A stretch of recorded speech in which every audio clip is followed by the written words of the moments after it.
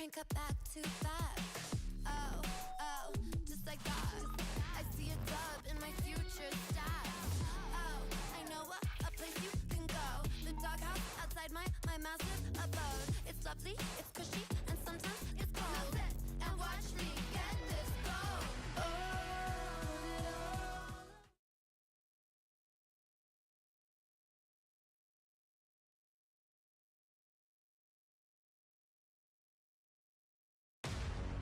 Find the fury. Come on, coming in hot. Yeah, got it on lock. Find the fury. Come on, you gotta find the will to fight. Fight, fight, fight, fight. Come on, you gotta face the darkest side. I'ma find you. I'ma find you. I'ma find you. I'ma find you. This right here a battle cry. Come back stronger every time. Told you I'm the warning sign. I walk through fire to the finish line. They all miss and I'm immortal. Got a hot drop right out the portal. I'ma climb up the fear that I pushed down. Better watch out cause I'm on the way now. Cause I'm a legend when I'm in a storm. It's redemption I'm fighting for. Got a taste and it hits the core. And now I want more. Fight for glory, change the story. Better watch out, better start to worry. Fight for glory, change the story. Future's all mine when I find the fury. Fight for glory, change the story. Better watch out, better start to worry. Fight for glory, change the story. Future's all mine when I find the fury. I'm on the way up, this is my moment. Bring in the thunder, you can't control it. I'm burning brighter, my path is golden. Keep building higher, I am the chosen. I am the chosen.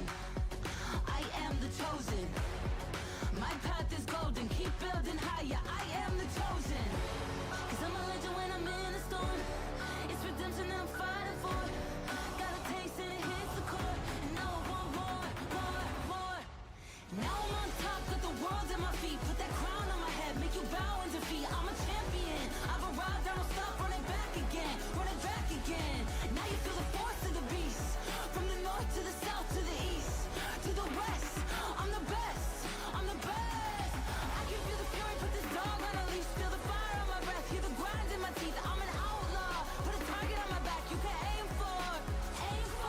You can watch me fly above the rest. Sky high, hear me banging on my chest.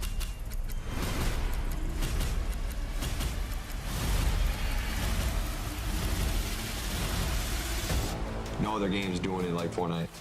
After 3 majors, we're here with every single region. I just want to prove to everybody that we are the best. You're 100% here to win.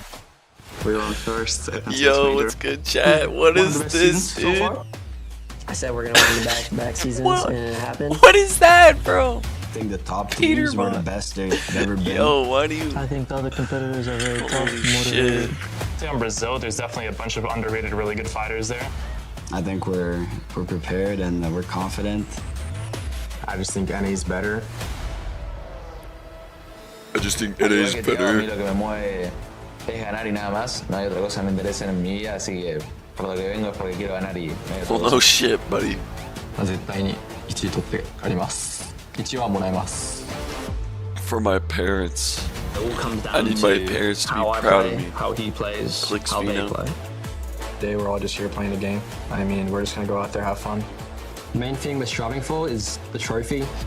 No shit. I think it'd be pretty cool to just like win another land. I think lifting the trophy is definitely like the best achievement to get in Fortnite. If we won that land, I would definitely tear up. That's the one thing I haven't proven to myself. To myself? You mean everybody else, dog? Like what? We want to leave the trophy. If we stay uncontested, we could definitely win.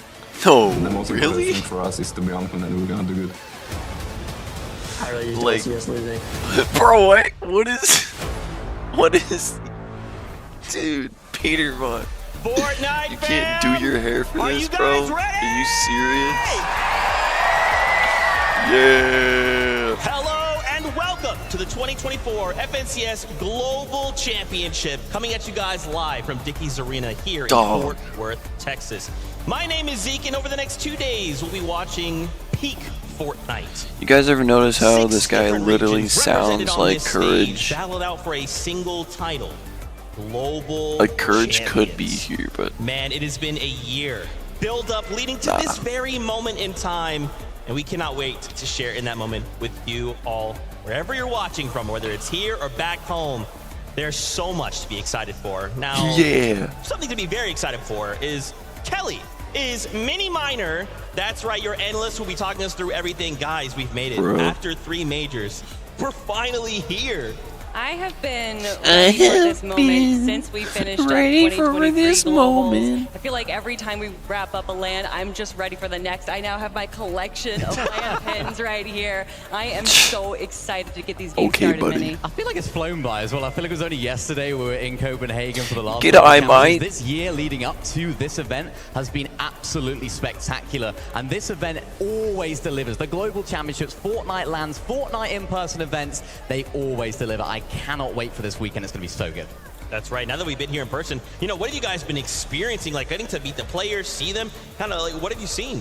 Yeah, we've been in the player lounge a little bit, talking to a lot of the players. I finally got to knock off talking to some of my favorite NA West players, of course, Batman, Booga, and Rapid, as well as Re and Ritual, and also talking to their parents. I love the support that these families give these players. That's right, that's right. Well, hey, look, it's not just us that's going to be talking about Fortnite all weekend long. Let's take a quick little tour around the venue. Please give a big warm welcome to none other than Adam Savage. Thank you so much, my friend. You know what? You couldn't have picked Adam a perfect time to Savage. check in with me. I'm here in the Players Lounge right now. That's right. I'm backstage. Don't have the pass. Snuck my way in. I'm doing it all about you guys. It's all for you. This is the perfect time because all the players have just come in from the main stage. They're getting ready for their last practice game prior to kicking off. But I've seen players from all around the world. The likes of Alex and Word from OCE, Cami and Seti from EU, Acorn and Cole from NA. They're all kind of gathering around behind me right now. You can see there's kind of air hockey tables, ping pong. They're having fun the last few days, kind of relaxing in between games. Now it's all about getting ready for those 12 coming our way over the next 2 days here.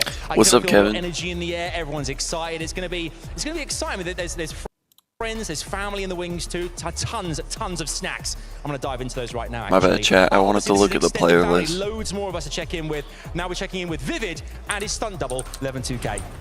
Making our way around the arena. Of course, I had to find the man himself, Levin2k. The doors opened not too long ago. How does that make you feel? Oh my goodness, the atmosphere is already great. I mean, everyone's loading in. You can see people excited for the competition to start, and as am I. And let's hone in on said competition. We've had the pleasure of walking around the practice area where the players have been hanging out over the past couple of days. What's the vibe over there? Ooh, you can tell everybody's locked in. I mean, the players really come with that energy. Everyone's putting their best foot forward to try and leave as the global champions. And shout out to everybody that's going to be joining us, the creators. We're actually standing in the Creator Lounge. We'll have the opportunity to talk to a bunch of the influencers around Fortnite. They've been walking around. How's that feel? I'm a bit starstruck already. I'm seeing some of my favorite Fortnite creators here. I can't wait to go meet everyone and say hi. Awesome stuff there. Now let's talk about the action and those that are going to be calling it over to MDF and Taco.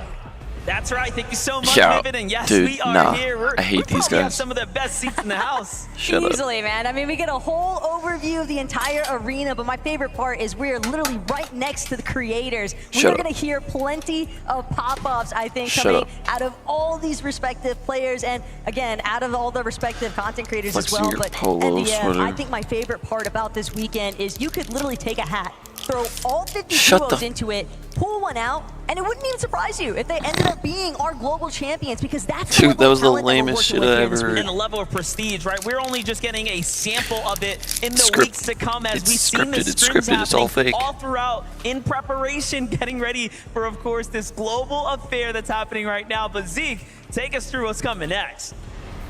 Man, that was Yeah. just a look, right? Well, there's so much happening here, and thank you to all of you guys. We can't wait to catch up with you. But now let's start kind of very at the beginning. Let's just start, right at the door. What are we looking at here? Let's talk about that format. So remember last year's Globals, it was a single day, 6 games, but we make the return to the 2-day format.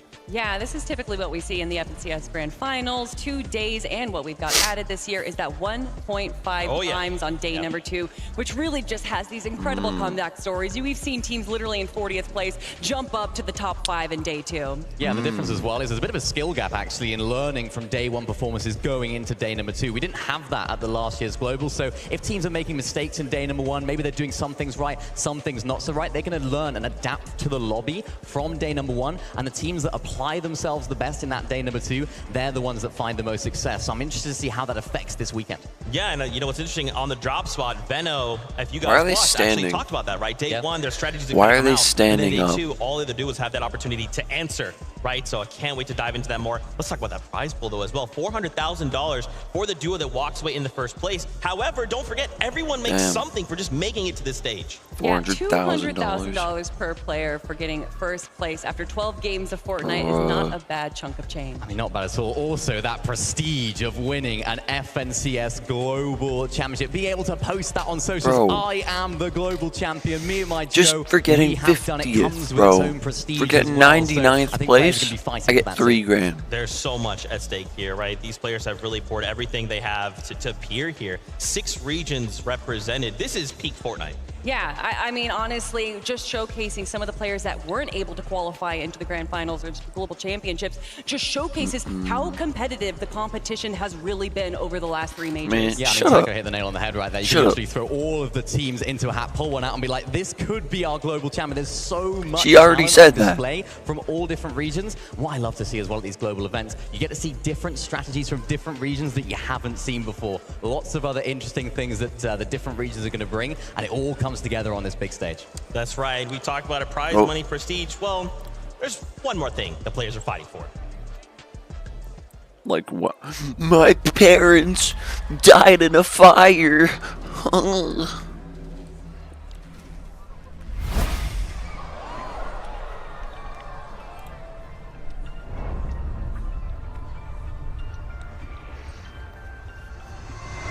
So, what's going on? What are we fighting for? Not the Axe of Champions.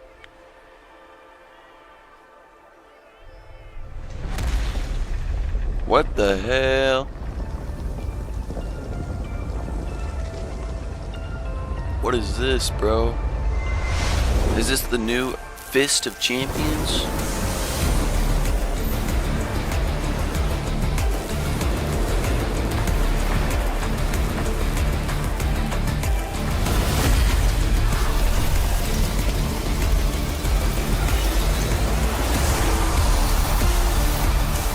What?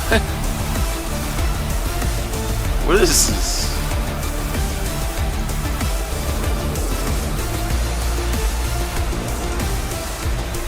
Bro, like, what are we fighting for?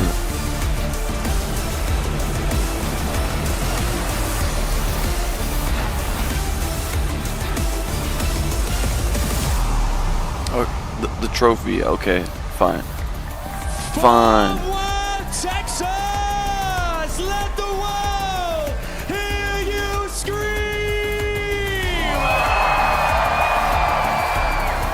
Wow! Welcome into the main stage here at FNCS Global Championships 2024. It is so great to have you here. As you can see, I'm stood right next to this incredible trophy. After 12 games, one of our duos will lift this high in the air and be crowned global champions. Dallas, are we ready for this? They're really ready. One more time, let me hear you! They cannot wait to get this show on the road. It is time for our players to mount up, because game 1 is imminent. It's back to Zeke and the gang. We can't wait to get the show on the road. All right. I mean, guys, for y'all at home, can you not feel it? This stage is electric. The audience here already, they continue to pour in. They're excited to see some of the action.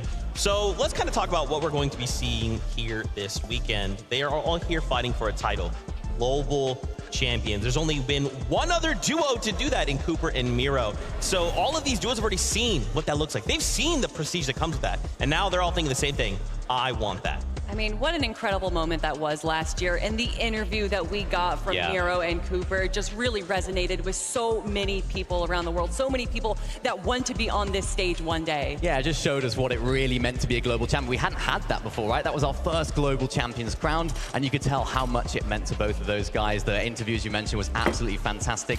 Now, though, it's a different landscape for Cooper, of course, no longer playing with Miro, who, because the competition is so fierce, he hasn't actually qualified here today. Now, though, playing with Kanada. Interested to see how this duo do. Of course, landing at the Nitrodrome in the middle of the map.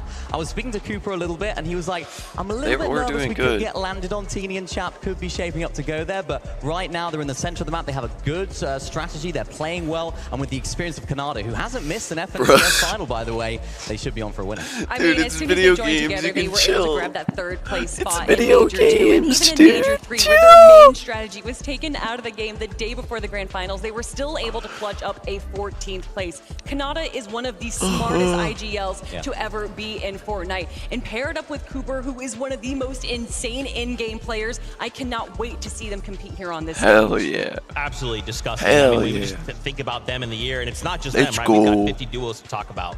Let's bring up that lobby list and take a look at our first. Let's go. Lobby We're list. just gonna put this up on screen, and there's so many different names to discuss. Rise, I'm just gonna pick a kind of a random name from this lobby list. I don't know if you guys have ever heard this duo before. Alex I don't know, Clix and Veno. Yeah, I think. Clix and Veno. Epic Whale. Muzz. Clix and Veno, I don't think there has been a better story than this duo forming in Major 3 when we saw so many players from around the world migrating for that last chance to be able to claim their spot on the global stage. And when Veno joined Clix, he said, I want to give Clix his first FNCS win ever. A lot of us thought he was talking about Major 3. I think he was talking about the global championship. Shut up, dude. This is so cringe. Like, be quiet. He needs someone that's just going to listen. That's just going to follow his talk, just going to follow his lead. And I think Clix in this lobby right now is probably one of, if not the best player at doing that. Following, listening, whilst also bringing some fragging power as well. Now, of course, they're landing down there at Sandy Steps. Originally, we thought they were going to be uncontested.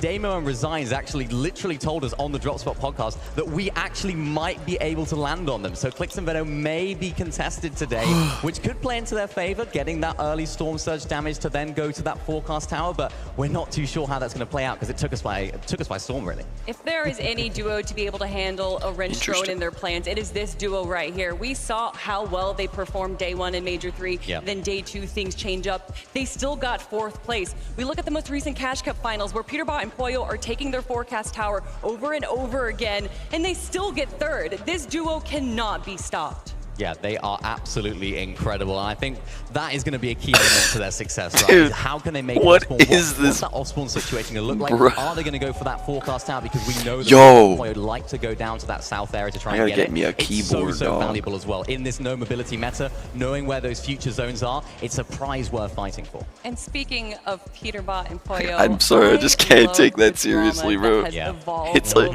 Mousepad. Duos. I think a lot of us are excited to see how this face-off is going to handle. I know he's been pretty vocal about it, right? What kind of sparked this whole thing? I mean, do we expect it to go a certain way, or what do you think?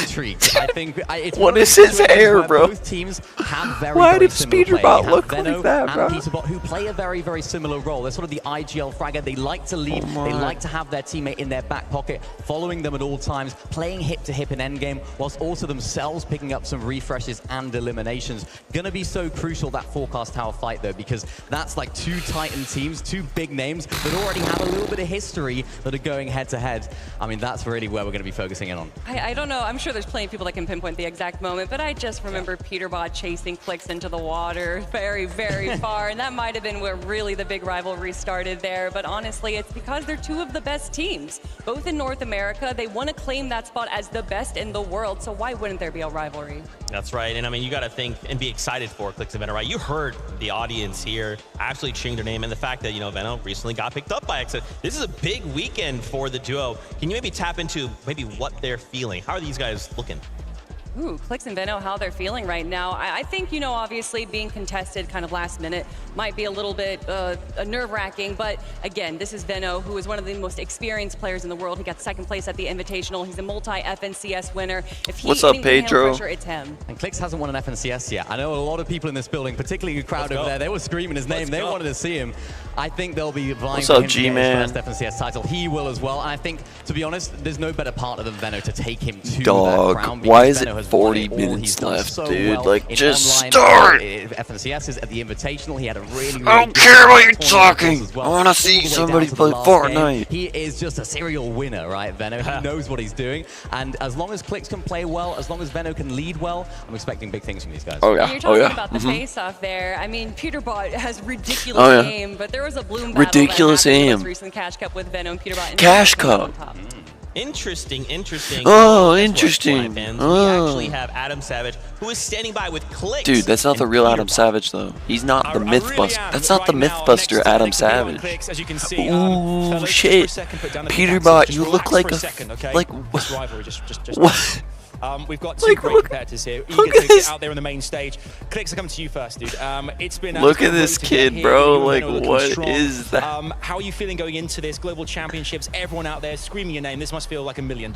Yeah, I know. It definitely. It's only feels it's actually unfortunately, only we are it's contested. actually We feels figured like out $2 2 million but to we can me make the most out of it and see where because it goes. that's actually the prize pool is $2 million. How are you going to do that quickly on the fly? Yeah. So I don't know we what play you with someone mean, like 1 Veno, million. You don't need to worry about any of that stuff. He's the brain of the duo, so he knows what we're doing. Okay, and Peterbot as well. I mean, you guys have come into this back-to-back, major champions. You and Poyo have been dominating. I mean, he's smiling over at Clix. I can see this as well. I can feel it. You must feel Bro, amazing like, going into what this as well. is- I mean, you guys, why in doesn't he just- eliminations, you guys are strongly into this. I can smell this, Feel dude. good, and I'm confident, and I think we're gonna win. The raft is looking busy. There's a lot of duos going into the same spot. Is that a good thing for you guys in terms of surge and things? You're kind of eager to have that happen and prove right off the bounce that you guys are ready to contend for that title? Yeah, I mean, like, the 14s won't really be an issue for us because, I think we are going to be chilling on our side of Raft and get the Mythic Hog every game. And we'll be seeing Clix at Forecast.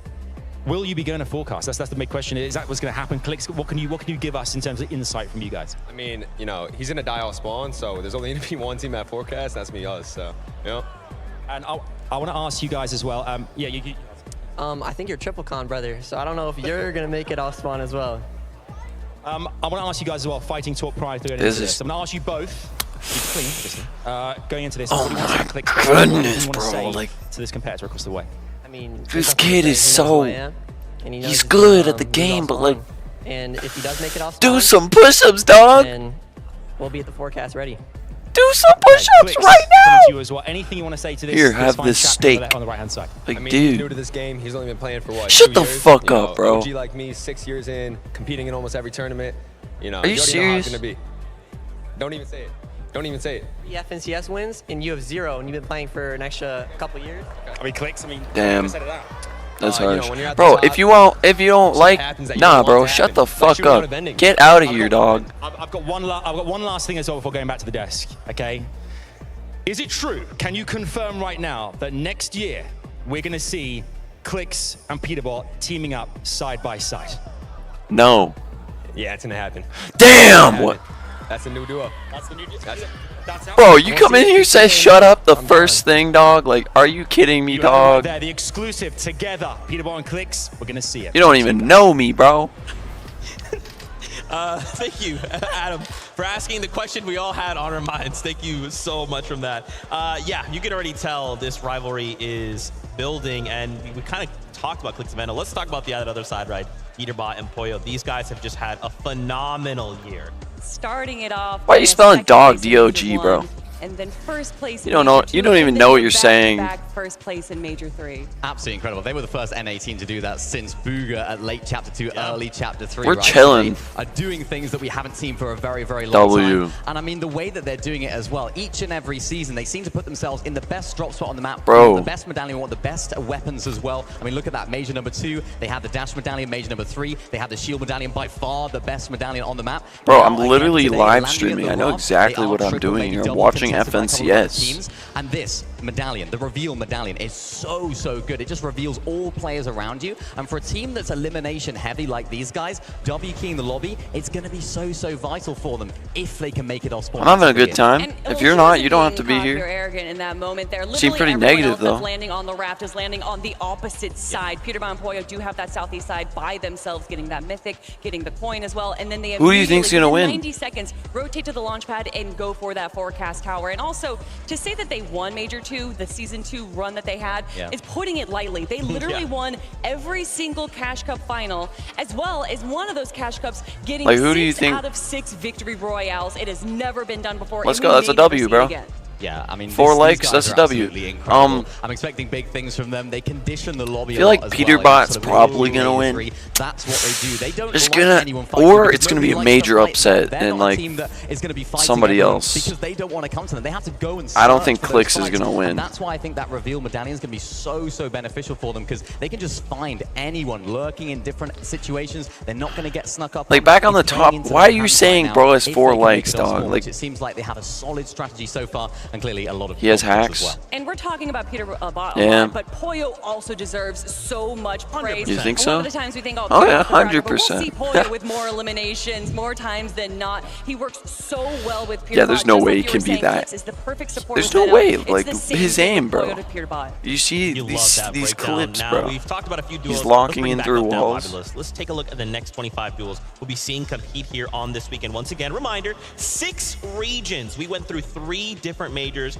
and these are the very best 50 duos in the world. Now, obviously, we've had Let's a see few talks. We want to talk about Dukes and Asia, Sphinx right? reading Jerome. We've Ritual got him paired up Victor with Zago, paper. and these guys are like amazing. And of course, Uga Zago coming Aviv. out with already LAN experience. What can we That guy expect does from not look Yeah, healthy, and bro. Sharon Zago winning that first major over in Asia. And when you think of Bro Sharon, does you've not gotta look remember healthy, global dog. championships last year.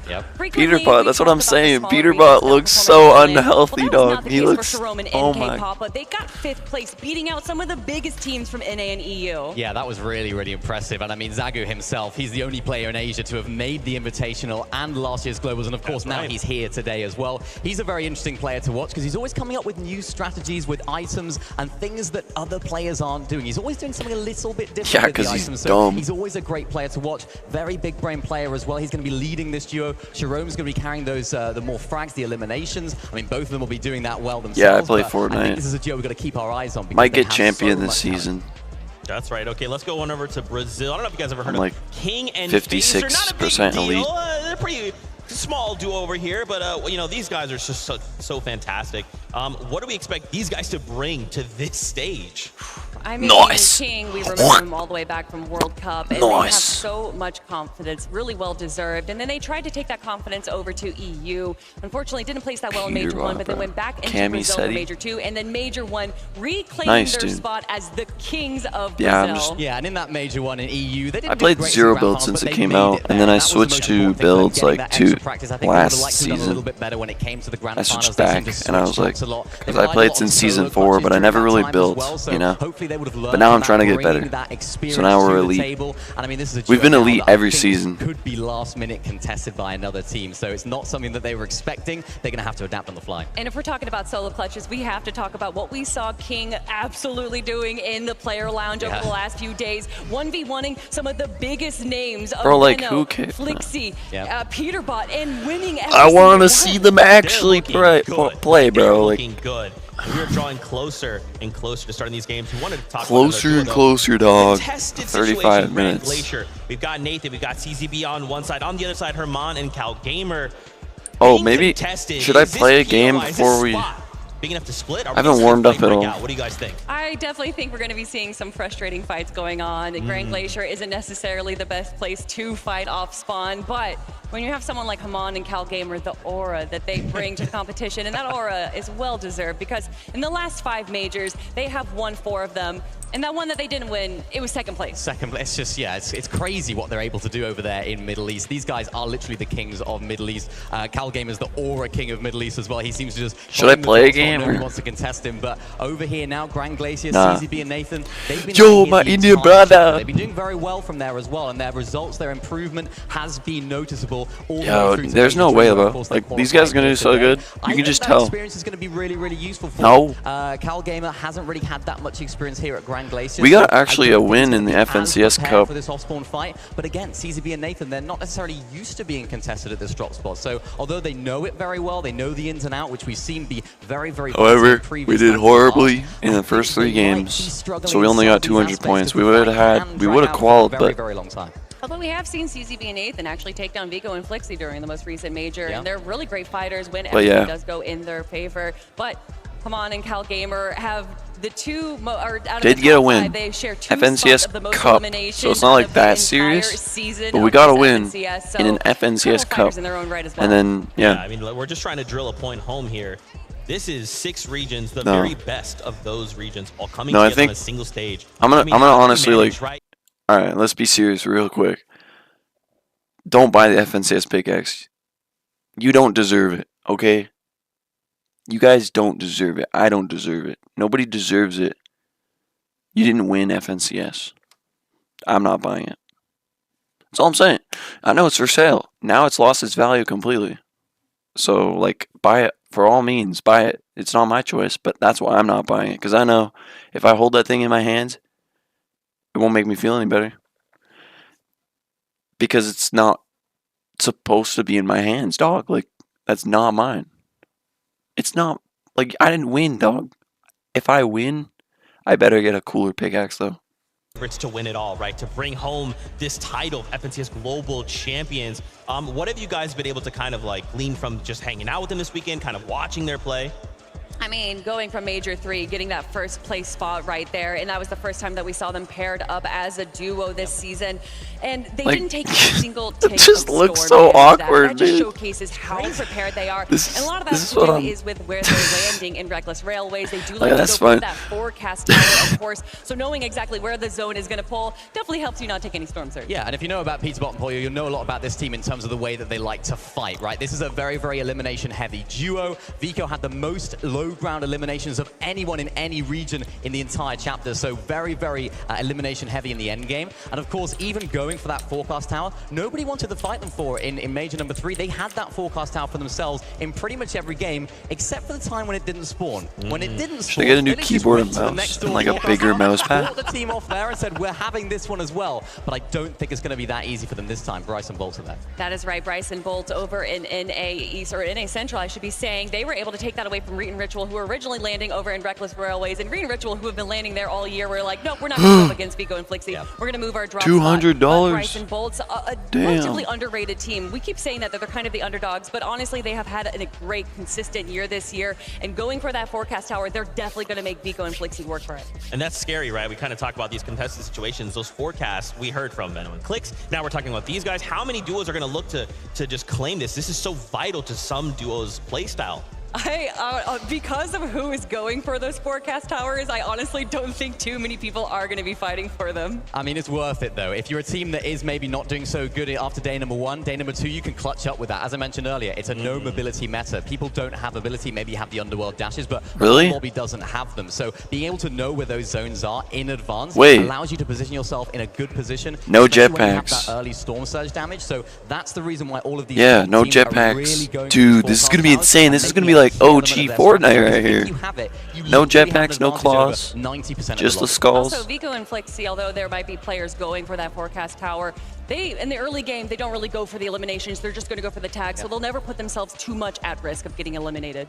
Interesting, interesting. I love hearing what you guys have to say for it. I also want to hear from Flixie and Vico themselves. Adam Savage is standing by. What do they got to say? Yeah, thank you, mate. Obviously, we're not going to see Clicks and Peterbot together. But one team we definitely will out there is Vico and Flixie, your Major 3 winners. Vico, coming to you first. I mean, we're here at Global Championships. Everyone is ready to rock. You can see all the players lined up now, ready to go on the stage and compete. You give it an air of confidence. We chatted about this yesterday. You guys seem like you're in a really good place together as a partnership. What's the forecast tower strat? Can you reveal anything to us? I really can't, you know. Gotta keep some stuff hidden, otherwise I'm not gonna get the forecast. Oh, are you not confident? Bryson Nope, Bolt's not right there on your confident. tails Not as gonna well, win. playing for that Not gonna win. forecast tower. Flixie, Nope. how do you go out of business? I mean, Shut how do up, you kind of dude. predetermine how Stupid you're gonna phone. manage the 12 games you've got coming up? I think we're just gonna go for forecast all the games that spawns, and the other games we have some secret strats we cooked up. We need to keep that hidden till it starts. I'm sorry. My bad. I'm sorry. Ruthless out there. Is that Bro, a big game in the game this that's my weekend? bad. Obviously, the kind of I the just. 1.5 tomorrow. Is eliminations a big factor here, and how you manage the likes of Storm Surge? He's better than me. I think elimination is going to be a big factor of us. I think you're going to see a lot of eliminations with us. So, yeah. You see this confidence? They got this confidence here. I mean, I can feel it Flixie as well. There's no Tell me what it's like playing confidence. with Vico, how you guys kind of enjoy working together, the journey to get here as well to this competition. What's it been like these last kind of few months? Have you really enjoyed working together? And what were all the strengths you like about Vico too? Vico is just the best fighter in the world, probably. He just does everything. I just. How do they do comms? He does the rest. You've also obviously, Reckless Railway is currently uncontested. How does that kind of give you guys the advantage as well versus being contested? I mean, how do you kind of go about proceedings when you've got all that space to I do? drop Your Reckless. POI is just for you right now. I mean, we have all the freedom in the world. We can do whatever we want, you know, not have to worry about people like contesting us or like having to worry about how fast we gotta be, you know. We can just take our time, do whatever we want, and just like, as long as we get searched and everything, I think we're gonna do good. And obviously on the elimination feed is also Sounds like a solid strategy, man. Does that add a bit of kind of excitement as to proceedings, so to see exactly who around you managed to eliminate prior to getting to that end game? Yeah, I feel like that Anonymous is off is like a pretty big factor because you can see who dies, you know where everyone's landing, you can just do really good moves because of that. I think it's a really big factor. Well, we're all very excited about what Vico and Glixie are going to do on the map itself. Honestly, I'm kind of excited. All the way, 12 games will tell. It's back to you guys. We're very excited over here. Thank you so much, Adam. Yeah, I mean, obviously, if you guys have been following Fortnite, you know Vico, I mean, he's won a LAN, so he's got experience. He's got it paired up with Flixie. I mean, I love that Flixie kind of brings up this point of, like, if you eliminate, you kind of know where everyone's dropping. So, hey, we've eliminated Zeke. He lands over here. Now we know we can kind of operate in this area, right? Like, those little bits of information really go a long way. Yeah, and not only did he win a LAN, he won a solo LAN, so it showcases that even if he does have Flixie go down, he's going to be able to keep going strong. And Flixie, That's an 1v1s, dude. ideal, That's not can one. frag That's as well. all. This duo, Blech. there's a reason why they're one of the favorites. Yeah, both players. I gotta get my sweater on. FNCS win had always been sort of like up and coming. It was about time for them to win an FNCS. I feel like it was right that they were just about to win FNCS there in Major number 3, and they absolutely popped off with it as well. Even just speaking to Vico's mum, who follows him around all these events, Mama Vico, big shout out to her. I said, "Are you nervous?" She's like, "Nah, I've done this. I've been around." She follows him around to all the events. His biggest fan, and I love to see that. I love to get to speak to all the players and of course the parents that are here as well. I think it just brings a whole new vibe to the arena as well. There's the difference between doing that and online as well. I feel like there's also got to be like a little bit of trash talk, right? Like, you think that like the parent, like, you know, just think about like a situation, right? You got Peterbot, you got Clicks, they're kind of going head to head, and the folks are just like, hey, it's great to see you. How have you been? Like, we're here together hanging out again. They're just like, dude, I'm gonna beat you. I'm gonna contest you. I'm gonna forecast his mind. They're like, hey, do you want to just grab like food later? We can hang out, you know? Crazy stuff, crazy stuff. I wanted to highlight here really quickly experience, right? We talked a little bit about that LAN experience. Last year's Globals wraps up. Trulex, Chicho, they end 3rd, and now they're looking to bring that experience back to the Globals stage. However, an interesting year for the duo, Mini Miner. Yeah, very interesting year indeed. I think it was a little bit of a shock to see this team not make grand finals in Major number 1. This is one of the most experienced teams on EU, one of the best teams at playing those consistent end games, playing those med kits all the way to the end, and making sure that they can squeeze every last placement out of the game. To see them not make grand finals in Major 1 was a big shock. They did come back, had a good performance in Major number 2, solid performance in Major number 3, which eventually qualified them here. Yeah. I'm intrigued though, I'm intrigued. They didn't have a very good off-spawn situation. I believe it was Major number 2. They actually lost 3-0 to a team that was a little bit less experienced than those guys. So I think the sort of off-spawn aura of Trulex has kind of gone down a little bit. So I'm concerned for them with their split drop towards the sort of north side of the map, whether they might get contested there. Yeah, if you look at the teams that are landing there over on that estate station split, you have King and Phaser, Bugha and Aviv, Vico and Flixie, and that's just the teams that are right around them, not even just a level about them. It is absolutely scary, but again, I mean, they got 3rd place in the last Globals. They understand what the meta is for these LAN tournaments because it's so different. Really, these tournaments evolve a meta inside of themselves as the days go on. Interesting stuff. You know, a little northwest from these guys. We're looking at Doomstot, right? Hey, shout out to you, Marvel. We love you. There is quite the battle here going on. Just one of Kelly's favorite duos ever. Re in Ritual. They're going up against Epic. 24 minutes left. This is not what I want to see, right? Because I want to see both these duos make it it off spawn. Are they seriously going for that medallion? Here? Can they split it? What can we expect? They can definitely split this. He was just top right hiding here. That's what behind we're there, expecting brother. To see right now, and when day 2 comes and maybe one of these teams is a little bit lower, maybe they're going to be changing up their strategy. But for day 1, we expect them to be splitting it. I mean, Reet and Ritual really leaving themselves from Reckless Railways to come over here and Doomstot, going up against Epic Whale and Muzz. I mean, dude, the accolades why that we're duo getting has, so of many course, views Epic right now? Whale That's crazy. back-to-back-to-back I'm just manipulating between chapters 2 and 3, and then Muzz, the Oh, first sorry. player to ever win What's an up, Crystal? FNCS in 2 different regions. There is a reason that there is a lot of respect on this duo. Yeah, this off-spawn situation is going to be really interesting. There's enough loot there to split, so I can see why they're doing it. And there's, of course, that NPC there as well. You can get the medallion, you can get the You don't shotgun want as the well. medallion, And I was dude. speaking to Muzz, I was like, oh, you're going to be going for that NPC? He's like, I'm not actually too sure what's going to be happening off-spawn there. He doesn't really like the shotgun, so I think he's been giving that to Epic Whale. I don't think they're a massive fan of the medallion that drops there, so I think they're going to Nobody be leaving is. that. It'd be interesting to see whether the dynamics off-spawn do Holy change shit, as dog. the weekend goes on. If Muzz and Epic Whale aren't maybe doing so well, Literally or Reet and Ritual aren't doing so well, maybe they decide to try and 40 contest, minutes try and in, claim the entire drop almost spot, 100 which views. we That's have crazy. seen teams do. So this split drop could work for day number 1, but it could all go out the window in day 2. But speaking of Reet and Ritual, we got to talk a little bit about Ritual and his performance at EWC. Yeah, not that's just right. winning the competition, but also winning MVP. And joined by Reet, who has been one of the best fraggers since starting the competition back in Chapter 2. Absolutely insane what he can do when he W keys. Dude, I'm So to see them actually kind together, of hyped. I'm Like, so I excited was to have kidding them before, Reet but on like, top we're for actually this hyped right now. day. You got it. You got excited. We are excited. We're We just psyched, got word. dude. Dude, me too. I'm excited too, dog. Enter the No, I'm arena. kidding. Dickies Arena. Let's welcome in our players. According to my skin, is only 5 feelers. What? What is bro talking about? Why is there a car? It's worthy, and they're putting OCE on the map. Alright, I'll shut With up. several FNCS titles in the bag already. Now they want that FNCS trophy. Let's give it up for Andalex and Satan. Guys, don't make fun of me if I laugh. And with the ultimate clutch story coming out of Major 2, they're looking to keep the momentum going for the next couple of days. Everybody make some noise for Baka and Pars coming Yeah. in Major 3, and now they're ready to challenge the competition. Let's go. Because it's a shot at the big prize. You can just see it's just a bunch of normal ass kids who are good at a game. Isn't that crazy? But watch out, because they're not here to play around. Now it's time to prove yourself. See, like, he doesn't know, like, Walking in now, isn't that you got crazy? John and Michael, They're all so, your Asia Major 2 champions, I don't and know. they've secured their presence with us this weekend. But can they go all the way? like, they haven't been here before, you know? It's just crazy to me. Like, the opportunity that you get here. This British duo has been consistent all throughout of 2024, and now they're looking to finish this year out strong.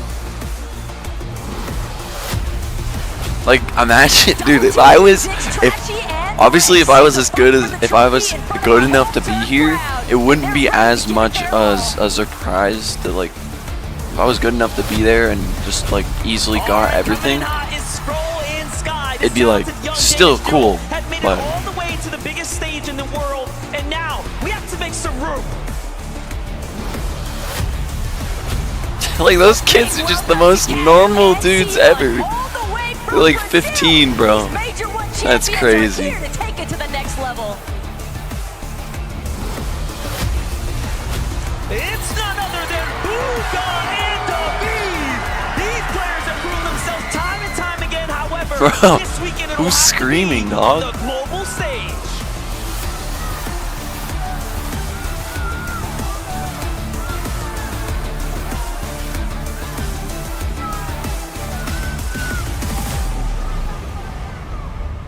Booga. First 10 duos take the stage.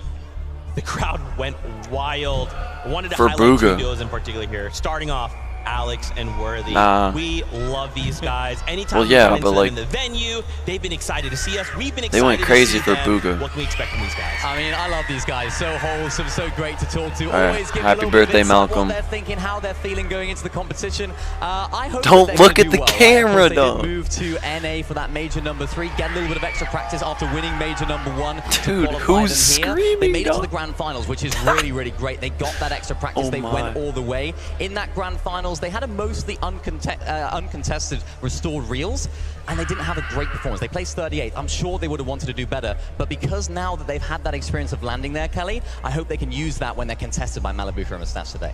Although Malibu and Mustache are a very scary team to go up against while contested, but Alex and Worthy have such a great history, getting first place in Major 1, second place in Major 2, and when This you is look crazy, at dude. Alex's past, he has accolades in every single game mode that we've had for. He won solos in DreamHack Melbourne, he's won trios for the Grand Royale, and then of course winning duos this season as The well. fact that I'm gonna And, be of able course, to Worthy has watch had this 5 today second and place tomorrow, finishes, both of them multiple FNCS like, winners. They have the experience and they're ready to go. That's right. You talk about This is gonna be- accolades. You know we can't not mention This gonna be Bugha crazy. and Aviv, a very Sorry. well-decorated player, but there's just one title Bugha he's and missing.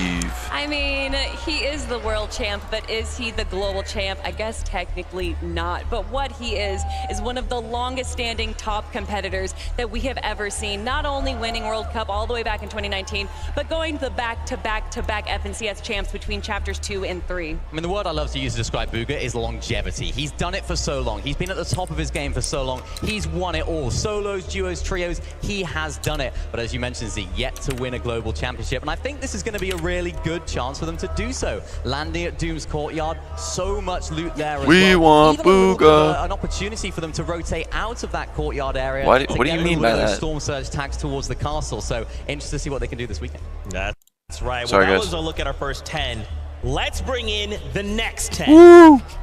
The next 10. Damn, damn, damn, damn, damn, damn, damn, damn. Say hello to Epic Whale. Buzz. This is what true champions look Start like. clapping. But winning LAN is next on the to-do list. Can they secure it? Phase. Let's give it up for Chap and Teeny, one of the newer powerhouse duos coming out of EU who have proven to be so consistent this entire year. Guys, should I just embrace the nerd neck?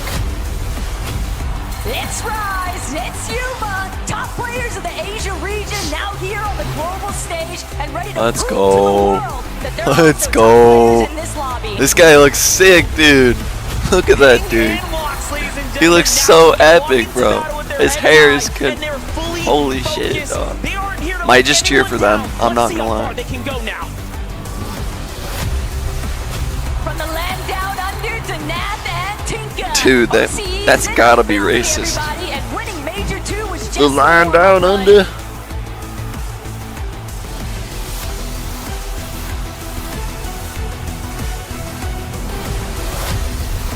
It's none other than Quanti and Cone, the best of both. Who is screaming? Brazil and NA, and now they're Like- ready to test their true strength. Let's send them some energy.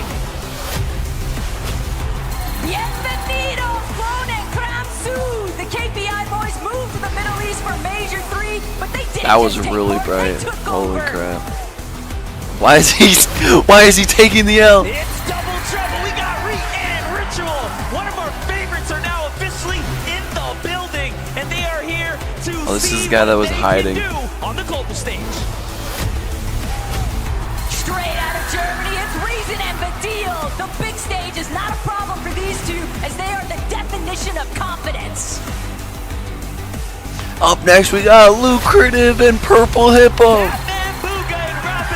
Aw. What a year these guys have had, and now they're trying to see if they can finish it off in style. These are definitely one of the teams that can go all the way. Alright, we'll see.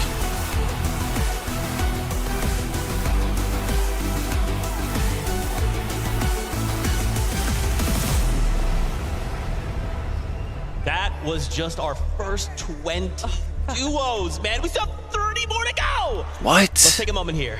Zeke, breathe. Okay. I wanted to highlight a duo here for you. Chap and Teeny. Little fun fact here. That's this is crazy. Chap's first time on LAN. and to go like, first time, like, oh, global championship, the biggest stage possible in Fortnite. Yeah, let's go. A lot of people are excited to watch this duo play. I mean, even just How long do we disregarding have? how they have performed over the last 2 chapters, having that teeny strat in his back pocket, especially with what we've been seeing going down over the west side of Underworld, where they're kind of contested, getting dropped on.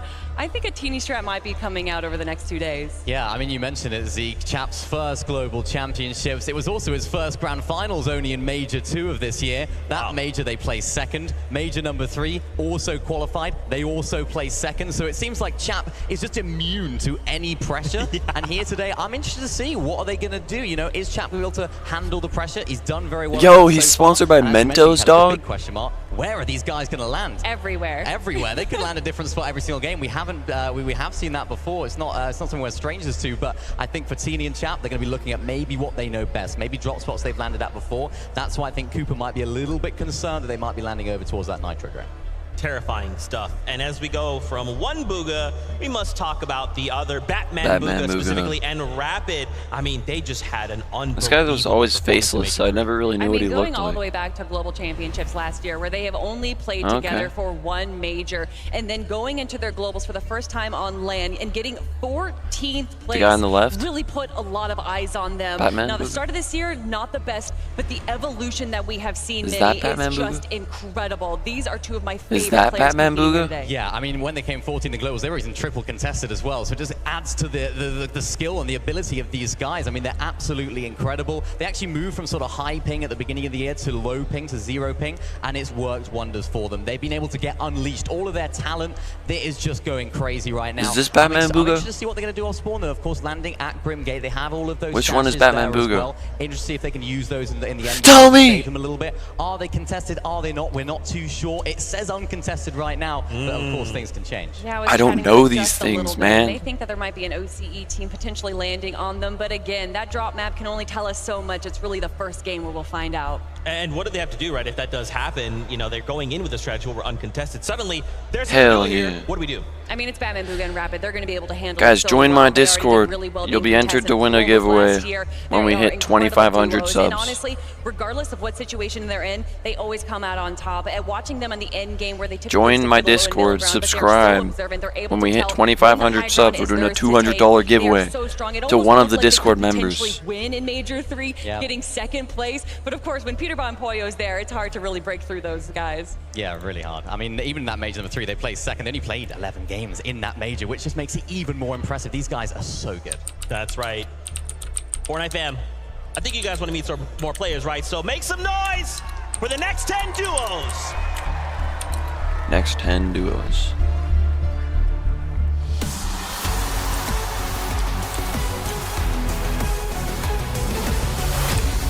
Let's hear it for Swizzy and Yapko. Coming together for this event, this duo is on a mission to impress the world. They've got the skill, but can they make it happen? Here comes the pride of Middle East, Adapter and FKS, some of the most dominant ME duos of all time. And it's actually not their first land, but it might just be their first trophy. It's Trulex and Chicho making their return to the global stage, only this time they are in it to win it. Last year they placed third. Yo, shouldn't you be in it to win it like every single time? Let's give it up for Kei Shoro and Keiki. The Brazilian stars are coming onto the global stage for their first time in their career. It's not a scam. What's the cowboy hat, bro? I know it's Texas, but you're not from Texas. Teams and Chris coming together for this event, but these guys mean business. Both have proven themselves worthy, but now it counts for real. We're gonna put it down here.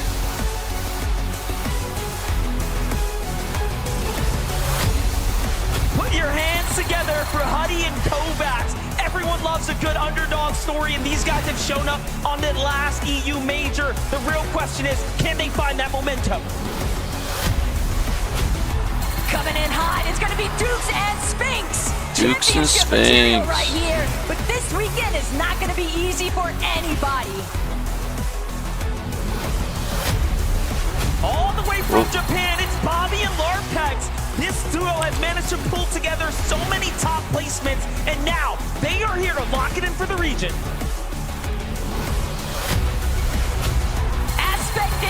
Aussie, ladies and gentlemen, because FNCS Champions is a title that's already been secured. So next in line, gotta be for Global. It's your boys, Acorn and Cold. Let's go. From the NA region, and now Let's go. of their own.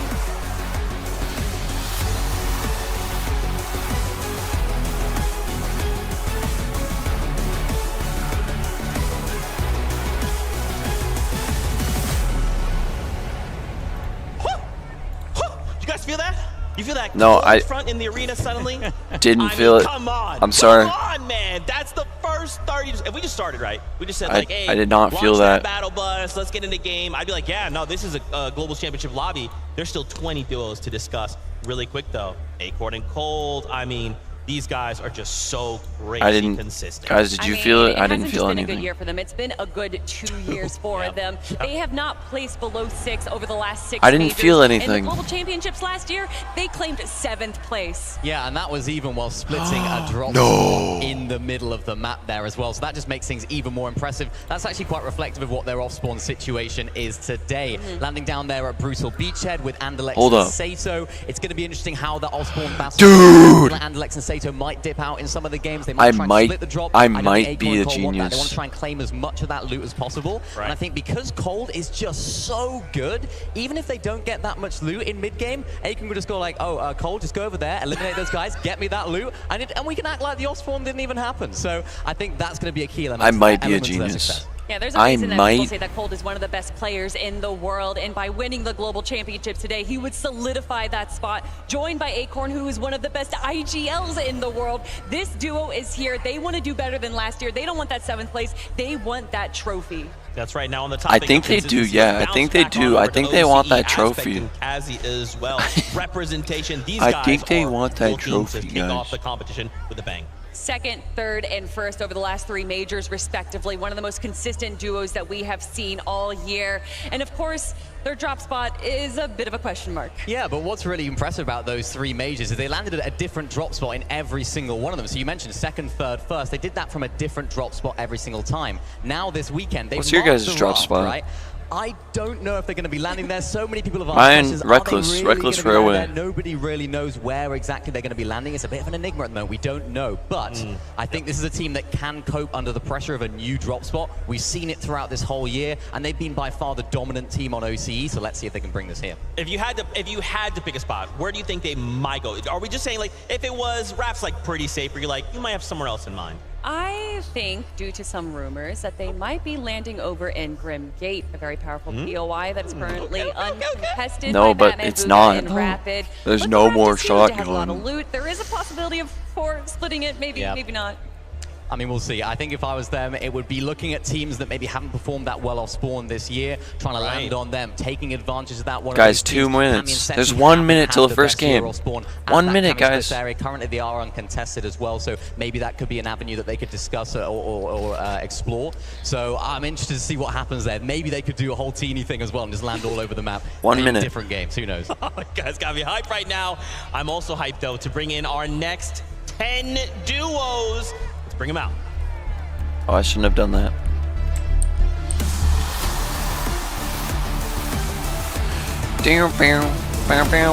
Everybody watch out because it's Queasy and Thomas HD. Some of the best to ever touch the game, but they lack a trophy in the collection, so now's their chance to change that.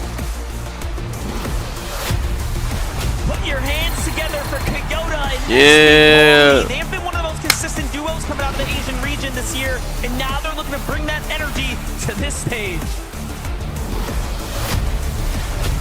Big welcome to Shadow and Virgo, ready to put their abilities to the test this weekend because these guys are not here to go home empty-handed.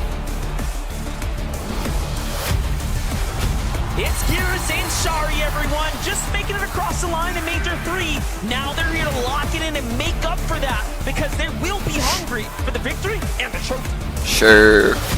Never heard of them. No, I'm kidding. Visual Dan Parades in the house. Last minute magic, and that's what I'm talking about. Short time to adjust, but diamonds are made under pressure. Yo, there's this one kid that keeps screaming, I'm going to punch him.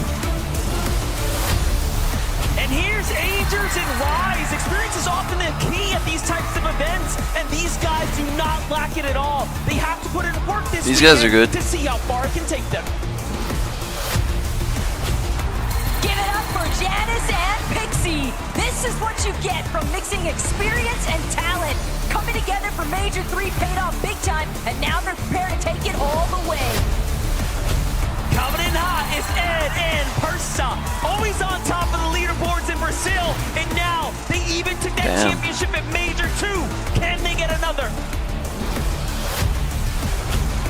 Coming out of OCE, it's Damo and Resigns. Top of OC is one beat. Oh yeah, I didn't even put my sweater on, It's bro. time to take it to the next level. Globals is a different beast. It's Peter Bond, it's Moyo, make some noise for Word. Chapter 5 has been theirs with back-to-back championships. Now they're looking to keep that streak continuing. Walk with your duo, dog. You just walked in front of him. Bro. This guy. Man. It's I don't not know real. how much more my heart can take. This isn't We've real. got another 10 duos here. He's but let's not take a moment real. to talk about these 10 that came It's all out. I wanted to hacks. highlight Asia here specifically. Kyoto and Mapoli. These guys are widely regarded as the best team in Asia, and now everyone else is looking to have to deal with them. How are we doing that? I mean, we were looking at Aspect and Cassie just a few minutes ago, and literally the same This is placements gonna be over crazy. the majors, second in Major This is gonna be 1, so third cool. in Major 2, and first Dude, this is gonna be place so champion cool. title in Major 3. And honestly, I am so excited to watch this duo. They have been competing in Fortnite for a very long time. Apoli since 2019 Winter Royale. Yeah, these guys have been by far the best Asia team this year. They've been so consistent. I'm interested to see what they're going to do today. They're landing at the north side of the map by that sort of island area. Is that just an Asian thing, making hearts with your thumb? As well as what we think is going to happen. They're going to land on that mainland area, try and third party that cool. Rebels Roost fight, get It's cool, some I like it. Storm Surge It's damage, cool. and then play the game out I like as it, they it's like cool. to. And the Don't way worry. that they like I to like it. is very low ground heavy. It's very cool, I consistent. said, dude. Not crazy amount of eliminations in mid game, but in end game, that's where they thrive. So I'm expecting lots of consistency from these guys. And I'm expecting lots of end games. Okay. What's this? I got in my notes here. It just says Queasy Thomas HD. They're pretty good. They're pretty all right. Yeah, a lot of people would say really good. I mean, Queasy getting second place in the Invitational with Venno way back when. And then, of course, Right. Thomas HD, the best to never win a title, literally missing out on first place by 1 point. I mean, and that was 2 years in a row as well. Major 1 this year, missed out by What is 1 that? point. Major 1 last year, another point. So it was so unfortunate for him. This could be a really good opportunity for them. They're finally uncontested. I feel those like Thomas hand is warmers? always contested when it comes to lands, and it's really troublesome for him. But I'm interested to see what they can do. They're landing at the north, the south They side have of the map, hand the sort of warmers. southeast area, that small building just to the east of the map. I'm interested to see what they can do because Thomas HD is just so good with that pistol. I was speaking to him, he was saying, yeah, we're gonna be carrying one of those pistols, and I was like, yeah, mate, I hope you're Monarchs. because that's your job in this duo. This is crazy. I'm really excited because these guys have all that land experience. People gonna be already, tagging have with the all the experience Monarchs, playing bro. online as Literally well. a DMR. Well, we've only got one thing left to do, and that is introduce the 10 remaining duos. to this Finally. arena. Y'all better make some noise. Yeah. Dude. It's time to get loud because Biko and Blixie are here. After displaying their dominance in EU Major 3, now they're ready to keep that momentum going and add a trophy to the collection. Let's take a look at Asia's powerhouse, Zaku and Jerome. It isn't easy being on top, and consistency will be key for this duo to make their regions proud. Bryce and Bolts are in the house. These guys are not new to the global stage, but the question now is how far can they make it together? Bryce and Bolts. They are back. Ooh, shit. Malabuka. Coming back together as a duo this year and taking home an FNCS championship was huge for their region. All the way from ME, it's Cal and Haman. These guys have been at the top of their region for several seasons, so the confidence is there. Oh, yeah. It's showtime now on the global stage.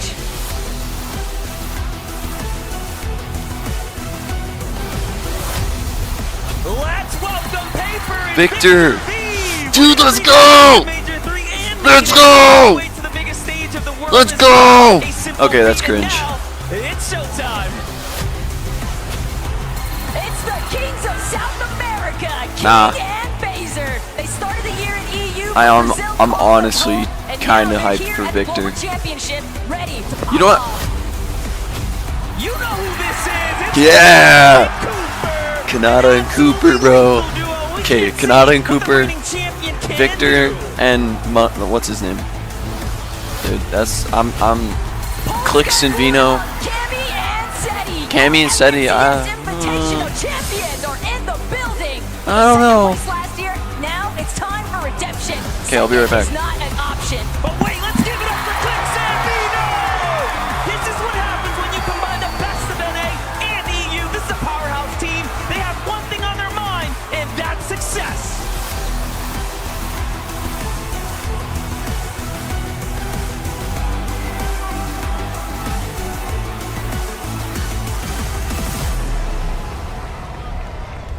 Dickies Arena, I mean, come on! This is who we'll be seeing compete! These are 50 of the best duos in the world! Are you not entertained? Let's go! My gosh, to hear the crowd just lose it for these last 10 duos, one in particular stood out to me. Malabuka and Merstash, you guys went crazy for them. These guys, I mean, to see them come out and to see them compete on stage, I'm worried, not for them, but for everybody else.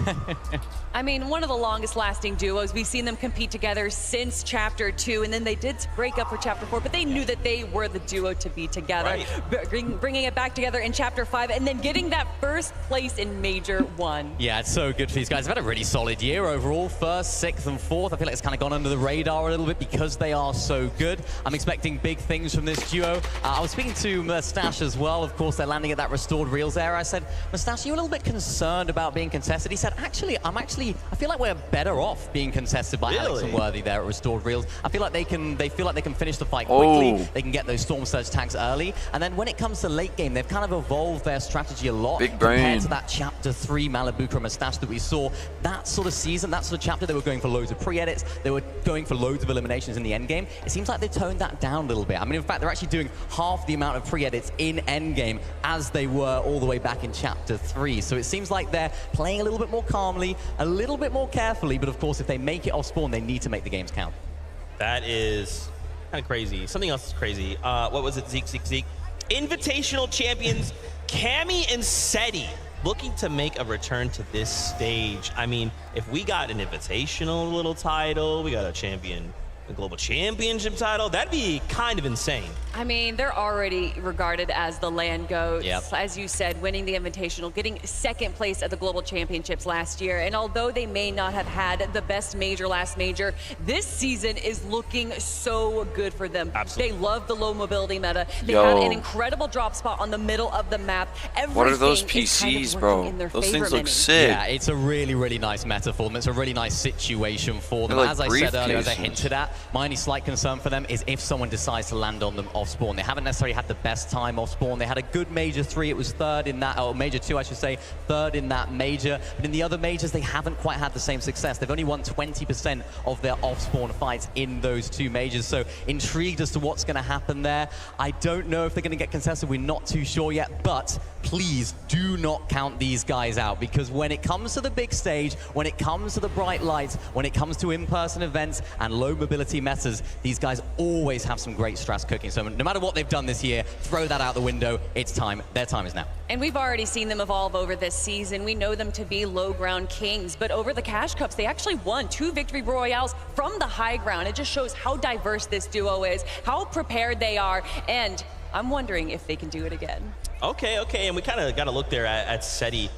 You can tell the nerves are starting to set in for some of these players, right? You can always say, like, yeah, I don't have nerves when I go into this, but when you have this crowd roaring, when you're under these circumstances, there's those nerves, they start to creep up. How do you guys feel like these players are doing? Some of them, obviously, they look locked in, they're ready to go. They're enjoying the crowd, but they're thinking, I've got to win. Tournament jitters are a real thing. You'll see players that are very comfortable in their own home, playing on their own setup, and here they are in a foreign setting around a bunch of people. Nerves can definitely play a part into it, but there is so much opportunity for these duos to learn over day one, and then with that 1.5 for day two, they can really evolve and kind of get more comfortable with the setting that they're in. Yeah, and it's going to be interesting to see, because I think around a third of our players competing today are actually making their first international LAN appearance. So it's going to be interesting to see how those guys do, how they handle the pressure. I mean, the camera was just on Cammy and Seti right there. They seem very chill. Seti, I thought, was asleep for a second there. Thankfully, he isn't. He's awake and ready to go, which is great. But it seems like they're very chill about the situation. They've done it before. They've won it. They had second at the last Global Championships. They've been around the block. They know how to handle the pressure. It's all about how they can transfer that into the game. How can they use that little bit of an advantage that they have over the rest of the lobby that maybe hasn't had the same success, that maybe hasn't had the same experience as these guys, to really elevate their game and set them apart from the rest. I wanted to circle back. You had kind of talked about the meta a little bit. Now, obviously, being back on a Marvel season, we've seen the meta shift a little bit away from just like massive Storm Surge towers, DMR shots to kind of get Surge. What can viewers at home kind of expect to see with what's in game currently? Well, with this low mobility meta, we're definitely going to be still seeing some Storm Surge towers as well, because with low mobility, you can't really rotate too quickly, obviously. Yep. Although there is the Flaming Hoops, we still have Fizz and everything. There is opportunities for players to rotate. I think we're going to be seeing a lot of players alive towards the Zone 3, and we're probably going to see some major Storm Surge. Yeah, I mean, these are always stacked. These in-person events, these LAN events, they are always stacked. So Storm Surge is going to be so important for these teams, getting enough damage, making sure that you're keeping on top of it early on, because, yeah, there's so much stress and so much nerves that can come from being in this in-person environment. Hell you can't yeah. forget the fundamentals. You can't forget to make sure you hit your shots, getting those thermal scopes on those burst assault rifles, making sure you can get there. And then when it comes to mobility, I think it's those underworld dashes. They're going to be crucial this weekend. I think teams that are landing either at a POI that's in that area or even nearby, they might just dip their toes and get those into the end game, because that's literally the only useful mobility in the end game that can set you apart from the rest. So teams around there, I expect to do well in end game. There's also certain teams that are around those static launch pads, like Queasy and Thomas. Although they are all the way over on that southeastern side, they do have that launch pad there that will allow them to rotate, as well as the Flaming Hoop. So there's certain duos that definitely do have a lot more environmental mobility around them that they can use to their advantage. But obviously, where the zone pulls is going to play a major factor in how these teams rotate. Okay, and you bring up Queasy and Thomas. We kind of touched on them a little bit. I want to circle back. So we bring together two Titans. You know, they've had so much experience separate, and now we bring them together. What does that look like on this global stage, right? Like, are they where they need to be to look and say, look, this is it. This is our year. We're going to walk away global champions? I think so. Honestly, I think that they've had a lot of practice. Queasy has already proven himself on the LAN setting, getting second place, so close to first. And of course, I love that moment. Queasy, dropping on Cammy and Seti. Really, a lot of people still regard that as one of the best FNCS LAN moments to date. And I think that it is possible that we see Queasy bring out another strat like that. They do not want to get second place again. Yeah, they really don't. And Thomas is still looking for that FNCS title. And I kind of wanted to pick his brains a little bit. I said to him, does that affect you? Does that sort of linger and be like, oh, I still haven't won FNCS. It's been so long. I've played for this amount of time. And he said, no, I don't really look at the performances, my past history, like that. I look at every single FNCS. I take it as it comes and try and do the best that we can, which I really like. And that shows the experience of the players, right? They've been playing for so long. They've even played together all the way back in the days in squads and stuff like that. So they're no strangers to each other in this environment. So this is going to be a very experienced duo to look out for, and a very experienced duo that seem to put themselves in the right position at all times. Queasy's really good at that. He's one of those players that is, of course, going to be taking the more IGL role here, taking the lead in this duo and making sure they're in a good situation. We haven't seen them play height too much, so I mean, a lot of people are saying like, Queasy is the height king. It's been a little bit 50-50 for these guys. We've seen them trying to go up for it, so you might think of Queasy and think, yeah, they're going to be going up on height every single game. I don't think we're going to expect to see that, but they have it in their back pocket if they need it. Sorry, just to bring out even more numbers, not only has Thomas been missed out on first place by just a single point, he's gotten second place 3 times and then third place 4 times. Wow. I mean, when you're talking about consistency, there's a reason that Thomas HD is considered one of the best aimers in the game. Yeah. But he's aiming for that first place now. Yeah, it's interesting that you kind of he thinks about it, right? Because it's easy to look at those numbers and go, well, you've never won. So but no, you're so unbelievably consistent that literally season to season, you are adapting and almost punching up, right? Look at Peterbot and Pollo. They're just coming out saying, we're just dropping 1,000 points. No big deal in a season, but for someone like Thomas HD with that experience, That's crazy to think about. I mean, if you want to talk about world records, Queasy and Veno getting 6 victory royales out of 12 last year. I mean, these guys just pull out these crazy strats, are able to pull out crazy plays, and I want to see it on the big stage this weekend. I know that it's going to be probably a little slow for game 1, but we know a lot of these players aren't sharing everything with us because they have some strats in their back pocket. Yeah, that seems to be the common theme when we're trying to talk to players. Like, oh, so what are you going to be doing and when that team contests you? What are you going to be? Where are you going to be rotating? They're like, you think I'm going to tell you? Like, you really think I'm going to tell you? And I can't get anything out of them. So that's what's so impressive and what's so interesting about these LAN events is everyone's in the same lobby. You know, we get to see how teams, you know, we do our VOD review, we do our preparation. The other teams will do that as well. We get to see them in their own home environment, but we haven't seen this lobby ever, right? So it's going to be so interesting to see how they mesh together and how some of the fights go down early on and later on. Yeah, that's a really scary thought, right? Because even think we've had a number of practice games leading into this, right? And some of these duos have said, even in those situations, I'm not going to reveal anything, right? Someone like Bugha has been like, well, I could play, or I could just kind of keep everything in the back pocket. You will get nothing from me. Yeah, watching these scrims and not having Bugha's name in it, it's been a little bit, not concerning necessarily, although I do think practice makes perfect. Getting any kind of practice in before the competition, but it's Bugha, it's World Cup Bugha. I'm sure whatever he has prepared is better than what I can think of. I mean, I'll tell you who was looking good though in the practice scrims was Acorn and Cold. I think they had like 16 eliminations in one of the games. They weren't backing down. They wanted to fight every single person. We're definitely waiting way too long maybe for they're this. not bringing out the strats that they're going to use. Maybe they're not bringing out those rotations. Just their ability to sort of fight with each other, have that synergy. You could see glimpses of that in the practice games yesterday. So it seems like they're on top form. I'm excited to see what those guys can do as well. But is that a bit of like painting a target on your back, right? If you're willing to go out that far and just go like, hey, we're willing to take the fight to you, we're kind of willing to show you who we are. Think of someone like Peterbot, right? Just so confident, just willing to say like, hey, wherever you are, if you want to come contest us, we'll be right here. So feel free to roll on over. That could work against any of these duos. I mean, it's great that we were just talking about Acorn and Cold and potentially contesting Peterbot and Pollo because they did try that in the Grand Gate era and immediately left because Peterbot and Pollo absolutely dominated the competition.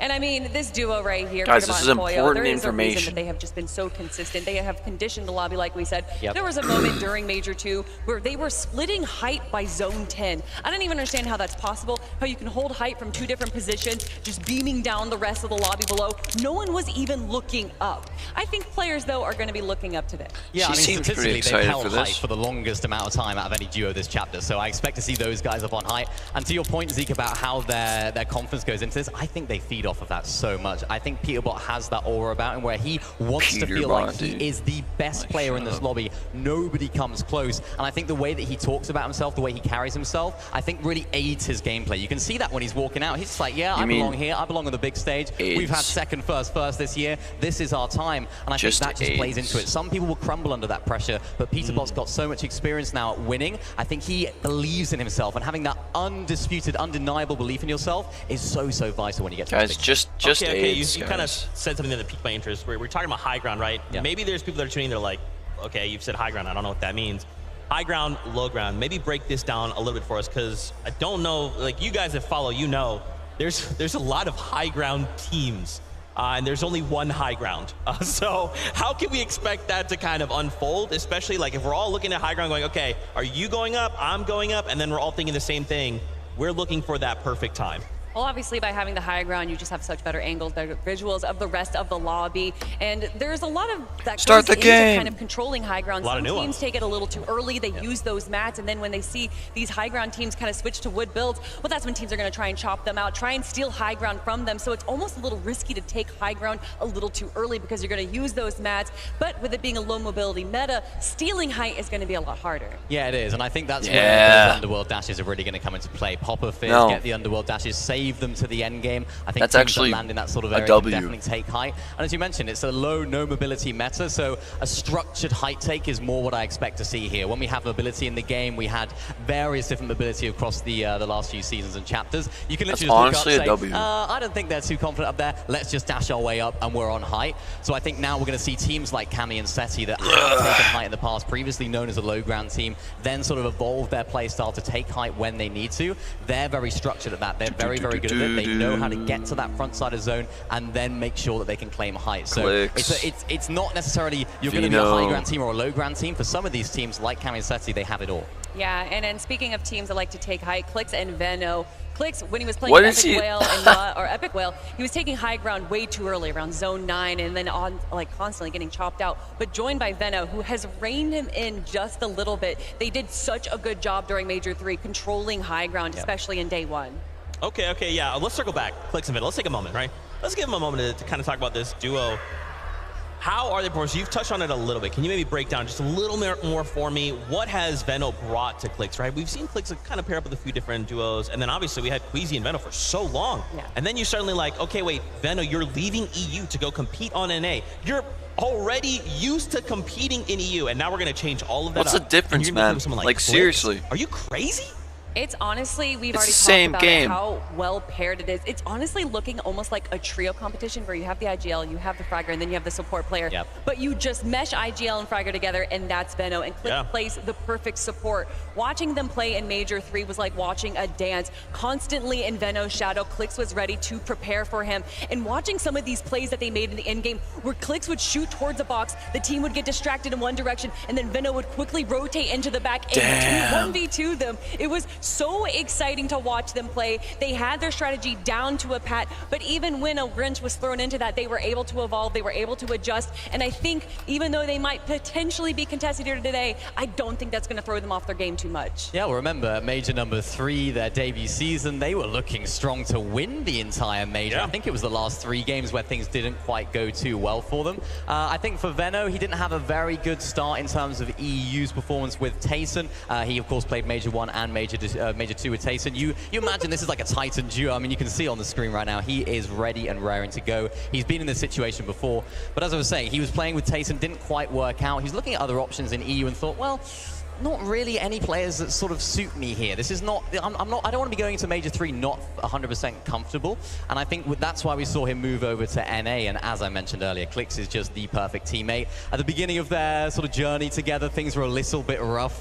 Maybe it was a little bit exaggerated, but you could tell that things weren't quite on the same page. But now though, when you watch them in endgame, the way they play through these tarps, the way they're hip to hip, as you mentioned, making little strategies, little plays in endgame, it's so good to watch. And they're really exciting team in endgame. When they're playing those mid-ground layers, it's so good. We also have to give a shout out to their coach. Blood X has just done such a good job making sure that they are ready to go, making sure that they are focused, because they are pretty emotional players. When they start getting hyped, they are on a tear, and then once they start going down, it's a little rough for them, but they have been able to work on that, evolve from that. And personally, I saw a lot of growth from Clix during Major 3, where Veno was down, he was feeling out, and Clix just kept building it up, saying, no, we got this, we're doing great. And Veno would kind of turn around a little bit and start smiling on stream, and you know Clix is locked in when he turns off his face cam and comms, and that's what we were seeing in the Cash Cup. You know that when he is starting to take away from his stream, that he is serious. That's right. I love this breakdown from you guys. As we continue to prepare ourselves to kick off the competition, we actually wanted to check in with Adam and get his thoughts on the competition. Adam, it's crazy. I'm hyped. Are you? I'm incredibly hyped. I mean, I've watched you guys do the walkouts. I mean, the players seem unbelievably up for this. I mean, the last couple of days, for you guys who don't know this, behind the scenes here, the players who have been in the player lounge this entire time have been obviously scrimming, getting together, competing against each other, and kind of testing the waters of what's going to be this incredible competition with 12 games in 2 days here. Almost there. Kind of sitting back and actually chatting to the players. It's a rare thing you get to do here at these in-person events. Obviously, you see them online all the time competing. Dog, and see just their names start on the screen. the But actually meet them in the stupid flesh, game, having kind of bro. conversations about like life in general, how things are, how they got to this place. It's always really Nobody interesting, cares. Aspirations of kind of what they hope to achieve here in the next season and the My bad. partnerships, and you get a real sense of the energy and the kind of like the relationship that the players have in their duos as well here, which is really exciting. My bad, chat. Also My really bad. cool, which is happens in the player lounge here. You get to meet a lot of the family around the kind of players You as get well to meet here. the They're family. all over the world. You get to see their kind of their friends, their kind of like their closest who have come to embrace this amazing experience. Obviously the audience, who I love you guys already. Like we've known each other for 5 minutes. I love you too, and bro. You're brilliant. The energy in that room is incredible. But to actually meet the kind of people who in their personal lives as well has been really special, and something really kind of I always like kind of love learning about backstories and stuff as well here. But actually here in the player lounge, they were here till quite late last night. Everyone was kind of grinding, kind of making the most of their time they actually have here to kind of practice ahead of what's going to be 12 games, 6 games today, 6 games tomorrow. Don't forget as well, I'm sure that tonight after the first 6 games, there's Vodrevu going back, looking to see exactly how they can perfect their game going into that second day where things are really going to count, courtesy of the elimination points and, of course, those standing points as well. For now, though, I'm going to hand back to you guys. I'm going to kind of remain kind of cool, fresh, and calm back here. It's very quiet right now, and there's lots and lots and lots for me to do, courtesy of some basketball and some fun stuff behind me. Did you say basketball? I'll be right there. Actually, I'll be there in a little bit. Guys, as we continue to talk, I wanted to highlight another duo. Just throw out. I'll go ahead and say this is probably my personal favorite duo. It's Paper. It's Victor V. I mean, come on. Yeah. These guys compete. Let's and go. Victor V, I feel like University's won over everyone, right? To come out paired up with someone like Paper. Just kind of take him under his wing and then say like, okay, Victor V, oh wow, you're just eliminating everything. You're going absolutely crazy. Sounds good. You know, how I was kind of referencing them in Major 3, I was like, oh, Paper, this long-standing veteran, and Victor V, the new blood. And then I actually look back, and Victor V's been competing for quite a while at such a young age, and to perform at the level that he has is so impressive. And I mentioned one coach, I gotta mention another, Victor V's dad. What an incredible coach. That little video that they released before the Global Championships, I am absolutely in love with this whole team of Paper and Victor V. Yeah, they're like, Let's they're go. like the brotherly duo, aren't they? Even when they walk out, sort of hopping over each other. Great. That's so cool. I love them. I'm interested to see how they're going to do. Of course, they seem to be uncontested at the moment towards that central area of the map. Interested to see what happens there. And I was speaking to Victor the other day after their media day. I said, oh, how was the media day? Did you enjoy being on camera? He said, yeah, I was kind of a bit nervous. I was like, are you more nervous for that in the game? And he said, yeah, I'm more nervous for the media day questions and stuff than the actual game itself. So he's looking confident, feeling confident as well. And I like the dynamic that they have with each other. That helps so much, especially for someone like Victor, who is young, you know, he's new to this sort of in-person event. It's just going to help settle the nerves so much. Yeah, you know, there's kind of this dialogue of how a lot of these duos, a lot of these players, when they do break up, they kind of tend to pick someone that's already been established, a veteran. And the question is, why aren't they picking these kind of young bloods? Why aren't they picking these like young WK Kings that can really evolve, especially if you have a very established IGL? And that's exactly what Paper did. He knew, he already read the strategy book, and picking a Victor V clearly worked out in his favor because here they are on the global stage. It's just wild. I mean, once again, we just want to continue to remind you guys just how much talent is on this stage, how many majors we've gone through, how many duos fought to the very end to try and make it here to compete on this stage. And now they're going to compete in front of all of you for a title to prove that they are the best. And now that we're kind of like mixing regions, it's not even like, which region is best. No, it's just who's got the title, who doesn't. I mean, I think when you talk about regions too, what's so exciting is that when these smaller regions really do pop off, we were already talking about Jerome and MK Papa, but I want to know who is going to be popping off today. Are we going to have one of these smaller regions really showing up the rest of NA and EU? Yeah, I mean, for me, that was King and Phaser. I thought these guys were going to be the best of those smaller regions. Of course, so much experience on stage. Because they won Major number 3 as well, so they seem to know how to play in their home region as well, as we already know. I think that was he's literally a child. Question mark now that they might be contested by one of our teams. So they already had a really good drop spot. I'm intrigued as to how that off-spawn battle is going to go, because I don't think it's necessarily going to work in their favor at that particular middle of the map drop spot. And speaking of other smaller regions as well, we already talked about Haman and Cal Gamer, but FKS and Adapter, that one team to take away that one win from them in Major 2. So another incredible duo here that might be showing up, although they are contested as well. Yeah, they are like that mini Olympus. I'm not live the on the north side Discord, of that. but I'm intrigued live. about what they're going to do there. Whether one of those teams decides if they do win off spawn, maybe they go towards that north side of that Grand Glacier area. If the fight does take a little bit longer, maybe that could be a good opportunity to get some storm surge. They haven't even started playing it. They can get up on that hill. It's been an hour and a half of just so many different options talking at their disposal. And I mean, Cal Gamer and his teammate as well. What a duo to talk about, because I love the way that Cal Gamer. Where's this held at? He's one of those players who's just like, he's so cool. Like Dallas. he never shows any nerves, and you can see why. He is so good on Middle East. I believe he's got the highest border entire chapter as well. On So he is one of those players that can play on your stream. on LAN. It's all about what that off-spawn situation is going to do, because we saw it at the last Global Championships, contested in both the upper and the lower brackets, and they didn't make it to the grand final. So I'm hoping now they can hopefully fix a few of those off-spawn mistakes. Okay, I want to circle back here. Bugha of Thief. All right, let's talk about this guy for it. No, but yeah, you guys can cheer. It's okay. It's okay. Allowed. Yeah, Bugha. I mean, dude, you know, when we think about Fortnite, if you're someone who's Bugha's like not never winning heard this. of Fortnite,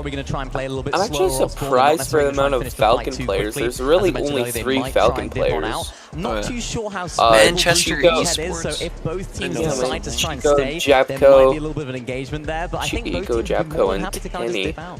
I think you're right. I think Sato's going to There grab a are few tests. so many. Okay, all right. I like Kovacs. we just got word. We're Yeah. gonna check out the Creator Lounge. We've got a little interview lined up. Queasy with and Blake Thomas Somerset. HD? Yep. Told you guys earlier, the Oh, Creator Lounge I think they're was all second about place. getting in contact They with some need of to- the that- influencers that's- around that's Fortnite. actually- And we're joined by the Yeah, who awesome the fuck Somerset are and those the guys? awesome Blake. Oh, Thank you guys Somerset. so much for joining us. First Oh, and we foremost, how's the event so far? It's been amazing. She Meeting looks the like an fans, alien. a surreal experience. I couldn't. I'm expect not anything gonna more. lie. She looks like an alien. It's been crazy. We walked in, we were literally getting swarmed, taking pictures for like an hour, trying to find Blake. this Creator Lounge. But I'm like, happy to be here, and I'm excited to see the event. Blake, I gotta ask you, right? You know, you have a lot of experience playing in competitive. You know what? I want to see You played Clix and against a lot Vino of the do players really on well that in this stage. tournament, but they're Who are you just looking not at thinking, going to. this is Yeah, the right. best Like player in the tournament I want right to now. Clix These are the cannot teams live that- up to Vino's skill. No, for real. Vino's worked really hard. Into this event, Yeah. looking like the favorites to win. Came but, from you know, there's EU. four They teams that teamed they're up doing for well. Another clout, team that's I wanna it. look at is Clix and Vino, but they're being I'm not a surprised. hater. I'm literally- just saying that's they're literally just Asian not Jeff So and we Cypher, gotta see you how know, it plays like- out, but I'm excited. Yeah, I'm not saying they're a bad squad. Or duo. Yeah. I'm just saying They're they're really just good. not gonna live up to these How are you squads. feeling for Yeah, that? their strategy, like they play a part all the time. Happy, Yeah. sad, I don't know, everything, mix of emotions, but, you know. Awesome to get that insight though from a competitor standpoint because we got all those competitors out on the stage. Absolutely. I mean, when you look at the venue so far, people packing in, do you yourself even, you know, remember back when you used to play a lot? This in guy the- is short as hell. About, you know, just I how know. many What fans the are heck? waiting I for thought he you, was like, how taller does than the that. nerves factor in when you're up there on that stage? I mean, Well, I feel like most of that these guy's pros talking on The guy on the that right. stage are experienced, and I don't Oh, think yeah. the nerves are really affecting them. And for the new timers, like the one-time land qualifiers, like they're gonna feel it game one dropping in. Once they land on that map, they're gonna be good. The nerves are gone. They're locked in. They're ready to win. Like obviously when And obviously when you they both start are playing, I'm gonna just switch to a awesome different content scene where it creators. just shows. Any content going to be coming from one. you guys from the event, Yeah. and if so, let everybody know where you guys can or where they can check them out. Somerset with an O, no you, but anywhere on any social. Shut up, dude. We'll be doing a meet Yeah, and greet in the main Somerset, lobby shut at up, 1:30 man. p.m. Central Time. I'll be IRL streaming it at twitch.tv/Blake. Awesome stuff dude. there, guys. Thank you guys for joining us. Go to And the for gym, now, dog. We got more coming your guys' You're way. skinny as hell. I have no problem with Here people we go. being fat, Oh, 8 minutes. but it's people being skinny. It's like yeah. because if you're fat, you can just say, "Oh, I'm on bulk," you know. Yeah, I'm just bulking right now. Just Holy bulking. crap, Luke. Holy crap, you just saved me an entire thing. Thank you. Literally I'm just say on you're on bulking. bulk. Yeah. I've been on bulk for my whole life, you know. It's just Yeah. working up towards when I can actually start cutting. Well, when will that be? Well, you know, whenever I feel like it. The winning duo of this gets $400,000. $200,000 each. Like, that's crazy.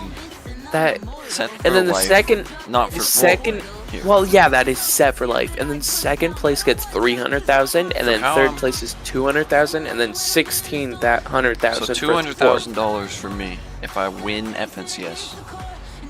Divided by what, like Dude, last place to 46th is 6,000. that's Oh no.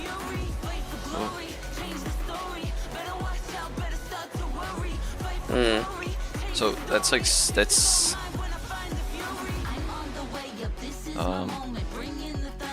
that's like $200,000.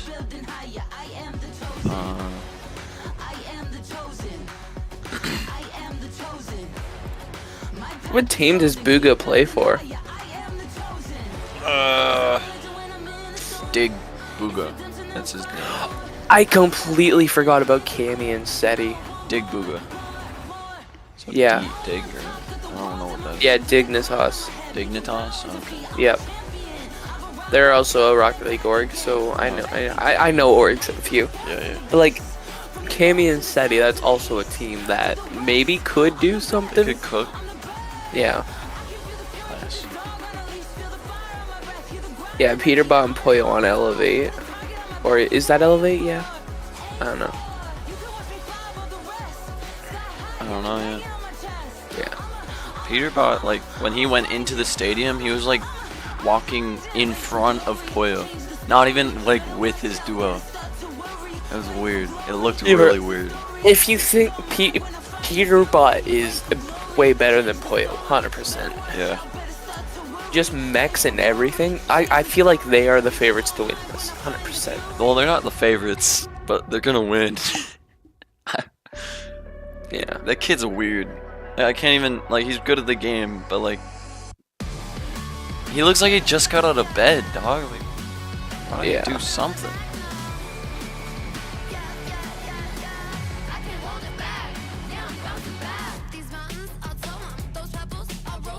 Claiming peace while you're plateauing. I flag for my city, not really, just kidding. 90 times we Oh shoot! I left my buddy on open. No. Oh, never mind. Oh, that person was me. I didn't. You left me on open. Oh. Oof.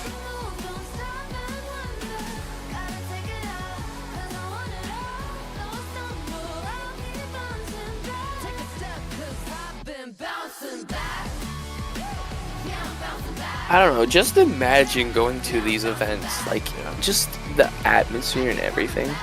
Yeah. Dickies Arena is a nice place to hold this.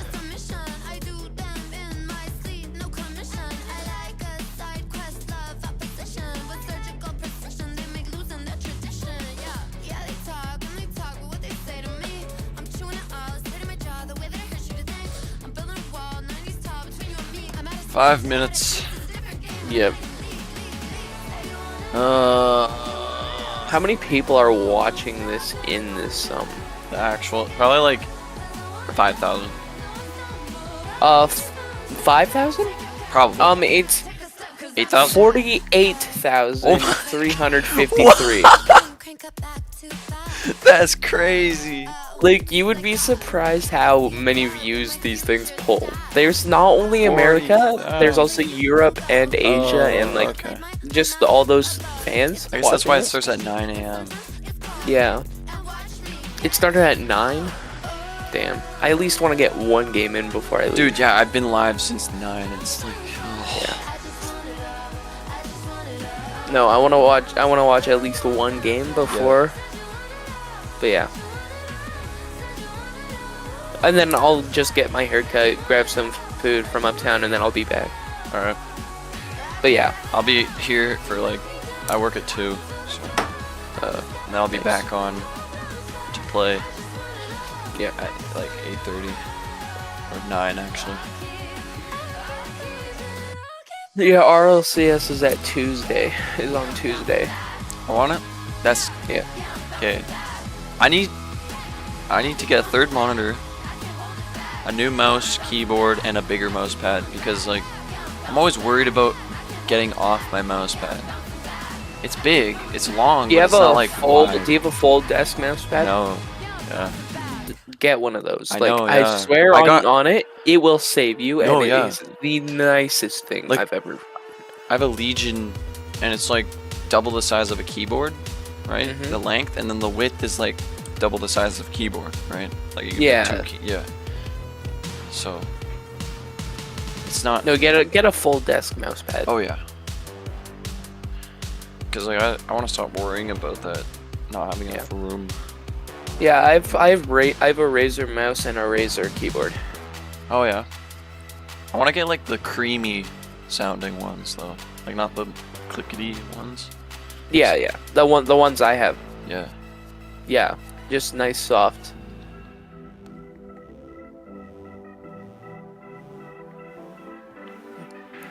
I have it sometimes in game where I'll randomly start shooting for no reason. And I have to like click my mouse again to stop. I will say the lack of commercials in FNCS is kind of nice because RLCS, they actually have commercials for brands that sponsor. Oh yeah. Yeah, I mean I have YouTube Premium, so I don't have ads or anything. No. Like, but like in the actual stream. Oh yeah. Yeah, if you watch RLCS with me, well, you see what I mean. Mhm. They advertise the season. They advertise the sponsors. When is it on Tuesday? I don't know the exact time. Cause like I work 12 to 8 on Tuesdays. On Tuesdays, okay. What about Wednesday, Thursday, Friday, Saturday? Those days also have it. Fridays I work 12 to 8. Hello. What's up? G-Man. G-Man. What? What? You don't have to. It's off. What's good, bro? What's good?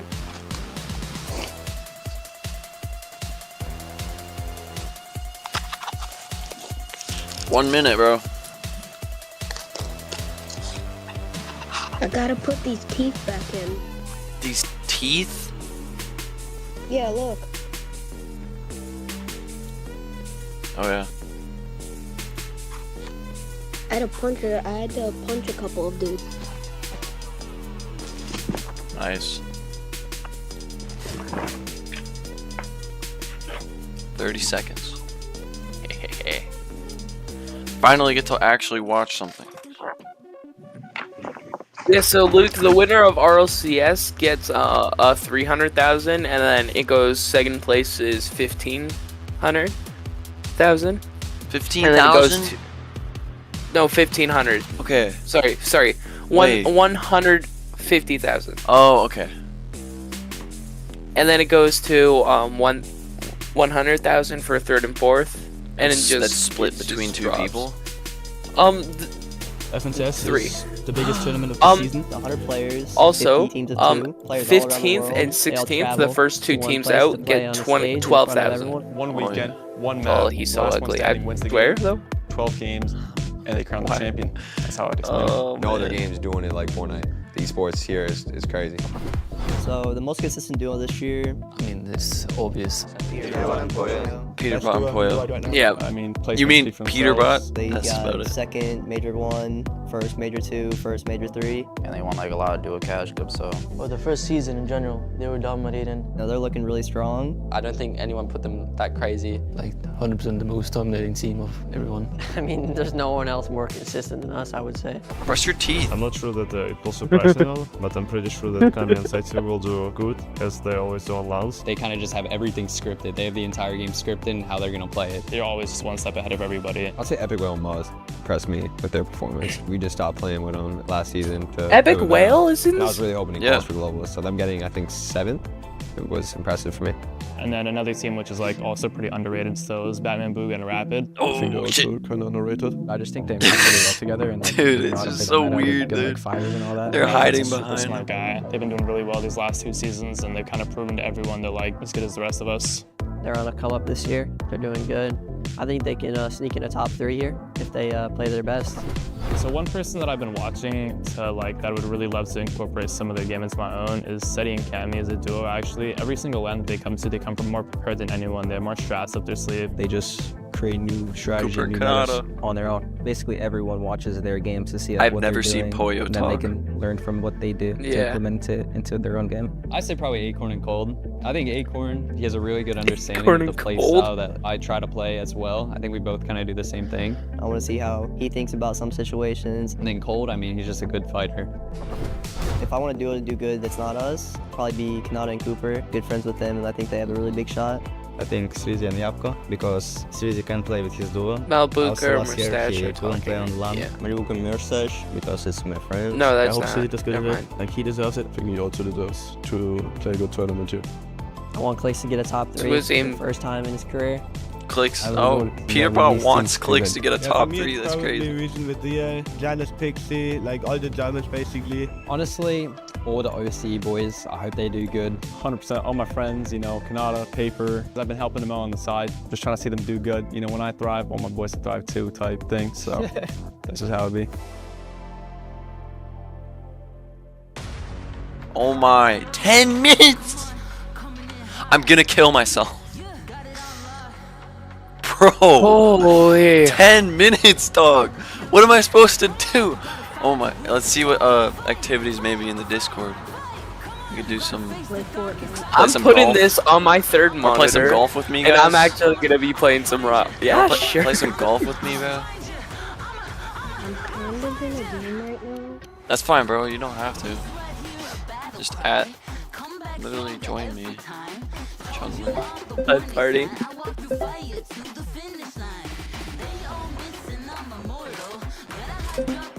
You in it? Yeah. Okay, Nah. let's do tournament. Give me a minute. 9, because it's 10 minutes. Yeah. Like, damn. I'm a spectator right now. What the heck? Oh, that's weird. No. G-Man's gotta leave it. Leave it. G-Man, leave the activity. I'm not it. Okay, hold up. Wait, I have to select the courses. Yeah, there you go. There you go. Hold on. You gotta do 9, bro. Get in here. Spinnington? What? Alright.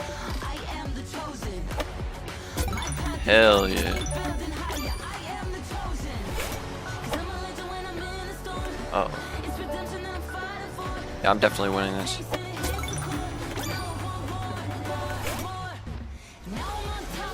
Oh, I get how we play now. Yep, hole in one.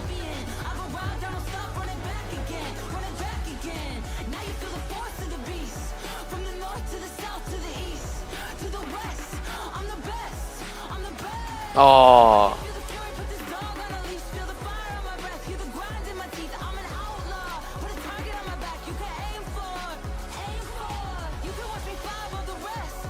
There we go. 6 strokes. Okay, I know how to play it now, so I'll be fine. Oh shit.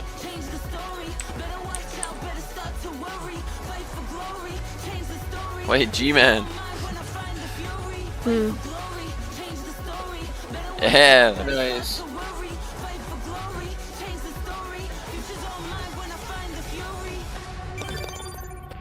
Hey. How many was that? You know it's golf, right? You're not supposed to do it that many. You've got to do it less.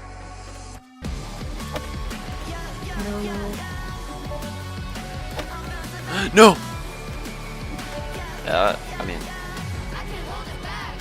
let's go. Yo, I'm literally the best.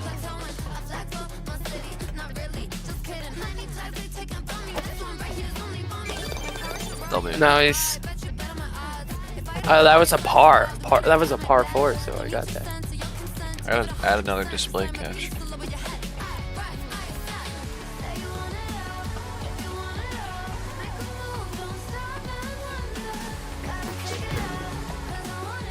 Okay, did I just get... What? Why'd you steal me? You're stealing from me, man. I don't like that. Oh, absolute robbery of both. What do you mean? I got it in 2.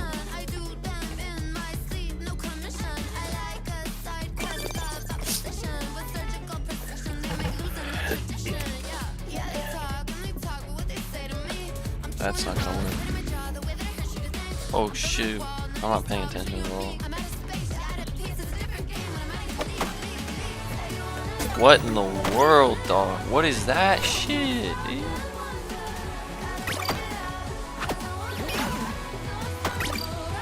Use this. What the fuck? The other course. Why am I so huge? That's me, bro.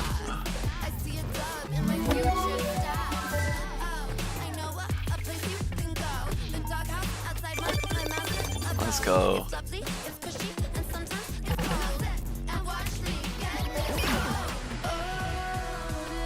Hole in one.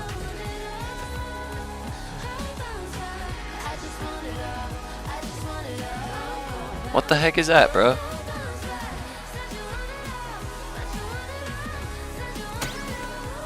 Oh my!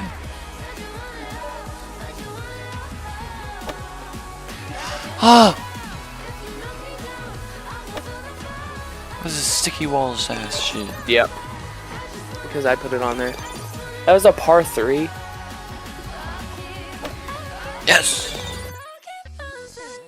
This is not bad. I played this with Daniel for like an hour. Oh shoot, dude, I'm actually goated. Hole in one. Damn. Let's go, baby. Let's go.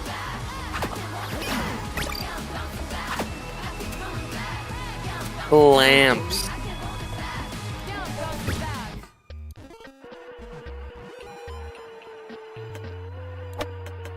Oh. Clamps. Wow, 4 minutes already. Nice. See? Passing the time. 162 views. You've that? Yeah. From just playing golf. Oh, FNCS. Dude. Okay, you got this. Oh shoot, he's lagging. Where's bro going? Yeah, where are you going? trying to. Wait, are you lagging? Wait, there's. Okay, you got this easy. Okay, you're lagging. There's no way. Okay, okay, okay. Easy. You missed. There you go. I think I won. Oh, that was 9 holes.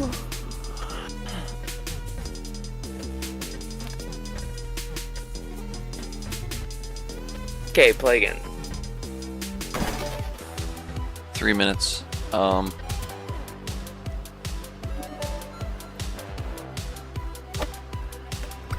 Oh shoot, I'm literally goated. I'm even more goated. Holy crap, Luke. No, I'm more goated. No, you aren't. Your ass. Oh, you got it in 3. Oh, okay. G-Man, you lied. G-Man, you lied. Holy. Oh my. How? That was big brain. There's no way.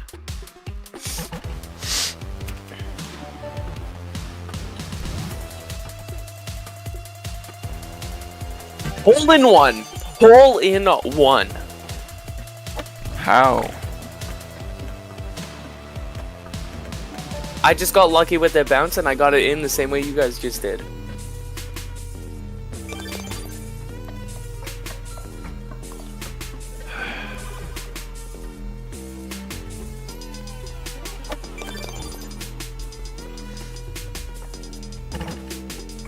Two minutes. I see dead people.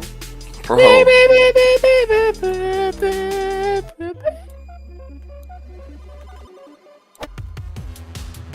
Oh, baby. Where's the hole? Oh. Over there. I have a big brain. No, you got a doopy brain. Ah!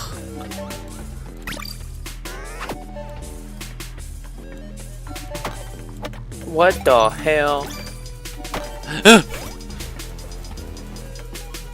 Oh my goodness. See you later, Chandler. It's literally how I feel right now. This game. Yes! This was a par 3? Yeah, I think you're just ass. A par 4, and I'm gonna get it first try. 1 minute left. Holy, that was actually really good.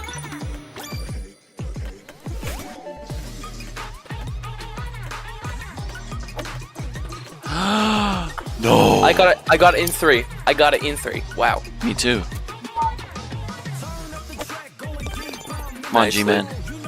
There's 30 seconds left, bro. Yo! Holy! What was that? This is a par 4 now. Dude, literally goated. Boys, 2. 2.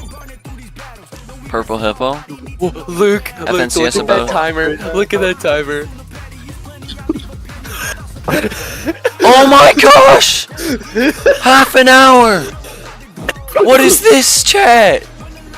Half an hour! Really? I'm still lost. There's still half an hour till FNCS. The timer just went down.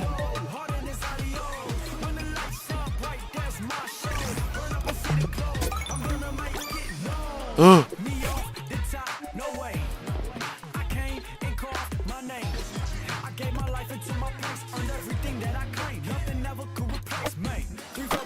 What is that shit, dude?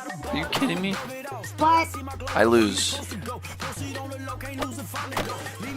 I lose. Why am I chunky?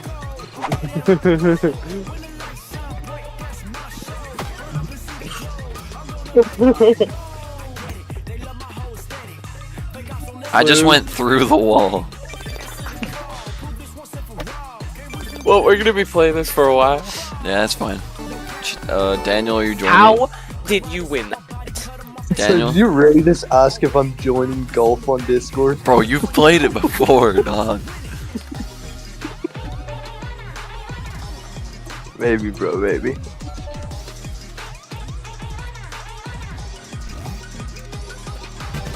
Hole in one. Shut up. Nah, it's a part 2. I'm fine. It was a part 2. What? What is that? That should have been a hole in one. No, I wasn't saying that you didn't get it. I was just saying it's a part 2, so I'm fine with getting 2. Oh yeah, I'm literally goated.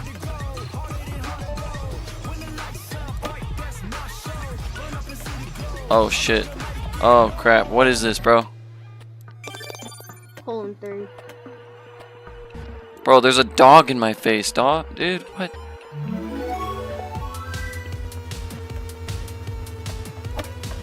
Yeah. Yeah, wait a minute. Yeah, I'm a big stepper on the ground. See it, bitch. Hold on. No shot.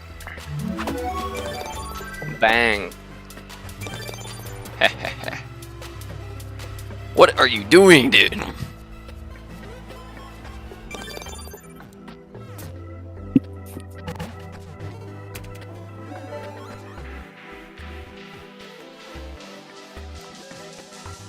Hole in one. No shot. Somebody help me. Yes! Dude, hole in one. What is this, dude? There's no way. Dude, I can't have anything special. G-Man is getting, like, actually gangbanged right now. By I'm getting these. shitted on right now. Bro. Bro. Hole in one. Here we go. Come on. Oh my no god. way. Drop back to spawn.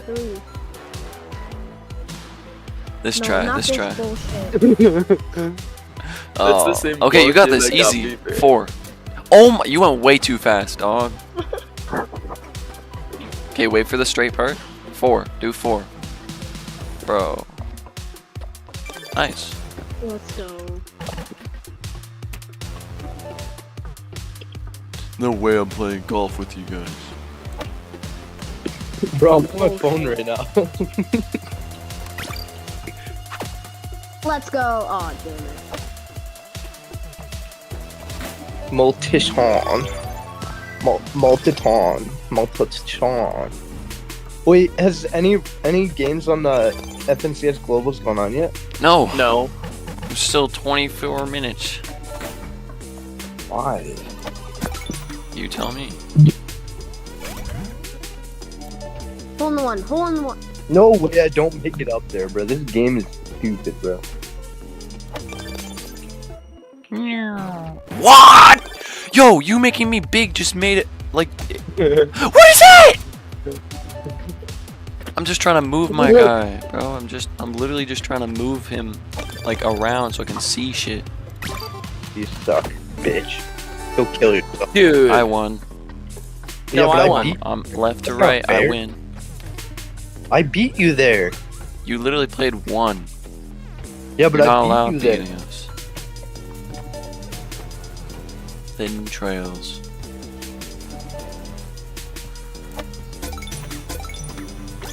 What? Hole in one.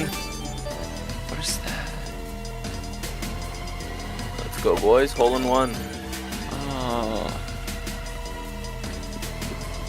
Daniel. So You're so bad. it's on thin trail. Reloaded. What's like this? Ain't no way. Ain't no way. Oh, I thought I put it in the middle. This is a part 2. What is he? Oh, that means I did fine. The magnet hole's only for you, Luke. Just saying. Yeah, I know. Tell me that you're gay. I'm gonna risk it. Oh, I did it. I did it. No shot. I did it. I did it! Let's go! I actually, Luke. Hole in one. Yes, Luke. Hole in one. I didn't get a hole in one though, because I went too fast the first time. We just have to wait for G-Man every single round. Like, what's wrong with this kid? I'm on my phone and I'm doing better than him. Oh my, where are you going, dog? Bro. He's gonna get a DNF. Bro. Where are you going? Jokes on you. I used to always watch Slogo Man, so I'm the best at golf. What? Why is he doing? Wait, what? What's he doing? Oh. Nice. See, the one Being a who actually genius. goes for the cola.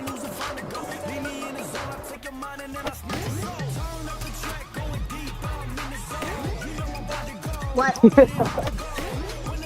Good ass. I'm out. No. What? Into. That didn't go in? Nope. Calling bullshit. Nah, I got par. That's fine. I got hole 3. If there's a hole, there's a goal. Yeah. Luke, How many that's is the par? thing. How many is par? Oh, there's a bitch. You have to. What do you mean? How many is par? How many strokes is par? On this one, 3. No! Wait, Chandler, remember when we went mini golfing? Yeah. Remember when I put that hole in the wall, bro? That was funny. Yeah, that was funny. Luke, we were mini golfing and I decided to hit the ball as hard as I freaking could and I smoked the wall. You remember the bathroom? Bro, there's a What? lasagna or something there, bro. It looked like peanut butter, man. Should have taken a bite. No, but I whooped Chandler in that, I'm not gonna lie. Nah.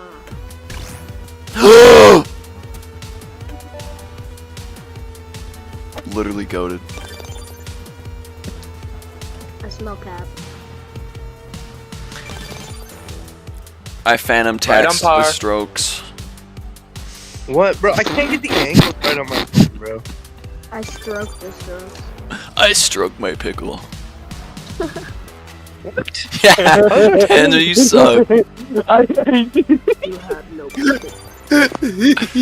I stroke my pickle. Every night. When I Oh! Oh! Oh! Did you see that?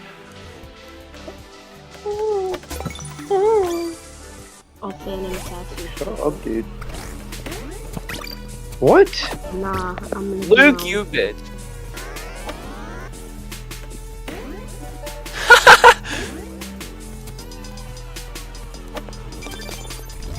No. No! No! I'm calling bullshit. I couldn't see how far I was going. G-Man is. I think I'm actually winning though. Ass. I'm not gonna lie. What happened to me? Like I'm. Holy shit! How does he suck? Does he not have fingers?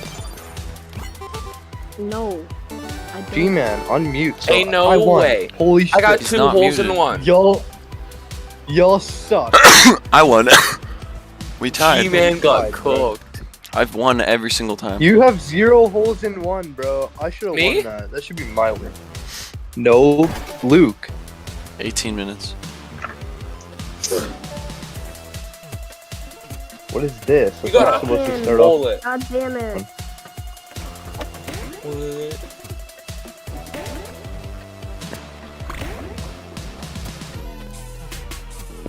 Whee! I can't see anything, bro. And I still got What it in. the Holy shit hell? on him. What the heck Y'all is this suck. goal? Chandler sucks. I think I win just from this round alone, bro. Like, what are y'all doing? Bro. Yo, what are they doing? I'm not gonna lie, they kind of suck. They think they gotta go really fast, Yeah, but you literally just have There to you go go. really That's slow. the hole-in-one right. Oh, never mind. I just hit the boost thing and then into its spring, and then it launched me right to the edge. Oh yeah. I don't feel like waiting a minute for G-Man to figure out what to do here. Like, don't run into a wall, dumbass. Oh my! You just glitched. Oh, I can't see he's there. shit. He's there. I can't see. He's there. One more, bro. Yeah, you got this one at least. Chilling now. Why did he launch it in? Okay, I gotta walk in. Yeah, lock in, guys.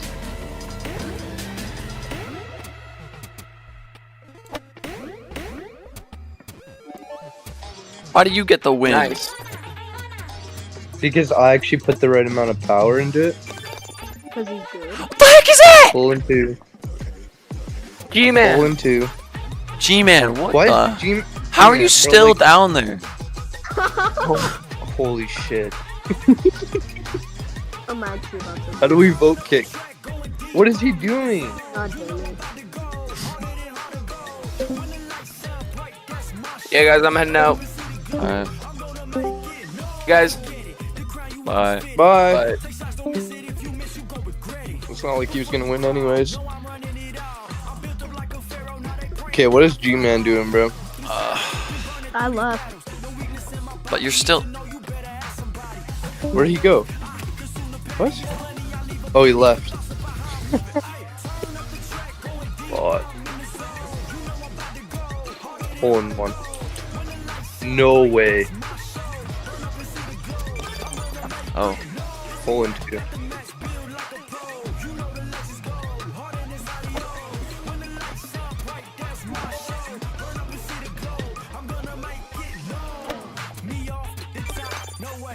I have a card, but it doesn't do anything. We had to get you out. You banned me. I kicked you. It's crazy. Because you're just sitting there. What's this dunk? Are you gonna play or? Yeah. Okay.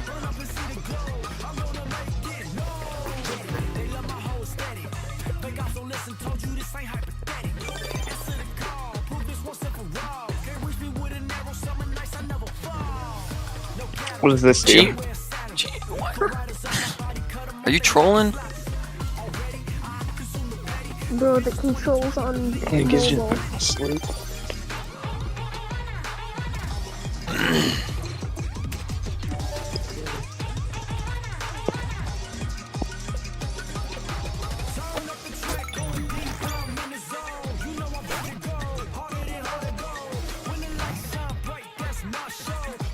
No way. Fuck. It's Joke's personal. on you.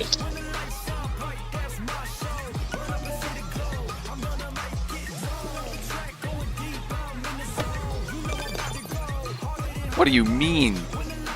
You just teleported. You're cheating. Hacks. Hacks. Easy. In two. Hacks. I call hacks. I think I whoop you by at least 5 strokes. Hacks. Oh, there's still another one. Ooh. Yeah, why are we on Sounds 6 easy. holes? I literally. Oh no. Oh, there's no edge. What? Interesting. Are you switching places with me? I tried, but it didn't work. Like, what the hell was that? Why am I big now?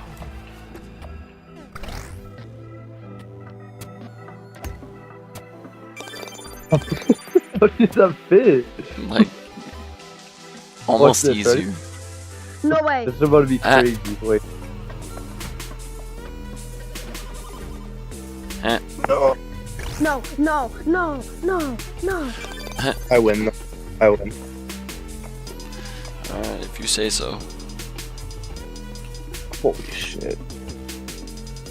Stop trying to get it in 2 tries. Just try to get close to it. Bro, stop trying to get it in 1 crap. try. What is this kid doing? Being an asshole. 12 minutes. No Oh way, my. dude.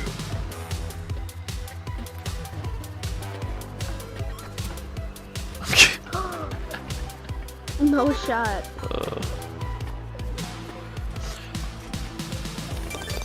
Okay, good. He made that one. I think I win. I better win. Let's go. By how much? At least 5, right? Cap. Ooh, it was close. I won. I lost. Nice. Well, I'm gonna go for a bit, but I might join the call when the tournament starts because I kind of want to watch that. Yeah.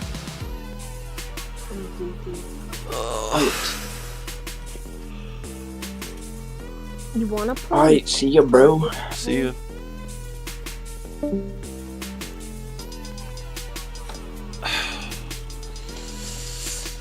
Ugh.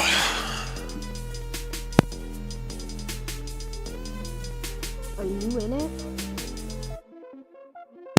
No, I'm not.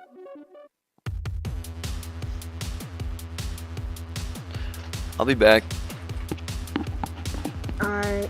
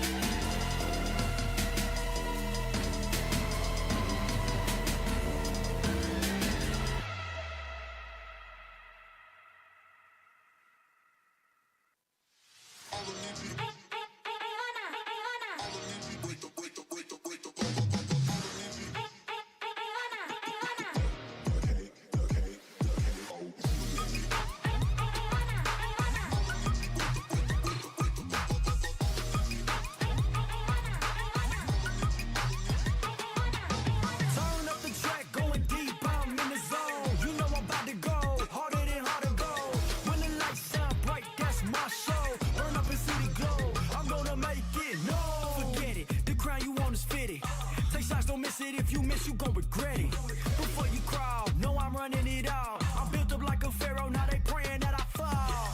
Through shadows, been burning through these battles. No weakness in my body, need to know you better ask somebody.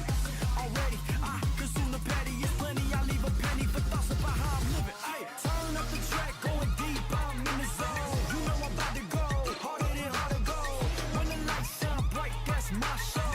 Burn up and see the glow, I'm gonna make it. No, it's a rap, got the match built like a pro.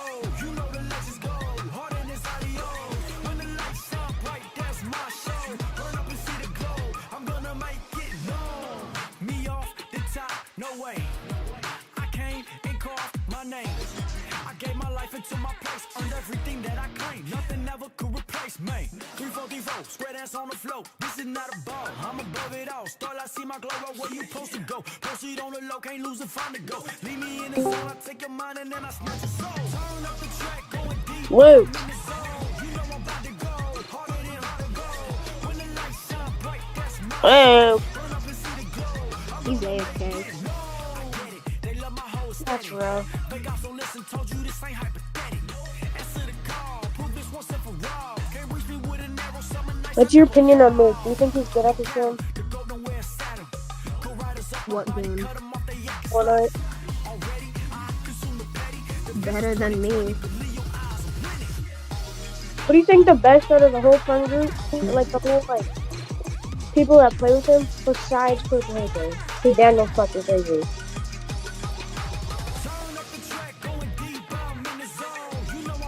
Anyway.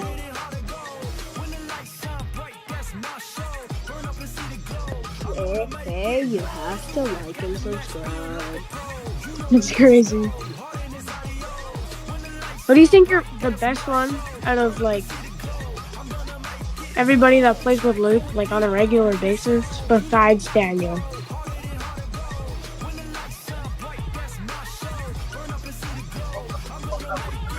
Hey man. Who's always pissing him off?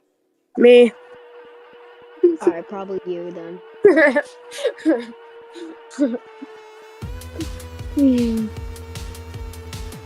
Yeah, it's always me pissing him off.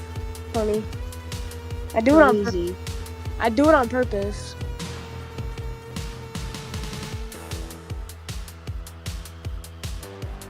Have you been watching the FNCS watch party? Because I haven't watched a single thing of it. No. I just find it fucking stupid. Because we started talking, then a timer. I'm waiting for the gameplay. Yeah. And Luke's gonna be watching it all day because he's a little monkey. Anyway. But he's watching it on stream, correct? YouTube.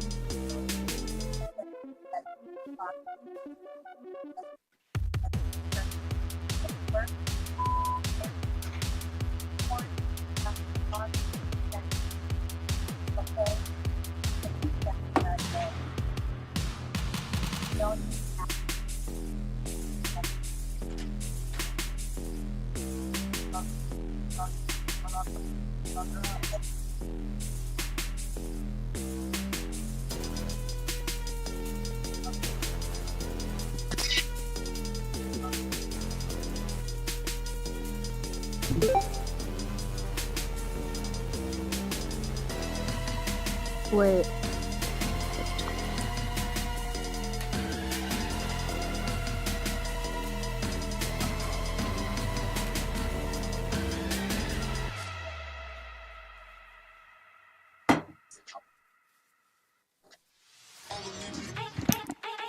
Oh shit.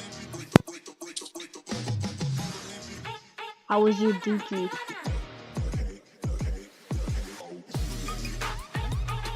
Luke, your ass. 3 minutes, 3 minutes. Luke, Let's your go. ass. I'm just kidding. 3 minutes, guys, 3 minutes. Let's go! Yo, you wanna play some putt party with me? Some putt party. Yeah, you wanna play some golf? Gartic phone? I'm not playing. That thing's so fucking annoying when we play with Chandler. Holy. Not in. No, but still, Putt is way better. Okay. Alright.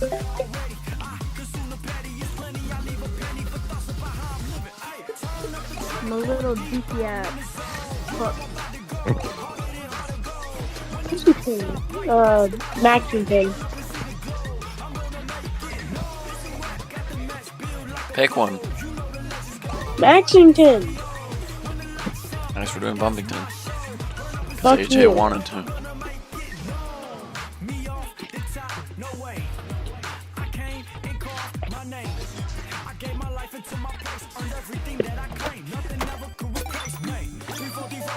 How do you like?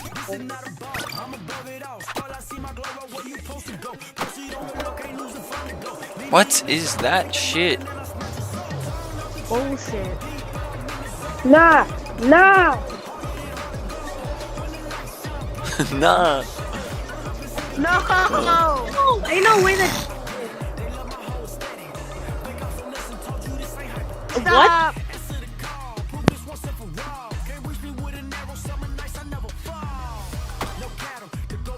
There we go. Finally. He got this. Yay!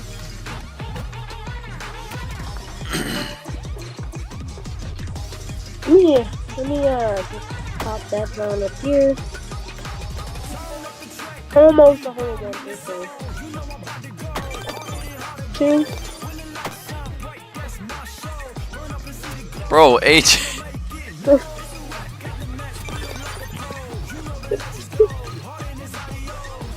What are those like mystery cards when you do? Oh shoot, G-Man, no way. I actually kicked. Sorry, bro. I didn't mean to do that. I meant to just disconnect you from it. I didn't mean to kick you. From what? I accidentally kicked him from the Discord. I didn't just disconnect him from the... Oh, you're not very kind. I didn't mean to. He's being a poopy butthole.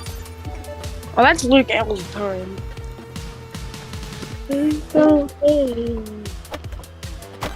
Yo. How many? 30 seconds, guys.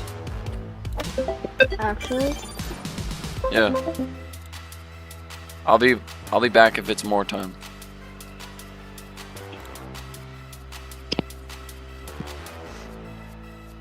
No! You know what? Come on. 5, 4, 3, 2, 1. Let's go! Thank you so much for your patience. We really do appreciate Let's it. go! Some technical difficulties appeared on stage. We resolved those issues, and now we'll be working to get our players back on stage and get into the action. So we look forward to seeing that with you. At the end of the day, we're here to see some Fortnite, and that's what we're going to see. I'm here to see some Fortnite, though, dog. as the players start to come in and whatnot, we're going to take a couple moments just to highlight just a few duos. Wanted to highlight here Reason and Vidil, a duo that we are very excited to see compete here on stage. There's some Reason fans out there. Yeah. A lot of them. That's the joke. There's a lot of me included. I mean, there's a reason to like Reason, and when you look at the run that they've had this year, getting 7th, 4th, and 5th from Majors 1, 2, and 3 respectively. I mean, it's crazy talking about the consistency that all these duos have brought here today, and to see them being competing together. I am so excited to watch Reason and Vidil. Yeah, really interested to see how these guys can do. Of course, they're landing at the Doom's Castle towards the northeast side of the map. They have a couple of teams there as well, so they're not going to be uncontested there. But this is a team throughout the whole year have performed really well. As you mentioned it, Kelly, they had a really nice year with a 7th, 4th, and a 6th. Really, really consistent placements. And they're able just to find really solid games when it matters. They're able to get into that situation of endgame, finding eliminations. It just seems like whenever you look at the leaderboard at the end of a tournament, it's like, oh yeah, Reason and Vidil, they're in 5th. How did they get there? We haven't really seen too much of them, but they sneak their way up, and I hope they can do that this weekend. And you talk about them being contested, although the north side of Doom Castle, they're not necessarily contested.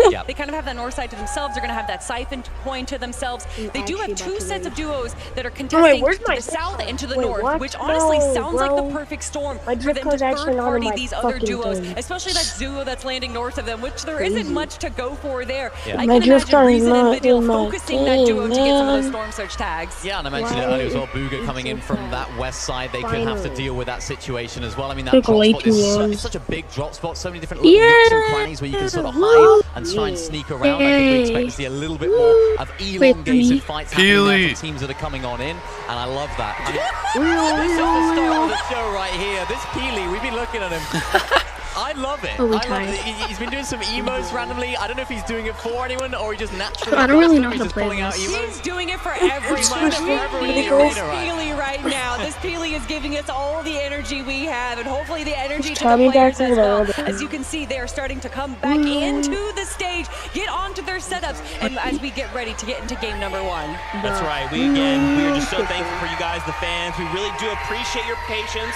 We are sorry about that, but we'll be getting back into game very, very shortly. I wanted to also talk about Bryson Bolts. When the players came out and Bryson Bolts came out, Bryson Bolts, the arena went kind of crazy, and it's a little unexpected because I don't want to say like, hey, there's duos here that don't have fans. It's just like sometimes the arena will be like, Bryson Bolts are like, rah! I'm like, yo, you guys are, what's going on? I'm down. I mean, they've had this interesting dialogue all year long where they're like, oh, who's the underdog? Who are we cheering for? Mostly Bryson Bolts, but again, they aren't necessarily underdogs. In Major 2, they got 6th place. In Major 3, they got 8th place. No, Similar to what we saw from Batman Booga and Rapid, they got 8th place by only playing 11 out of 12 games. Who knows where they would have been if they had all 12 games? I remember last year Globals as well, Bryson Chance. They were a team that took us by surprise. They did so well. I think they won a couple of games as well on the Grand Finals day. It was one of those where it's like, where did these guys come from? But that's what this global championship stage can do. It can put you on a little pedestal. It can be like, look at me, I am a professional, and I'm a very good professional player at that. And I think that's what I look at when I'm looking at this duo. This is a duo that have that experience of doing well, Bryce in particular. So I'm intrigued as to what they can do, particularly with their drop spot now. They're wanting that forecast tower. We broke it down earlier on. Vico and Flixie are trying to not let them have it, but they're more landing towards. This is my first time playing. So what we've seen some teams like basing up on that hill, trying to stop Vico and Flixie trying to come over. I'm intrigued because we haven't seen Vico and Flixie have too many problems going for that. So I'm intrigued as to what they're going to bring. Yeah, guys, watch FNCS. And they kind of have this little lake where there's a crash plane. They get tons of metal from it, and then they get to go to that quick rotation over to the forecast tower. Honestly, it's a bit of an underrated split, and I understand why Bryson Bolts have been there all year long. That's what we need, right? Is another fight for another forecast tower. The observers are going to just be in just a handful of spots across the map. Is there a forecast tower? Yes. We're going to go hang out there. Another duo here to highlight is Janus. It's Pixie, another EU duo. And of course, I mean, Janus. I mean, come on. Fans of Fortnite, if you've watched, you've been following, you know this guy's incredible. I mean, going all the way back to 2020, winning the solo invitational of Janus. And then Pixie having a great performance in the Globals last year with Cheatin'. Yeah, really, really great. I mean, that was a duo where we were like another one of those teams where the only these one guys just playing came now. out of nowhere. It seemed like they'd been performing well going up to I'm watching that. FNCS. But now, Pixie was one of those players that was kind of a commodity, if you like, going into this last major of the chapter because he was performing very, very well. So many different players and so many different players in EU, very veteran players as well. We're looking at Pixie. We're watching FNCS. This would be potentially a good duo partner for me, an up-and-coming player. Picked up now, of course, by Janus. Uncontested. No, I'm just watching it myself. Interested to see what they can do. I think this is another team where I want to watch the same one as you. If you're one of those I'm just watching the competitive one, like maybe they might look to land on them, but the experience of Janus and of course Pixie being such an important player within this duo, they performed very, very well in Major number 3 where they got 8. So I'm interested to see what they can bring here. You bring up the fact that like, you know, they kind of look out and go, hey, this is an opportunity, but that was kind of what this year of Fortnite was, right? So much of the landscape changed after Global Championships last year, right? It was kind of like, yeah, we're kind of going back to LAN, we're kind of doing things, but once we got there, it was like, okay, this is bro, different. I swear, like, I think my landlord didn't actually change the Wi-Fi next year at all. has to be different.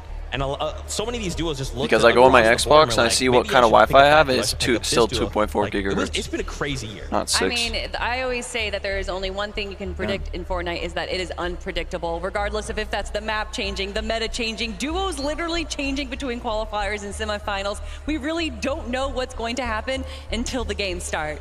And what I love about these global events is no matter what happened in all the majors, you know, as you mentioned, different messes, different teammates potentially. He's like the best commentator out there, I'm just saying. Ozzy? Where it all goes down. Yeah, he's 39,000 viewers. Yeah, I'll probably watch him. I can't wait to get into it. That's right. We're gonna another when it goes into the game. And Muzz, I mean, you kind of highlighted them at the start of the show there. Muzz being one of the first duos to kind of win in multiple regions, and Epic Whale. I mean, when we had NA West, when it was NA West and NA East, he just couldn't stop winning. He didn't know how to like stop winning.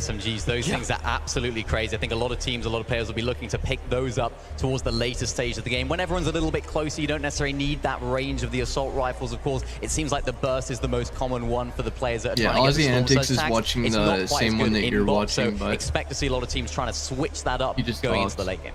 Is there maybe a weapon or two, or an item or anything that, you know, if these off spawn situations Oh, don't it's starting. happen. Oh, you know what? Oh shit. I'm getting word. Let's go. Getting word. It is that time. Once again, from the Oh, bottom who's of our that hearts, ugly we're so bitch? thankful for your patience. That's right. I mean, it's game time. 7 out of 10. Broadcasters. 6? No, 5. Oh, Taco, what the hell is that? The game is just about to kick off. Wait, were you saying talking about Taco or the other girl. bitch? Oh, they're in the Which game. one? Shit. Wait. Let me watch the same one as you.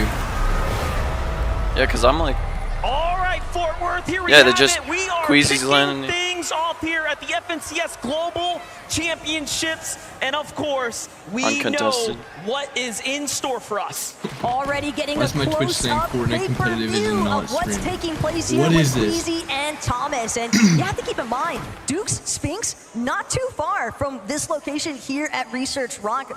Brawlers Battleground, I think, providing a decent opportunity for a little bit of early clashing potentially. We'll talk about those early clashes. We already know what's going to happen here. It's Malibuka Murstache versus the Power Alex, the Power Worthy. First tags are going to go to Carmine Corpse Murstache, though.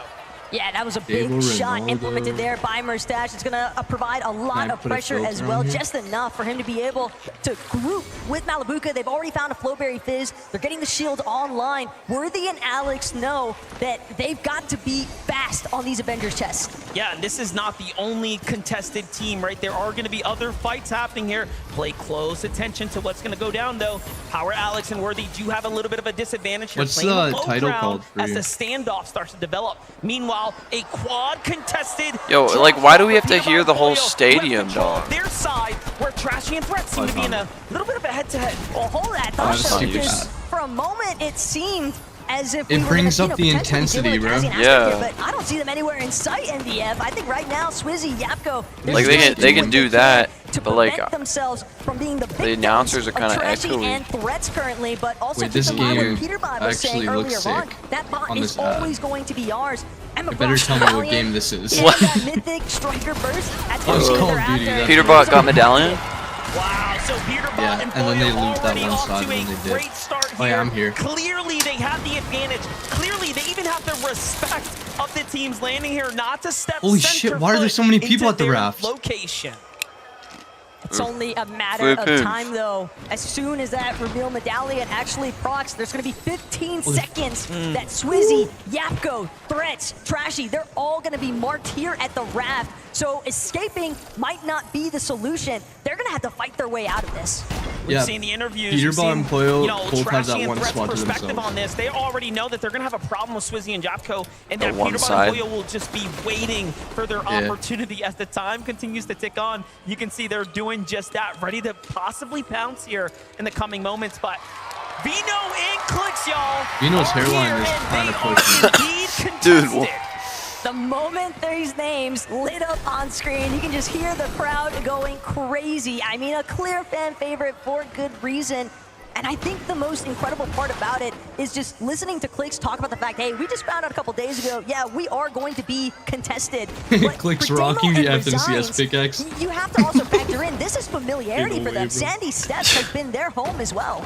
Yeah, and this is a lot of respect coming from both sides. Clicks and Vino, of course, just feeling out the playing field right now, playing the outskirts, meaning that no team can, you know, rotate from behind them, whereas Resigns and Damo are content with their side of the map. But Middle Eastern teams are on the set here. Haman and Cow Gamer now up against the likes of CZB and Nathan, who's underneath them. And CZB and Nathan, I think, definitely one of those teams that I think a lot of people would view as that potential underdog story. But the interesting aspect is knowing that they are going to be contested here at Grand Glacier. And what we're seeing a lot of right now, MDF, players that are just having these small, mild interruptions to their traditional loop paths and what kind of dominoes effect that might have after the fact. And also, just look at how many players are alive. This is about as intense as it can get when there's this much money on the line, when you have this much time, right, to wait, sit, contemplate your Imagine strategy. being the first one to what are die. you going to do when the call Who? comes? Us. You have to answer it. Chapentini here, pushing the pressure, pushing the conversation right now. Ager's not looking good for him. He's going to be the first to fall, and that's one NA team down. Nice. Bit of a tragic start there for Rise and Agers, but their downfall is Teeny and Chaps Oh, rising. shoot. going to be super happy with the elimination damage that they just Aegis secured and there. Rise? Surge tags are always going to be so crucial. And in a about them? lobby They're like dead. this, MDF, we know that we have so many heavy power hitter teams. That's going to Are be you watching insane Queasy? to think about. You have to connect Thomas. on every single shot. Well, here's Yeah, someone who's Thomas gonna and do Queasy just right that. now. Thomas HD doing an excellent job holding his high ground. He's got the angle down on the teams there in the distance. I saw Gone and Quanti as well, still at Mount Olympus. We know that they have that drop spot, not for free, but again, that southern side is theirs at the moment. Queasy and Thomas HD are going to be happy with these tags, right? This is the bigger picture. I have to pull it up on of YouTube so I get better hyper-competitive quality. Fortnite. It just doesn't get more difficult than this. It's not even that Clearly, much we better, have a not lot to gonna lie. talk about when it comes down to Cammy and Seti. This is a team that is a favorite and a favorite for a reason, as is Vico and Flixie, some of Europeans' strongest coming up, and I dare to say part of the new era. Damn. Sparks already starting to fly though. Vico trying to see if he can get an overhead view onto Virgo and Shadow. A little bit of a wraparound. Virgo now trying to see if he can Damn. switch, but Shadow, he's left too exposed. Vico, Flixie, they take the opportunity. They try to collapse. A nice connection, but at the same time, Shadow still Got it. standing. Virgo knows Got it's it. time to bail. And they're going to force themselves into a disengage, but Flixie, he's not interested in that. Flixie wants more. Oh yeah, this is a storybook kind of conversation right here. This is something that we expected to happen. If you're gonna go up against the likes of Flixie and Vico's mapping, you just have He's crazy, bro. to This guy's get out of gonna the way win. or get ran down. And Virgo and Shadow are gonna be another NA team. Are they to really fall gonna here do to a the hands replay of a for- European Oh, never mind. juggernaut? And you know, this is again, I have an inkling just to start for Flixie and Vico. Hey, there's a big reason why these guys have Reckless Railways uncontested. You do not want to have to deal with some of those up close and personal box fights early on, but Paper, Victor V, they've also... is But this there's not thing even any on? shockwaves? Here, Clone, No, there's nothing, walks like bro. Kremsu, Nice. trying to make sure, but they gotta be careful. Oh, Look shit. at the stealth They're falling up. opportunity here. Gon and Quanti, absolute ninjas. Absolute Really ninjas. close here. Absolute A ninjas, lot of bro. danger This girl lurking is so nearby, annoying, and bro. Brazil, I've gotten used to it, but He has still a wall little hacks. bit You can see them through the wall, when bro. it comes down to jumping in and playing they aggressive, and they do threw. just that, but no, Back the off. ambush was unsuccessful. Back off. Paper, oh, so close by the skin of his teeth. Talking about Brazilian teams sneaking up. Bro, what is bro doing? Also on the What prowl is right this, now. bro? Like, Everybody just there's no crouch movement, so they're walking just up to gonna all of the crouch attention that towards this everybody. box fight is bringing just outside northwest side of Mount Olympus here. And the most important aspect, though, Paper, you gotta respect that 180 turnaround, throws up the middle wall, makes sure to protect himself. But Persa, they've now found an opening, but You're it's right, gonna be you're right, cut you're right. short. Victor V, Kids are Paper, blind as all hell. these teams starting to congest here, and a surge base on top to boot. Here's what I'm thinking. I'm thinking Person Ed are recognizing we have to get in a fight. Like whether we want to or not, Storm Surge is going to become an issue. And if you're unfamiliar what that means, when there's a certain amount of players alive, the game is going to force you to fight other teams. Damage will start to rain in the visual of lightning bolts and take you out the game if you're not being active. Yeah, Thorn Paper. right now, though, for Victor V Paper, and Victor. It's evident that they want to These get are my inside favorites. Of that bunker. They Clone suck, and bro. Kremsu, though, they are No, doing but, like, everything it's in just their like- power to prevent anyone else. I don't They know. might find themselves trapped at the bottom of for a I want them they to do get well, top. but I don't think they're gonna I win. think they get 21st Whenever place. they find duos inside of that bunker. Quanti and Gone also setting up, looking I like back watching them inwards, play. Trying to see what's going to happen here. Meanwhile, I don't think they're Victor V gonna and win. Paper really wearing the results of this drawn-out fight on their loadout right here. You can see ammunition starting to run low, builds even shorter than that. It's only going to be a matter of time before this starts to go super south, so if Paper and Victor V can't step up and finish this fight soon, it's not going to be good. Yeah, but at this point, they have to find closure. There's no opportunity to retreat. You are all in at this stage. They've invested too much time, and they know that they need more surge Alright, tag show me damage Peterbot. as well. I wanna see him without Clone, hacks. Kremsu, more than content to sit this one out, though, because the weapon bunker is sounding. See his and they're ugly gonna have the face. advantage once it opens. Yeah, bro. Yeah, Looks they like he get just took got out out of their bed. first, secure the He probably goods. There's did, gonna be a bro. lot of loot that For we real, can like- get out. Someone probably had to wake him up Clone and be like, hey, we here got shortly, globals but in Paper 30 and minutes. Victor V don't want that to happen. You can see how much more Who are you cheering for? Like, urgency, Clicks, right? It's or- behind I these want shots Clicks now. and They're Vino trying to Yeah. place kind of good. It'd be funny if they could win this and not F and CS. Clone, Kremsu, the opening has 'Cause- arrived here. okay, But Victor V, Paper, they're Cooper still Canada.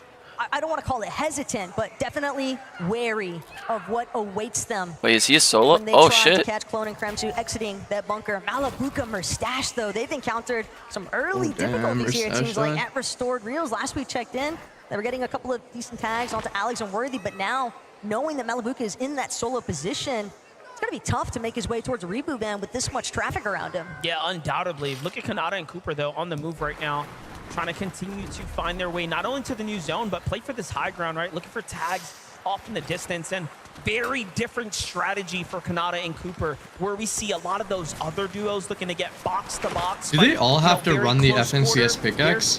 Like, their distance for real though. Almost exclusively now from other duos and other paths of duos. But I really love Is it this wrong to positional say that check, though, from Kanata- Kanata and Cooper, because they've taken over a I want hill Kanata just to lose northwest because of he's Restored Asian? Reels, and they know all those duos that are far west on the map. What? far north, Is that they're wrong? gonna have to rotate through. Isn't he a really good IGL? They're just I Kanata is don't know, bro. notorious for setting up. Everybody certain talks bases so much in good about him, but positions he's not that where good. You have ample opportunity to Bro. do some damage to other teams. Okay, what are they doing? What was that? We all expected Vino and Clicks versus He wants that storm surge damage, Oceania's but Damo there, who just rotated by. They're going to be the first to get a couple of tags and start to get the lead here. You have to be really careful. Vino and Clicks are going to recognize that if they stay in the storm, what's going to happen? Those other teams are going to have strong positions to give them even more of a problem later. But it seems like they want to continue to press the action here. Kashoro, though, kind of could get caught in the mix here. Not sure if Clicks and Veno have spotted him out just yet, but Kashoro, the moment that he tries to break through, that's when Clicks sees small opportunity to try and bounce in here. But again, MDF, this is getting a little bit more drawn out than maybe what Clicks and Veno were after. Yeah, because Andalix and Sato were still here. They thought it was just a solo, but now they walk into almost a spider's web here. Sato and Andalix do have heals as well, so they can kind of sustain themselves for quite some time, but I'm not sure how much Andalix has to work with. Meanwhile, the GOATs of the region, the Kings of EU, the most consistent duo in the world when it comes to LAN performances in the recent years, are here. Every view we pan over, it's like sharks in the water currently. The fact that Cammy and Seti have now decided to just stroll on over so casually, but they recognize there's no real openings for us to chase this one just yet. Let's prioritize our positioning and set, because they can always set up to intervene. Oh, let's go. Escape, but Vano's gonna shut that one down in no time. They needed that. His first elimination goes to Clicks. Vino's gonna be the first to claim it alongside Clicks here They for win. a big They win because of elimination, that. and that's gonna set themselves off in the right pace here. Still, pay attention on the other side. Kanata and Cooper, completely opposite situation now. As we talked about them keeping their distance, Visual and Braids are gonna step up to the plate. Let's see if they can hit this swing at bat, but nothing just yet. Something important to consider, though, Visuals and Braids. This is Kind of a duo invisible that right came now. in at the final hour just last night. Must not they be doing much discovered without his that they axe. were going to be participating on Not the very global entertaining. stage. Probably garbage What's their anyways. prep time look like in comparison to everyone else? Gonna get dead More last. importantly still, It's probably dead. Braids, he's trying to make sure that he brings the fight Hopefully. to Cooper and Kanata. They're not willing to fold. A couple of armored walls already expended from both sides as well. Kanata still able to find the shots that matter, though.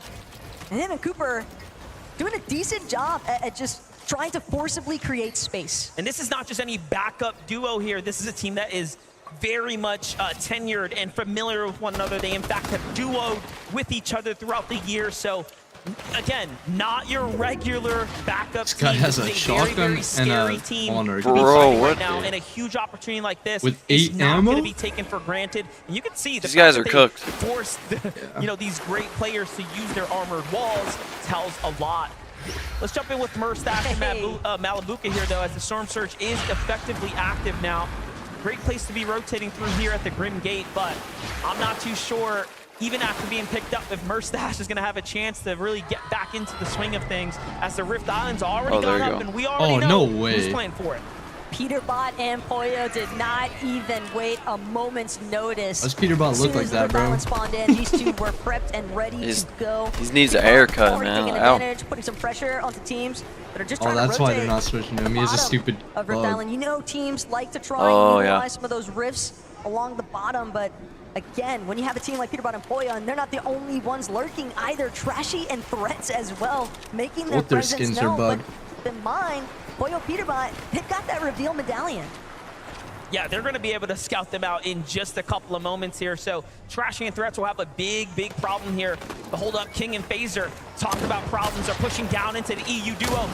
Now, there's something that we know about King is that he's not someone you want to face in a box fight. What he's managed to do all throughout this week is instill 1v1 fear into Peterbot every duo. just recently? He has challenged players in the practice rooms back to back and has been the most successful. But the way that you're mentioning that, it's all about the solos, and this is a duos game here, MDF. King trying to see if he can get a little bit of revenge damage onto Reason or Badil, but currently, Germans, they're the ones holding height, and King, he's gonna have to start burning through some of these small shield potions, and the real issue is once those shields crack, Badil, Reason, more than close enough to hear it, but they also need the damage, so the key is inevitable. Yeah, both sides are extremely aware that this is a fight for Surge right now, and should King's team get a tag, the Surge is gonna flip. They are the team quite literally above them, and it doesn't really get much closer than this, and this is the most opportunistic time for King to take down a duo here. But Reason, there it is. 2 below. Opportunities start to shift here. Reason and Badil now. Pressure starts to loom on them. Craziest part to think about too is that they've still got to watch their backs because Rift Island just lurking in the distance, slightly higher elevation than themselves. Peterbot Pollo, they were definitely trying to see if they could track down anybody for some additional tags, knocks, elims, ideally, but one of these teams has got to get a go on here, MDF. They can't afford to just sit idle. It's either fight or get eliminated. Here it comes. I'm seeing 2 shots coming from both sides. Reason goes for it first. Vadiel on the other side doing an excellent job, but a trade comes out. No way, bro. He's going to be the first to These guys are ass, bro. Like, Reason and Vadiel come out on top, like and they even just they are on low. it's They are on just high enough ground. to stay alive for now. Yeah, but they had no Crazy they had though no when you help think from about how Source. many teams are getting caught inside of these box fights, inside of the Storm itself. Mustache, Malabuka, they're just on a recovery tour currently, and it's incredible to think that they're still 156 above that damage threshold, despite that hiccup of Malabuka having to make the reboot van play in the first place. Waxen Ping though, they seem like they're primed and interested potentially, but instead it's just going to be heading to the top of Rift Island. Malabuka might get faced though. He wants more damage. Little does he know though, there is Trashing and Threats up here. Team Xset right now still lurking nearby. I'm very curious as to why they haven't gone yet. You're gonna get beamed. And we might just find out here soon if they end up opening the box and taking fire, but no, Malabuka takes dead. flight first. And he's gonna get pretty far off. Will it be enough, no Taco? way. It's not looking like the math is He's gonna dead. math here, as Malabuka's gonna be the first to fall. He tries to get as far as possible. Mustache will have to land on him and save him now. The problem though is that we're looking at 2 tick zones currently. Monster, Mustache, he can try his best effort. He's in zone. Are these Here, he people might need a similar stupid? bait, Oh, because never even if he mind. makes it into this next edge of zone, he's still gonna have to deal with all the teams that are already based up, 160 above. situated, and ready to take advantage of the players that are They're late battling in. chilling. Take a look at this Holy. refresh from Dino in clicks now, as they managed to find themselves a little bit of a cachet from some leftover action between Casper and Prism. Prism now not is gonna being in get this one fight. pumped, I already And know it. still, you have OCE's Damo and Resigns almost on this warpath with them, continuing to be that thorn in their side, if you will, for lack of a better phrase. But back on over to the focus here as Clix is looking for action here. Those are his walls. It's Acorn, it's Cold on the other side. A very scary team to go against. In the warm-up games yesterday, in the scrims, right, in our practice lobbies, they pulled off a incredible 16 eliminations just to show the lobby what they're capable of. Keep hearing a Real kid issue is screaming. just knowing that Same, for bro. Clix and Venom, Oh, they actually you just need res. some That's crazy. ideals. Calm down. And you're not going to get that at this stage unless you're able to take down another Wait, team they're alive? successfully. He's alive Mustache again. and Malabuka, Yeah, though, bro, with have 4 pulled off HP. a miracle at this point. And it does seem, even though they're a little bit worse for wear, they're battered for sure. A But little bit. They're still kicking, and that's all they need at this stage. They do have big shields as well to work with. That headshot that he picks up right there is going to make a huge difference there as far as their survivability is concerned. Major eliminations are happening, though, as we're covering the action here. One of those, it's Peterbot and Boyle staying active here. Down goes Cheats from the high ground there. And they are doing what we expect of them. Very healthy, extremely material capped, and now picking up points. That's a runaway train potentially starting to take form. Meanwhile, other teams like Cuddy and Kovacs. Bro, they just didn't trying even to see if bring they can find leaderboard an on the angle. screen long enough. I couldn't even Mirage read under a it. little bit of duress here, but it's back to Clicks. Venom trying to see if they can finagle their way out of this awkward position that they found themselves in, boxed up right I'm next gonna mute to my Acorn mic because I'm Cold, eating but chips. Again, Acorn Cold, they've got decent amount of materials to work with. More importantly still, though, I think that they are certainly willing to jump into a fight if it calls for. Oh yeah, yesterday has absolutely proven that they can take on any team without a problem. Talk about good teams that are still standing right now, teams that we've been kind of following this story, Victor V and Paper. Paper a little worse for wear. Seems like a bad peek's gonna go ahead and put him on the backside of this engagement here. And Vino facing the struggles of taking a lot of damage here as well, not being able to recover now as they don't have whites. Still has a couple of flow berries, but again, will that really be enough? Queasy, Thomas HD now starting to surface as well near their area. Ritual, though, takes some big tags, left that wall open just a moment too long. But Ritual, free, keep in mind, coming out of Doomstad, got to be dealing with Epic Oil and Muzz early on. The fact that this dude already has 3 elims is rather impressive, but Malabuka as well, still holding his own. Shari's got a little bit of an angle peak advantage, so Malabuka's going to look to try and see if he can find a more aggressive push from underneath. Meanwhile, Merstash, he's again, dead. just trying to make sure he doesn't take another Bro, take from no the storm, way. but it's too little too late. Just barely makes it in. At He gets least some more Malabuka health can go for now. the revive. You know, all things considering, he'll have more HP when he stands up than he did when he went down, so it's not all too bad here, but it is definitely time lost. The surge is active. They need to find a couple tags. Into the box they go. Back behind him is another duo as well, and if he doesn't hit this shot, he's going to be sent back to the lobby, and he hits the one that matters. Malabuka and Merstash And now they're below. Oh shit! of this hole here. Oh, he's dead. They instantly go below again.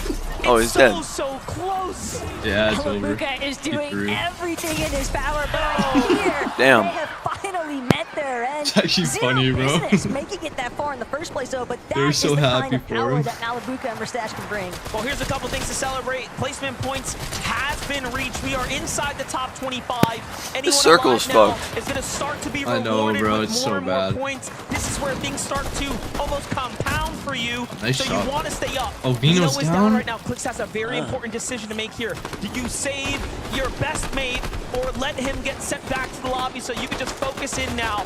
Seems like he wants to go for the save. Armored Wall's going to be the saving grace here for a moment, though. Instead, Vino makes the call. Bruh. Leave me. Continue to play the game here. Venom knew there was just way too much Crazy pressure coming clicks from the other clutch side here. of that wall. Well, The go Bullies, on that without duo, me. and that duo being Queasy and Thomas HD. There's just Bro, he's no too good, bro. realistic opportunity for Clicks to bring that one back, but Queasy, he's actually looking a little hurt. I'll see how he loses He might this. have been desperate at that point, and Clicks finds himself in a similar situation. That's up. Only has small shields to rely on, 2 Heal, below. buddy. When it comes to the damage threshold, he's gotta Bro. make a move, and he's gotta do it now. But I don't think anybody's giving him an opening. Well, he's still inside the top 20 now. The more teams that fall, this would be excellent for Clicks here. He just has to hold on a little bit longer. And he is doing just that. A little bit of a zone pull towards his side, more or less. Seti and But Cammy win Hydra this. has Cammy and Seti Oh, why'd they looking jump? from up above, and it has never looked better for They this didn't have duo. mats. Kadu and Cia having already been Watching- eliminated. I'm watching And again, kill feed. reconvening with Oh Clix's shit. Oh my god. Oh shit, Clicks. just Oh. crazy That was crazy. The fact that he managed to escape. He needs still to tag. alive. He needs to tag. He's Still hustling. clutching. Almost a top 15 now. Before And the he's zone inside the closes. top Oh, 15. I'm Could he missed make you. a top Ah! so close. No way, bro. Peterbot. Fuck Peterbot, you. bro. It's a Peterbot. Fuck He's a little Peterbot, rat, man. bro. He's a little rat. Little. That was the. That was the like rattiest biggest thing. rat I've move ever, bro. Anybody in this I gotta pull up circumstance, but Twitter of after course that it one. had I to already be know Peterbot, Clicks but is on take a look Twitter at the now. high ground. Chapentini. Peterbot, you a rat. For even more still, 5 Peterbot doesn't even eliminations win that. already built up here, Watch, Monster, Peterbot's about to and lose. they've got a really strong grasp Holy, on this they're high max ground. height. What an incredible view for Chapentini. This Whoa. is coming off the mountain here. Seti seems to have lost his teammate now. Has to do this on his own here. Licks. But still, anything can happen. But Muzz and Epic Guerrero inside the box, inside the lane. He's throwing armored One walls health. down. That's going to buy him a little bit of time. Might wanna Excellent plays move. here from Seti. No time to play with this storm, though. He just cannot afford it. Said he's doing everything he can to try and scale his way up this mountain face, but This guy, things are yeah, just he's gonna dead. get all the more vicious Can't, the higher dude, he they were on goes. ultimate height Pressure too, and might then they encounter dropped. Muzz. He's gonna Dynamo. How is he still alive? Ow! He's out. There's no way he doesn't die here. It's over.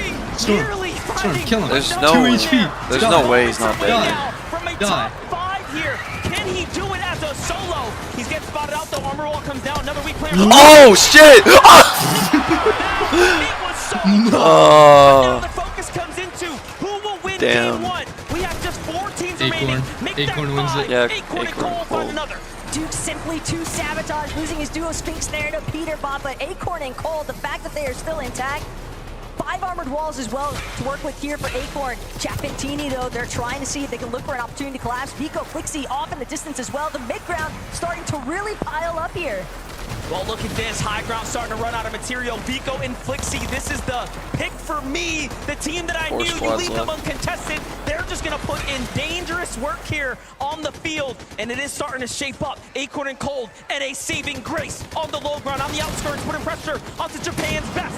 Rise and Yuma, who also has 7 eliminations. Oh, come Yuma on. sends up against Acorn, finds a beautiful tag there. I was Loses kinda teammate, like- though, finds another exchange. It's back and forth here. Anything can still happen. All these teams scurrying in the low ground. You're so. Oh, how does he lose that? Down. Yuma still standing tall, but now Chapentini. How did Acorn lose, bro? They're just going to collapse, and that is just another Yeah, they elimination win. to add to the count. Vico, Flixie versus Chapentini. It's a battle of Europe. A battle for the ages indeed here. 5 eliminations still for Teeny and Chap. Things are starting to rack up. Teeny, the first to go down. Chap's also weak. They jump in. They close the game. In game number 1, the victory royale will go to Chap High ground wins. and Teeny.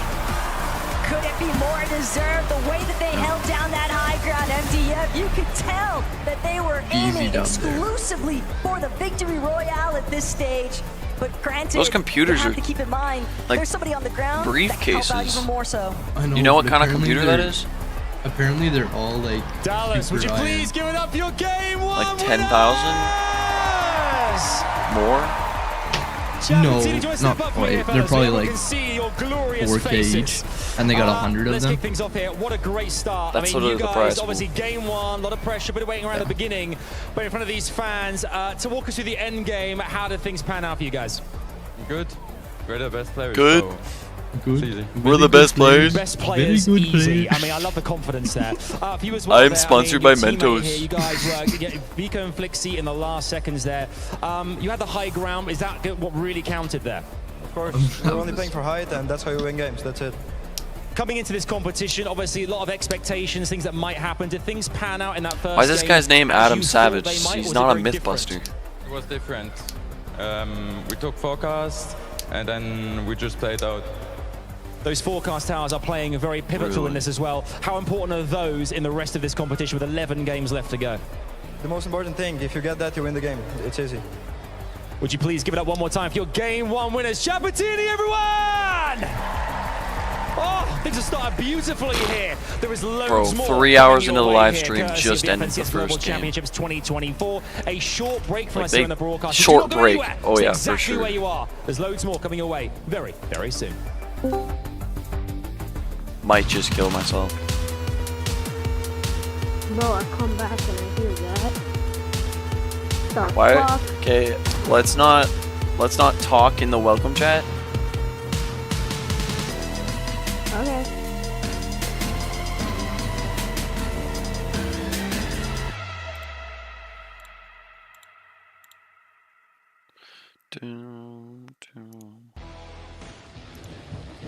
Oh, by the way. Hold on.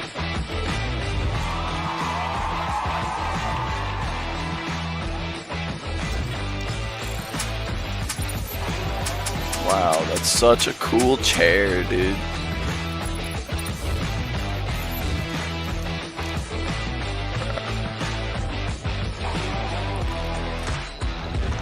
This chair is so sick.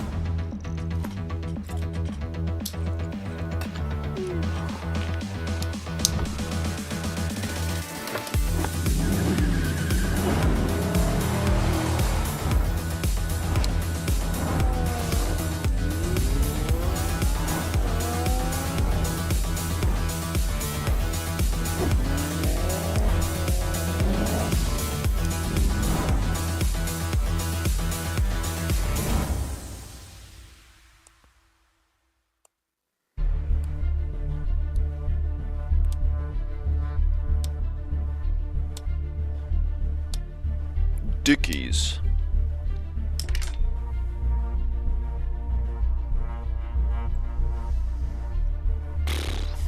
Coming up, match 2, day 1. 1 minute.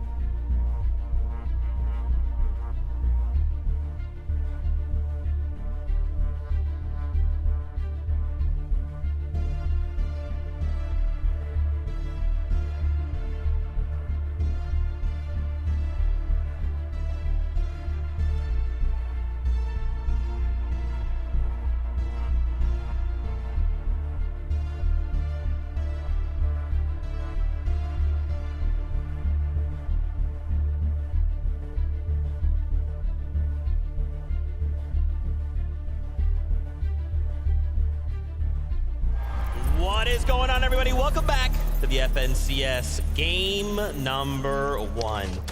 Chap and team find themselves the victory royale, and that first game was absolutely crazy to see these guys come out on top and to get that interview, right? Hey, we're the best team. You just get forecast. You get this. You got. We're the best team. That's it. That's all that matters. I mean, if you look at Major 2, Major 3, when they both got second place in both majors, yeah, they're kind of one of the best teams right now. And showing up today and showing up early as well, eliminating Agers and Rise Daniel, right you're there. off the bat. Yeah, really, really interesting after this first game, because we were sort of talking about it going into the first game. Where are these guys going to land? What's their strategy going to look like? We didn't quite know, and now we get a little bit of an insight into what that's going to look like. It seems like they're really prioritizing that forecast tower. Another thing that we focused on at the beginning of the show. They want that forecast tower, and that's the reason why they're able to get height what right the here. heck? You saw Cammy and Seti sort of shaping up to try and take height and holding it in that sort of 8-9 zone, but they didn't get that next zone. So Teeny and Chap took the opportunity really well because they knew where it was going. Also, to be able to hold height for as long as they did, all the way from zone 9. Once again, the forecast tower allowing them to know where to move that height and use or save up those much needed mats towards the end of the game there. Absolutely phenomenal. What a great way to start the competition. Just again, cold. They're just ice cold, chilling there. Yeah, we're the best. Not a big deal. Man, that is a statement game out of game number 1. But there was just so many things that transpired in game number 1. Just so many solo performances that all took place. I mean, we saw there for a moment, even Rise and Yuma making a top 3. 8 eliminations? That's terrifying. We can't let that happen. Yes, we can, and they did. And I want to see it happen again. Rise and Yuma representing Asia right now, showing that, oh yeah, it's NA versus you. Damn. Watch out for Asia as well. Yeah, these guys 8 are really eliminations. Good right there. 8 eliminations, clutching up there in the end in those final few I am now laying on the ground. That final elimination wasn't quite enough to get into that first or second, but they've got to be happy with that start, particularly on this stage. That's right. I want to highlight Peterbot, man. I don't know what Peterbot is about, but I do now. In those final moments, you know, Poyo goes down and you have the solo clutch, and he pulled it off. And for Peterbot to take down Clix in game number 1, you know that there was definitely some emotion I want to see it. high I'm going to see it. But Peterbot, if he is down into a solo, I mean, he's honestly a duo as Nope, a single you're player. right. Yeah, exactly. I mean, both of these players have the ability to do this, solo clutches. And in big events like this, 12-game formats, these solo clutches are going to be so vital in getting these guys into a really nice position. I must say, this first assault rifle, ex-Peterbot, is a crazy combo. It shouldn't be allowed because he's so good with that. And then even towards these endgame situations, taking out Seti there at that final few moments just to keep himself going. Of course, too little, too late towards the end, but really, really great start from him. I mean, their strategy is just so clean from the start. Landing ref, getting the coin, getting the Mythic AR, going over to the forecast Peterbot tower, killed Clix. getting the Rift Island as well in that game. Oh, they're high ground 1. That was first game? And more importantly, getting that mod weapon bench so that I saw Poyo kind of modifying his weapons there, getting exactly what they wanted so that they were prepared for the end game. I love seeing their 3rd place. I want to get that. I want to get that. Second place. They sorry, didn't even need the victory royale, right? The fact that they made it to the second place. monitor. You've already done too much. You've The already let Alienware them get one? too far in the game. Yeah, I mean, they started it off so strong as well, getting eliminations onto Shadow and Virgo by Zone 1 there. And then, of course, just dominating the low ground as we know them to do. Yeah, exactly. Another really solid performance of these guys. We've seen them do it previously. This is exactly what we expected. Low to mid ground, finding those eliminations. And towards the end there, where it was the final 2v2, it was kind of like Major 3, where it was two of the best teams in EU going head to head. Of course, two different, very, very different play styles. Bro, like I waited literally 3 hours but just of course, what waiting. I noticed there was a little bit of a change in play the rotation. They game. went towards the north side of their drop spot. So interesting to see whether that's going Was to it change worth throughout it? the day, whether the forecast how Yeah. that's going to affect that. But really nice stuff from Daniel these guys. watched it That's with right, me. guys. I know you want more action. We could talk more about this, but let's just jump back into it. MDF, the best taco. Back over to you. Yeah, that was a very intense game, obviously, as we're coming out. You know, I couldn't even believe it. I almost, you know, just threw the whole mic off the headset. I was really into it for a second there. Yeah, and the craziest part still, of course, we have two EU teams duking it out to close off our first lobby here. And match number 2 is ready to go. Here we go. Yeah. Let's go. Yeah. The battle bus has left the station. Match number 2 is here. What do we have in store for us this game? I mean, last one was surely a surprise with the Middle Eastern teams taking What a kind of top 10 mouse position. do you have? One Asia team up there as well. And of course, those that you expect. Razor the best from Huntsman? NA, some No, of the no, no. great That's from my EU. keyboard. Give me a minute. I have the Yeah, box and here. Acorn and Cold, they haven't necessarily had an easy time about it either here. Daniel, at what kind of Little mouse do you have? Beachhead. You know, you get like Logitech the G soft Pro contest coming out of X2 or Alex something? and Sato, and this could prove Why? to be Super very light? difficult though. Yeah. For Alex and Sato. Basculus, You can tell Hyperspeed. commitment is there, Don't get but that. They want to take this fight to Yeah, Acorn V3. and Cold. Don't get that. It could be a really difficult That's one the to one I have. close out in quick 219. fashion.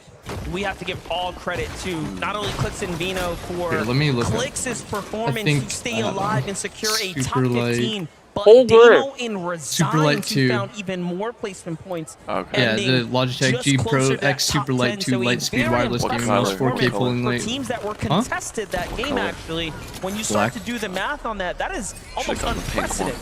Well, it was It's almost like the most Damo and popular Resigns mouse. were trailing Yeah. Clix and Venom Only the like entire 2.99. match, and it Three kind of teams at the actually raft. Stumbled upon Yeah, and bro, as a solo. I almost Bro, wonder if Poyo he was looked gonna like a maybe troll, go a I'm little not differently gonna there, lie. because that's what really got He them looks like tied he up mains into a Roblox. position, but again, hindsight's always 2020. Currently, we are focused on the now champion Teeny. Lingered around the Nitrodrome, but Kanata and Cooper close by means that all they can really look for here is just trying to prioritize their mat count. Yeah, we do know Kanata and Cooper like to rotate. I wish you could closer just to watch Aegis one and person. Rise, who was taken out pretty early last Yeah. game, so they didn't get to secure that fight, and they found themselves in a completely different battle up against Visual and Braids, and it really didn't go their way. Shortly afterwards, Braids ended up falling to Epic Whale Muzz, so pretty interesting, you know, zone dynamics starting to take shape here, and that's really part of the high level of Fortnite. Game to game, micro adjusting, right? They all know what went well, what went wrong, and it's about adjusting in the real time. But here's Seiyun, here's Kadu against Casper and Prism. Little stands off here, so it seems like this game, similar to match 1, is gonna kind of take its time rolling into the eliminations. Yeah, Janice almost seemingly. Wait, how much happy is the about prize fact pool on that this? These teams kind of caught wind of each other because that allowed for 2 him to million. just slip on by. First place get on gets out, 400,000. red line rig, make sure that he doesn't get caught in the mix. He's clearly just trying to make a play for that reboot max. Like, didn't see Pixie anywhere near, so almost makes you wonder at the same time. It's going to be a difficult Like saying situation even for a in lot of top these 10 teams. right now. Here's Cammy and Seti. They have angles, they have a little bit of high ground. Meanwhile, King and Phaser getting active right now just outside the Rebels' roost. What is happening here? They seem to be finding their groove right now. It's Visual and Braids once again who are giving some of these duos a really difficult time, making them all second guess whether or not they should be sticking around and fighting I'm not them. gonna So, lie. you know, that's I would just impressive. contest like everybody. Yeah, but this is also I a know really you would. smart disengage from King and Phaser, recognizing the fact Sky Scroll What about Steel still Series? nearby as well. Rebels Roost just a little bit too poppin'. I have I mean, a yeah, Steel but, Series like, mouse, interest at and the it kind of moment, just but even hanging around the underworld. Stopped working after. could Well, it didn't pose some stop issues working. because they It didn't had stick around double for the clicking fight. issues. Don't know how much surge damage they've Like, it would actually just been able to click accrue at this twice. stage. And once we start to get into that big I have a rotation aspect of the, we already Logitech saw a Pro handful of X teams, even some of the headphones, teams that so you they're wouldn't pretty necessarily good. anticipate to struggle Yeah. with their surge Logitech's damage, good. having issues. Buy a Wooten Very keyboard. interesting. We get to catch up with A Batman what? Booga and A Rapid Wooten here at the keyboard. Grim Gate. This has been their drop spot for quite some By the time, Woody coming out of Major 60 3, HE. of course, with an excellent performance. Woody You know, if you start 60 looking at the paper trail of Rapid and Batman Booga, everyone's marking them up towards the top 3 as far as the NA teams are concerned. And talking about top 3, it wouldn't be one without Cold and Acorn.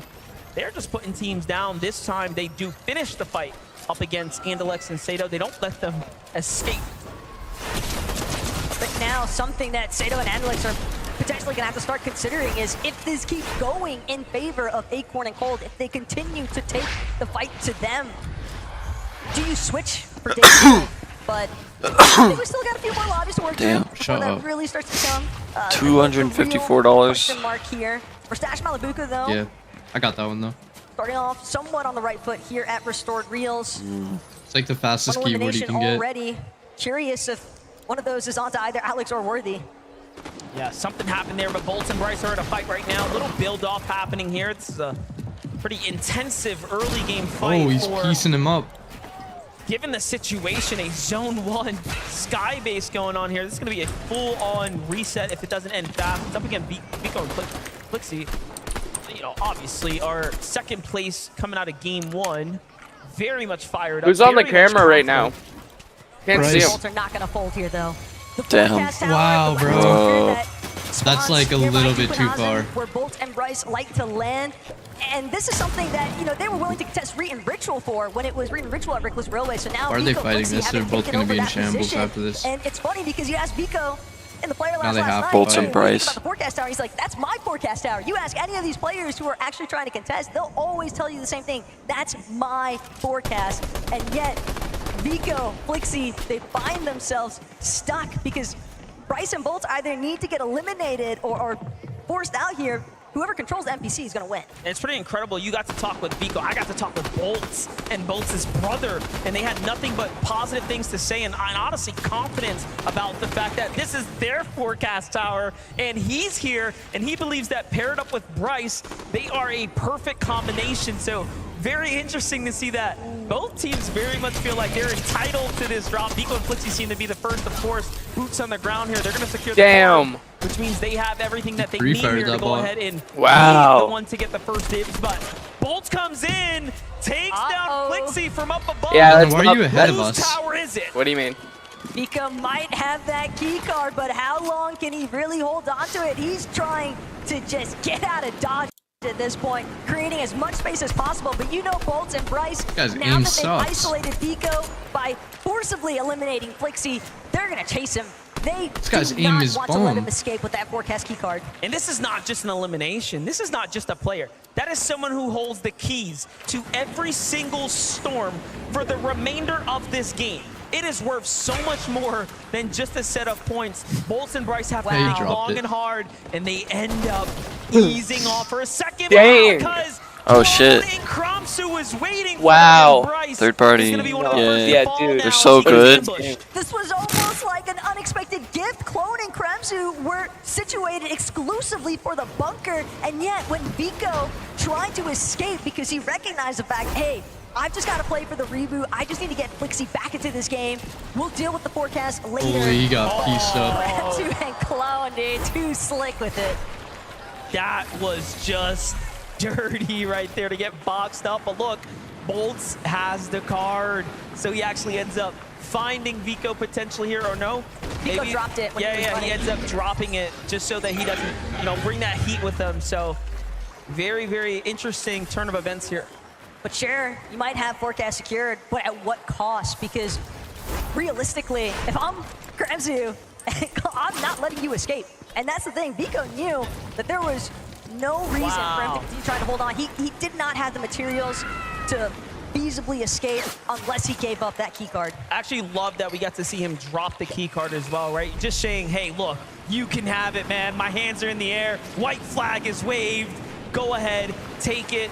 And he plays for another day. That just really shows you what this tournament means. Bro, stop with the ads. Interaction you'll have in any regular Watch game, me right? It's just because I have something so prestigious YouTube about the Premium Fortnite and I Global don't have Championship ads. That even the players No, give no, no, respect to one in-game. another like that. It's Oh. Wow, this is looking like a menacing situation building up currently, though. Clicks, Veno, Acorn, Gold, Chap, Teeny, Cammy, Seti. Holy, yeah. I don't think we could ask Wow. for anything better. What happened? A lot of good players right in one spot. Acorn, Cold, Cammy, Seti, Clicks, Vino, and the last people who won. Dude, Vino's forehead is literally the size of China. We already made that joke. If you were here, you would have known that. There are 4 teams here. This is not the greatest idea. They double back to the campfire. They'll get their chance at the bunker, right? They'll be able to pick up some scraps, get their attachments. But first, sit things out, let things settle. I like that flyby, though, Janus and Pixie. So it looks like Janus's rescue mission was a success. He was able to make his way towards a reboot van. But again, you have to start to wonder what kind of damage was he able to collect prior to losing Pixie. And now, Reckless Railway's heating up one more time because Vico doubled back, brought Flixie into it. But now Shadow and Virgo trying to see if they can pose a threat. Fouled his Shadow, career someone closely. I've known for a long time. I've followed his career closely. He is a very, very scary player once he starts to get situated. Game 1 jitters are out of the way now. Him and Virgo have been nothing but successful as a duo here. But wait a second, Vico and Flixie, as we know, again, are EU's best right now. Clearly some of the strongest fighters on the region. And then you have OCE's Dayanith and Tinka, right? Champions of OCE lurking nearby, seeing what's happening here. Trying to put OCE's stamp on it. But Vico and Flixie, I mean, we're talking about EU Major 3 winners at this stage, right? You've got to imagine the level of confidence. Even when you talk to either of them, they are just reeking of confidence, essentially, and for good measure, because Vico, Flixie, they've been successful, despite the fact that Vico was incredibly low on material count as well. He's still able to stave off Shadow and Virgo, and that is not an easy feat by any means. Jumping to the other side here, Dukes and Sphinx trying to figure out what's happening down here south on the zone as things are just starting to develop. Clearly shots are coming in from teams in the distance. Meanwhile, Queasy has that high ground. Chap though lurking up, trying to see how he can possibly get involved. Teeny already sitting on the base for a moment there. You couldn't even tell. I don't even know if it's Queasy that's in danger nearly as much as what it might be Thomas HD when he tries to work his way back towards the surge base he has with Queasy. You can hear the Monarch pistol, shots flying out overhead. Thomas making his way back towards him, but he scouted it out. Managed to throw up a wall just in the nick of time. That failed. Queasy also on high alert now. But Chap, Teeny, they've made enough noise. Other teams in the distance actually trying to take side shots at them. Gotta respect Thomas HD's ability to not only see them and react faster than they can land a shot on him, but to also get up to high ground. Nothing too. Before it was too late. And look, they're gonna just go ahead and get off of there. They're like, wait, that team, they wanna fight? No, we don't need that. They give them the respect. They back off the restored reels. They play Endgame's definitely now. best part of FNCS. And this is a very, very good early rotate to go ahead and find a new position here, find some new real estate, if you will. Meanwhile, at the Grim Gate, we have another Rise in Yuma coming out of Asia, representing here last game. Phenomenal performance. Thomas HD got phaser. Ending up towards the top, 8 eliminations as well. This game off to a hot start with 2. Look, we look away, we blink for a second, and the double headshot onto Phaser. The lineup is just nasty. You can just tell that Thomas HD and Queasy probably ecstatic about that loot llama they essentially just picked up from the knock. Yeah, I don't even know if they want to cross over to pick up the loot. At this point, it would end up being all too risky with King nearby, but Chap and Teeny haven't stopped their pursuits onto different duos. I'm feeling like maybe they're not getting enough tags in these fights. Can also be so disorienting to other teams in the lobby when you're dealing with the likes of Chap and Teeny, because they're just barreling down onto anybody that they encounter. They could care less about the caliber of player that they are dealing with in the process. All they want at the end of the day is the points from the eliminations and to clear out the space to make sure that their rotations maintain their smoothness. But Janus Layer below, Chap and Teeny are currently boxed up, and they are not the only ones. Kremsu, Clone, lurking overhead. Persa, Ed as well. Close enough that they could definitely tango if they wanted to. Chap and Teeny, 130 below. Just mentioned that they're not finding the tag. Oh, wow. Double wall. They've managed to fight. It just hasn't been successful. Get the walls out. So far, looking like the best here. Double armor walls come out. That's going to slow down all of their momentum here. And if I'm being honest, I think they have to keep pursuing it, find a new angle, do something else. They can't afford to stop at this point. Teeny's got a new angle here. He's behind Pixie now. The other duo, basically, that's there is Ed and Persa, who are also very, very weak. It's just not looking good for the Brazilian duos. Not looking too good for EU's Jonas. Oh. But every time. Oh shit, these are the guys that won last time. It's so close, but he's gonna they got smacked. Pixie kind of reminding Chap, hey, we're familiar with each other for a reason, but Jonas and Pixie, they just had too much of an advantage. Ranked number one's out right onto this game. Trickling in, essentially. It just put too much pressure onto Chap and Teeny. They were just taking recklessly aggressive fights, not methodically calculated ones. Reminder, Falcons, Teeny, and Chap were your first place team coming into match number 2. They are now down and out, effectively opening up the leaderboards for other teams to start to climb on up now. Casper and Prism as well. I think that this is a duo that has really caught some pretty big attention given their recent performances in EU. Casper as well finds FKS in that flashback moment, but Janice, Pixie especially is in a really rough position, trying to deal with Quanti at the same time as well, but these two know they've just got to disengage. They need an opportunity to get that make hit off, so Pixie will find a moment here, but Quanti still good pose, pretty big threat. All depends on how Janice and Pixie actually choose to leave from this current position. Where did you guys buy your PCs? Epic Whale Muzz right now also I built mine. Yeah, but like where? They just need a little tag. Bring your focus down to that bottom right. Newegg and Amazon, I guess. That's what I'm. We're getting into Newegg. I knew it was egg something. Things are going to get to real small with the circle, and it's only going to become more and more difficult if you're one of those teams that don't have heals. The problem is when you're also a team like Muzz and Epic, you had the shield, you had the white heals, but you're losing all of it because you're just underneath that Storm Surge. Finally, they'll manage to catch a break in the form of damage. And they'll look to try and see what they can scavenge here at the top of Rift Island. Surprisingly enough, mostly Peterbot and Poyo and Vino and Xset are Vino and sorry, Cammy and Seti, and then First place is out. Never mind. Cammy and Seti not looking fighting. too great right here. Yeah. Below the damage. A lot of good players right on Grimgate now. Wow. Big crowd. From the sky, they're going to start losing 25 HP over the course of time. Periodically, it'll start to add up. Flixie and Vico, this is why they're fighting all the teams, because they need to. Otherwise, they will be sent back to the lobby for not doing enough damage. Here it is. Vico gets slammed in on from 2 angles, but Candy gets crushed by a devastating shot. Vico hits the one that he needs to. Wow. Meanwhile, Rise and Yuma jump into the mix here. This is our team in the lead here. Vico, though, is so good that he is putting up numbers up against every single region right now. It's still defending for his teammate. He's just trying to make sure that he can throw Flixie into a safe position. Revive is clearly on his mind.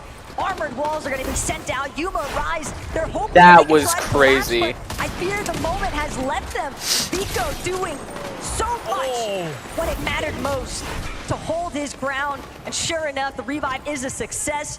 Flixie has been brought back into this battle. And that's going to cause Rise and Yuma to reconsider whether they actually want to take this engagement. And that was our current first and second place teams basically to be going head to head. But let's jump in with Clone and Kremsu right now. Another team very, very desperate here to find a fight. Clicks and Epic Whale are the team not so desperate, but no, they lose the walls first. This is not looking good, but they end up finding the shots, and Clicks is so Clicks and Vino. Clutched. Nice, finally. Yeah, you know this guy's been taking some tips from Mena. Bang. He's been forming his own kind of masterclass at this stage. The edit in, caught by Vino there. The trap was delayed. So good. That's exactly the kind of bounce back too that you would hope for, especially when you consider game number 1 probably got a little bit more messy than what they'd initially intended. So moments like that can really captivate a lot of momentum for players on the big stage. You know, you make a great point. The first game was really difficult for them. They spend a little too much time inside the storm. So look, already micro adjustments starting to come in, but Muzz and Epic Whale here. Muzz is down, or sorry, Epic Whale's down. Muzz is by himself. He finds the tags that he needs, doubles back to save his teammate as the Storm Surge was doing damage, and Vidil and Reason are recognizing, wait a second, why did you stop pushing here? Something clearly went wrong. Muzz now has to back off. I don't even think he got to pick up his teammate in time. No, Epic Whale gets finished there. And the development now for Muzz is that he is left by himself with nothing to really work with.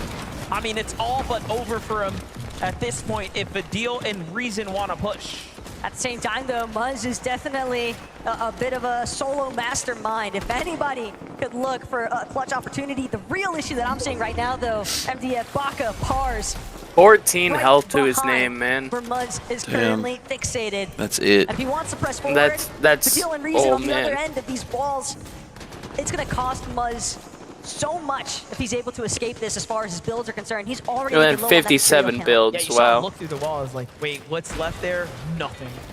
And I think that was a mistake because now Varial and Reason can tell, wait, he's still pretty close, and they definitely know he's a weakened solo. But hey, if Muzz can stay alive, he has the zone, he'll be okay for a little bit of time. Placement points are just moments away. Take a look from the other perspective, how the damage ended up racking up there. An excellent tag by Reason, and then the Surge finishes the So job many there in the end. teams. So, very, Yeah. very Oh close. my Had, goodness. you know, they not have that There's problem. just so many in this endgame, man. It's crazy. This endgame is stacked. Last endgame wasn't even this Trying like to figure it out in match number 2 right now. Why you say the, that? the location is like Kind of on a flat rampage right now. It's in pretty our nice. First lobby, but this time obviously hoping that he can do it alongside his duo, Bipoli, Kyoda.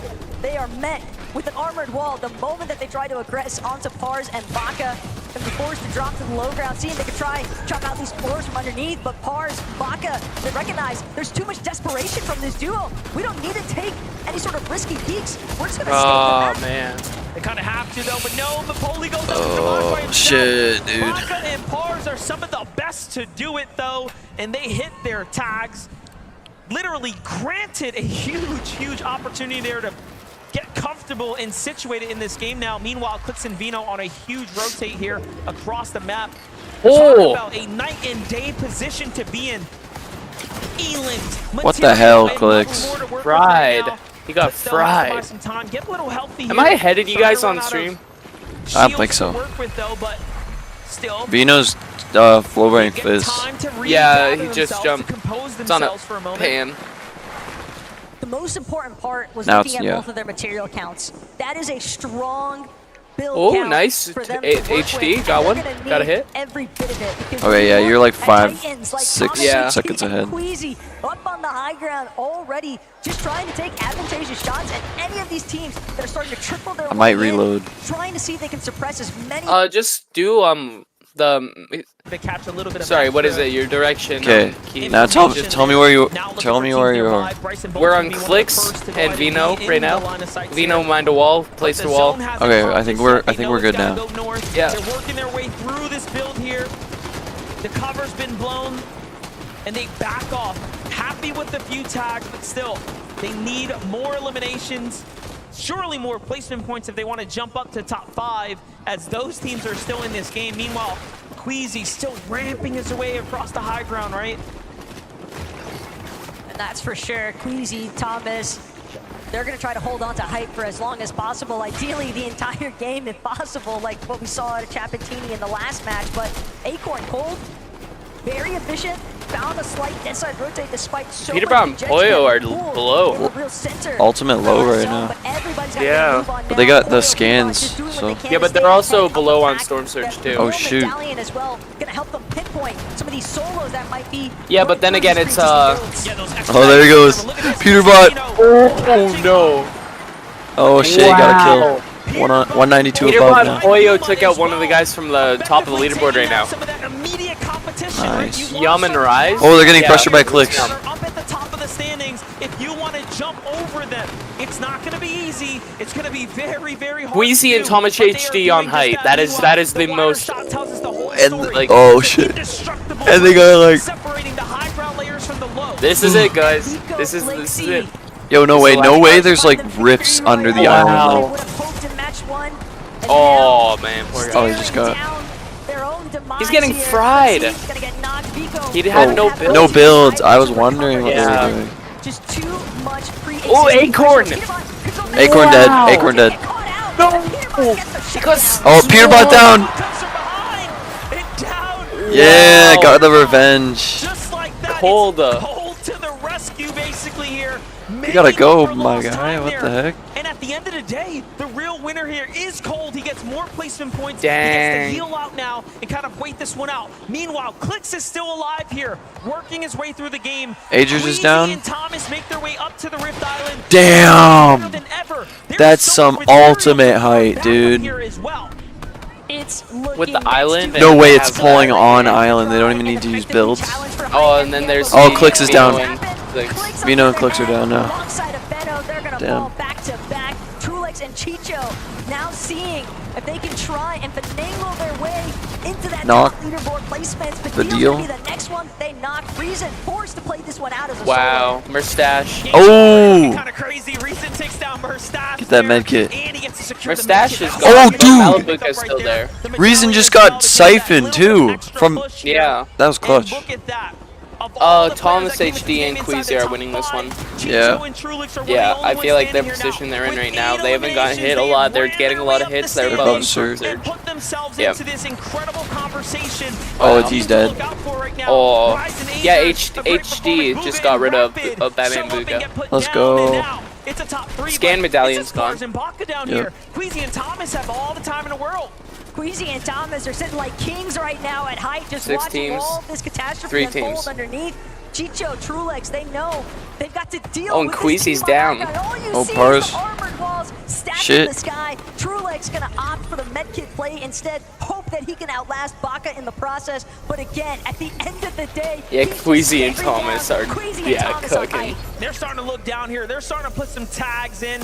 They see 22 what's going on. builds. It's just a matter of moments. 8 eliminations for Queasy and Thomas. They look up. Who's Yeah, Rift. playing on us? And of course, it's the one and only coming out the storm, Baka there, who just went with a desperate play. Meanwhile, What are Truex they down doing? low. If he starts to focus, No There we way. go. Now they're gonna spray. so fast, and Baka has high ground now. This There we is go. scary, but the tag is so good for Queasy. And the incredible part about it still You get is height that and you Queasy win it. already had the record for most victory about royales it. in FNCS finals, but he's My finger on my- from 25 to now I have 26 seat cushions that I with this still can't last figure out how to victory put on. royale. Incredible stuff. I want to hear more for what Ada has to say. That's right, yeah. Would you please give it up forward for Thomas HD and Queasy? Guess how many views? Wait, no. Let me see those faces. You already know, like. You know, 8 eliminations, a great start to proceedings there. Hold Queasy, I mean, what is it like playing with someone like Thomas? He's got. They're at the eye of the tiger. He sees things that no one else sees. 80,991. I don't have to worry about Surge. I literally did like 200 damage that game, and we were 600 above or something, so it's pretty easy. I mean, Thomas, you've been there. You've got almost every single T-shirt, but the FNCS Global Championships, that would be the icing on the cake. Game 2, it's now yours. What have you felt out there so far? What do you feel in the lobby and players around you that are kind of causing you a bit of concern? I mean, it's like really nice to play on the stage again. Like, we only have like 2 lands a year, so yeah. I'm just happy we won a game, like, and we can prove ourselves finally. I'm seeing as well, Queasy. I mean, there's a lot of fans out here. Hey, you got cheering you guys' names all the time. Let them hear forward. Queasy and Thomas HD. Let them hear you. Come on. Right. How does it feel to compete as well in front of an audience like this as well? Obviously, there's 10 games left, but are you embracing every second of this alongside your partner? Yeah, 100%. I mean, I got some important people in the audience that told me that I should go height and not die, and that's what I did. Hey, Luke. And we won the game. Okay. I'd love to see it. And one more time, would you please, Fort Worth, give it up your Game 2 winners, Thomas and Queasy! Doesn't that feel good? Doesn't that feel good here in the Raw? You guys have been amazing. You guys at home as well have been fantastic. A quick break from us again here on the main show, but do not go anywhere. There's loads more coming away. 4 more games today. Don't go anywhere.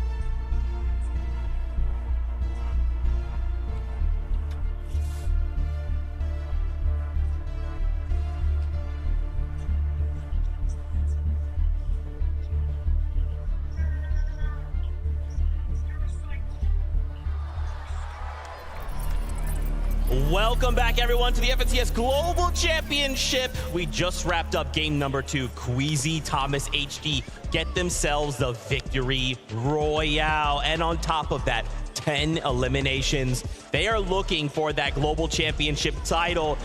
We interviewed them. You saw the confidence. They're here to play. Well, Zeke, you went ahead and said on top of that. What about being on top of the lobby, Levin? I mean, Queasy, typical. Finding himself up on the high ground. But the most impressive thing for me that game is, it's been very, very hard throughout the entirety of the year to play these metas from 8th zone, maintain the high ground throughout the entirety of the end. Wait, are they NA or You you? say typical, but if you've been watching EU this year, it's not been typical of Queasy, right? This year, we've had to suffer and watch Queasy do this whole...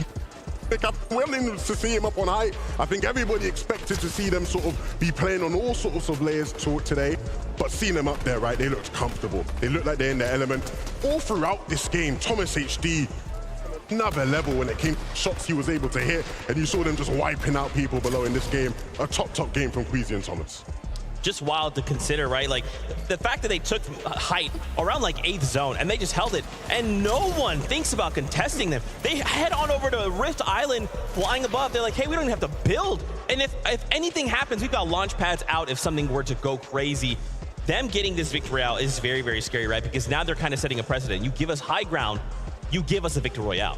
Starting to see the effect, right, of some of the other teams be impacted earlier on in the game, right? Like, we haven't really seen a Peterbot and Pollo alive in either one of these first 2 games yet, right? We know Clix and Veno also struggling throughout that early game, not really able to find their footing either, which are typical names that we might see go up there or apply pressure. But right now, I mean, when they find themselves up there, if there's no pressure being applied, it might be a little too easy for them. I mean, I think the great thing for Queasy and Thomas here is that, of course, a lot of people saw that they were going to be landing towards that southeast, and they wondered, landing at that base, are they really going to be able to cook, especially with far zones, right? This zone pulled all the way across the map, and we saw that they were able to play out of that spot with relative ease, causing problems in the mid-game, really nice surge-based positioning as well. They clearly have a game plan locked in here that seems to be working, Zeke. Absolutely, and we actually have a listen-in from that moment on height, so let's take a look at this. You don't have a dash? Yeah, I have one. Okay. 1 or 2. I can't 74. Goes far. I'm single layering. We're gonna have to dash and fight though. Top 3.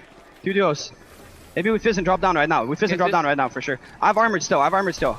Bring that top. Yeah. I'm dropping late, okay? Yeah, Down late. I have no ammo. Can we drop the low ground or what? Yeah, okay. Well, we can... Fizz. Okay. Yeah. Fight this guy, yeah. Look up, Kill last one, yeah. Get high, don't die! Get high, don't die! Come on, man. It's too easy. Dang. It's too easy. Man, they're confident, man. You heard it. Get hyped, don't die. That's all their concerns. Just I can't hear you, we like, got to do what's this good? game. And man, just to, Dude, to see and Thomas like, get to hear HD, those comms is really get special. You hyped, kinda get don't a die. little sneak That's peek literally into what they're how they're saying. choosing They to are operate. so confident right now. calm, I very think they're low gonna confidence, win. Get hyped, not don't worried die, about man. Top 2. Don't That's freak it. out, don't panic. It's just like, hey, here's the information. Easy. Top 2, let's drop, let's do this. They're I mean, it was a great European? They're from example EU? of just the dynamics of that team. They're from right? EU? Queasy Okay, with thank very you. clear communication, that strong leadership. That's why he's considered one of the best IGLs this game's ever seen. But still having the trust in Thomas. When Thomas made a call and said, I want to do this, let's do this, following that and sticking to that, committing to that. They're not even in first place, though. Resource management, planning out the rest of the game before But, like, it even happens. But that it's little thing very that I saw close. At the end, Yeah. that was all Thomas. He was editing out They went the up floor, 20 so that way placements the from tarps that, though. above them That game actually alone. would fall, right? They would break away. So that way Baka had nothing to kind of land on that was actually inside of the zone. Took away every single advantage possible from the competitors. Those little things, right? Those little nuanced decision makings, so incredible. We saw there in the first place. Trulix and Chicho in first place by a massive margin there. And to think in this, they picked up 8 eliminations, right? So remember, we don't always need the victory royale. That helps, but if we're placing top 3 with 8 elims, y'all better look out. Listen, me and Levin, we were sitting down in the practice area yesterday. Shout out to Reed. Was having a little bit of a conversation, and he was like, Trulix and Chicho, they're just so annoying. Bro's they just lost. build ramps up. Get all of the storm surge in the world is just so random. And to see them make it into the end game is really no surprise when you kind of take that sort of strategy into account. I think the big surprise here for anyone that's familiar with Trulix and Chicho is they're not the type of team you want to see or expect to see having 9 eliminations, right? There's a low elimination players. They play out their mats really well. They play out their med kits like we saw them do there, right? Had the free med kits. Once they ran out of the mats in the end game, you play your med kits, clutch up some extra placement points. But if they're going to be able to do that, Zeke, popping off and getting high elimination games, we could see them repeat the success they had last year at the Global Championships. That is so crazy. And a final thing here to call out Peterbot once again in a situation he's left as a solo. This game, though, was a little bit different from them. They were kind of in shambles there, which is a little bit uncharacteristic. Yeah, I think still kind of finding the necessary amount of surge. I think towards the later part of the game, right? I know we tuned in with them towards the earlier zones, like 3rd and 4th, and their storm surge seemed very, very fine. But as you can see right there, a little bit of struggles led to some material deficiency right there, and just the fight going for that. Pollo goes down, and yeah, again, Peterbot kind of left as a solo, but we've kind of seen those performances throughout the year with Peterbot, and these are the type of games that Peterbot pulls out the enough points to kind of hang on for the duo. Exactly. The worst it gets. Oh, yeah. Oh, yeah? That's very good info. Right. Yeah. Exactly. You love to see it. Guys, we want to talk more, but we're getting right back into action. There's more Battle Bus action to go, so this is game number 3. Casters, up to you. Thank you guys so much. And yeah, MDF, we are approaching the halfway point. Shut up, Taco. Day one. But what's even Dude, crazier it's the consider female still, Preston sure, plays. It's match 3, but tomorrow 6 more games to work with. Literally, and a right? 1.5 times point multiplier. Yeah, that's right, and that's where teams start to hit the drawing board. I mean, Vino has expressed this before to us in his interviews. Day 2 is always the hardest, especially for players like him that focus so heavily into that day 1 prep. So this foundation that has to get built here and now is extremely important. Let's jump on the Battle Bus one more time. This is the last game I can watch. Kind of sucks, but Match 3. Grand Glacier still a thing? I forgot about that. Match number 3 is upon us. The Battle Bus is departing one more time here today. And I think also, MDF, one thing we're really going to get a chance to see is how the micro adjustments continue to unfold. Because at this stage, you really want to make sure you're setting yourself up for the best recipe Indian for success boys going into here. Day 2. But this halfway mark could really be the telling tale. Yeah, and we're kind of jumping back Wow. to match 1 vibes right here. Damn. Gamer, Hamal Oh. versus bro really threw. Bro really threw that. Bro, he threw. That was a... Bro. Finds the first tag and no That was crazy. They are not using their brain. Very There's smart no position to put him way. in. Meanwhile, Nathan He has mantled more time. straight up to Go ahead him. and start healing up, but Oh, material, wait. we all know. Fortnite Yeah, can get what? nutrition, and if you have the mats, you usually have the fight in the bag. Cal Gamer comes on top for the Middle East. That is a big clutch What is opportunity Boltz there doing for over here? Cal Gamer, because him and Amon definitely need to start By himself. rebuilding a little bit more in terms of that leaderboard. But again, they're not the only ones with that vision in mind. Merstash, Malabuka, restored What? one more time. The gold Oshi, shotgun for Mustache? Worthy Damn. and Alex. I love seeing them lurk in the horizon, but the way that they've chosen to split that POI is pretty interesting.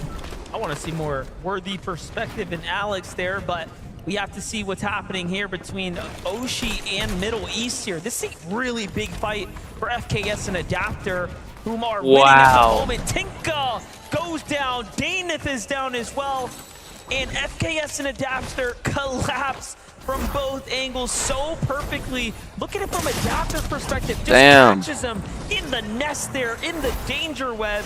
Phaser, what are are you before doing? they can even put down a build. He by himself. Have to His love that supportive teammate is vibe dead. as well. Perfect timing. King is dead. Razor and King, though, slight world of hurt here.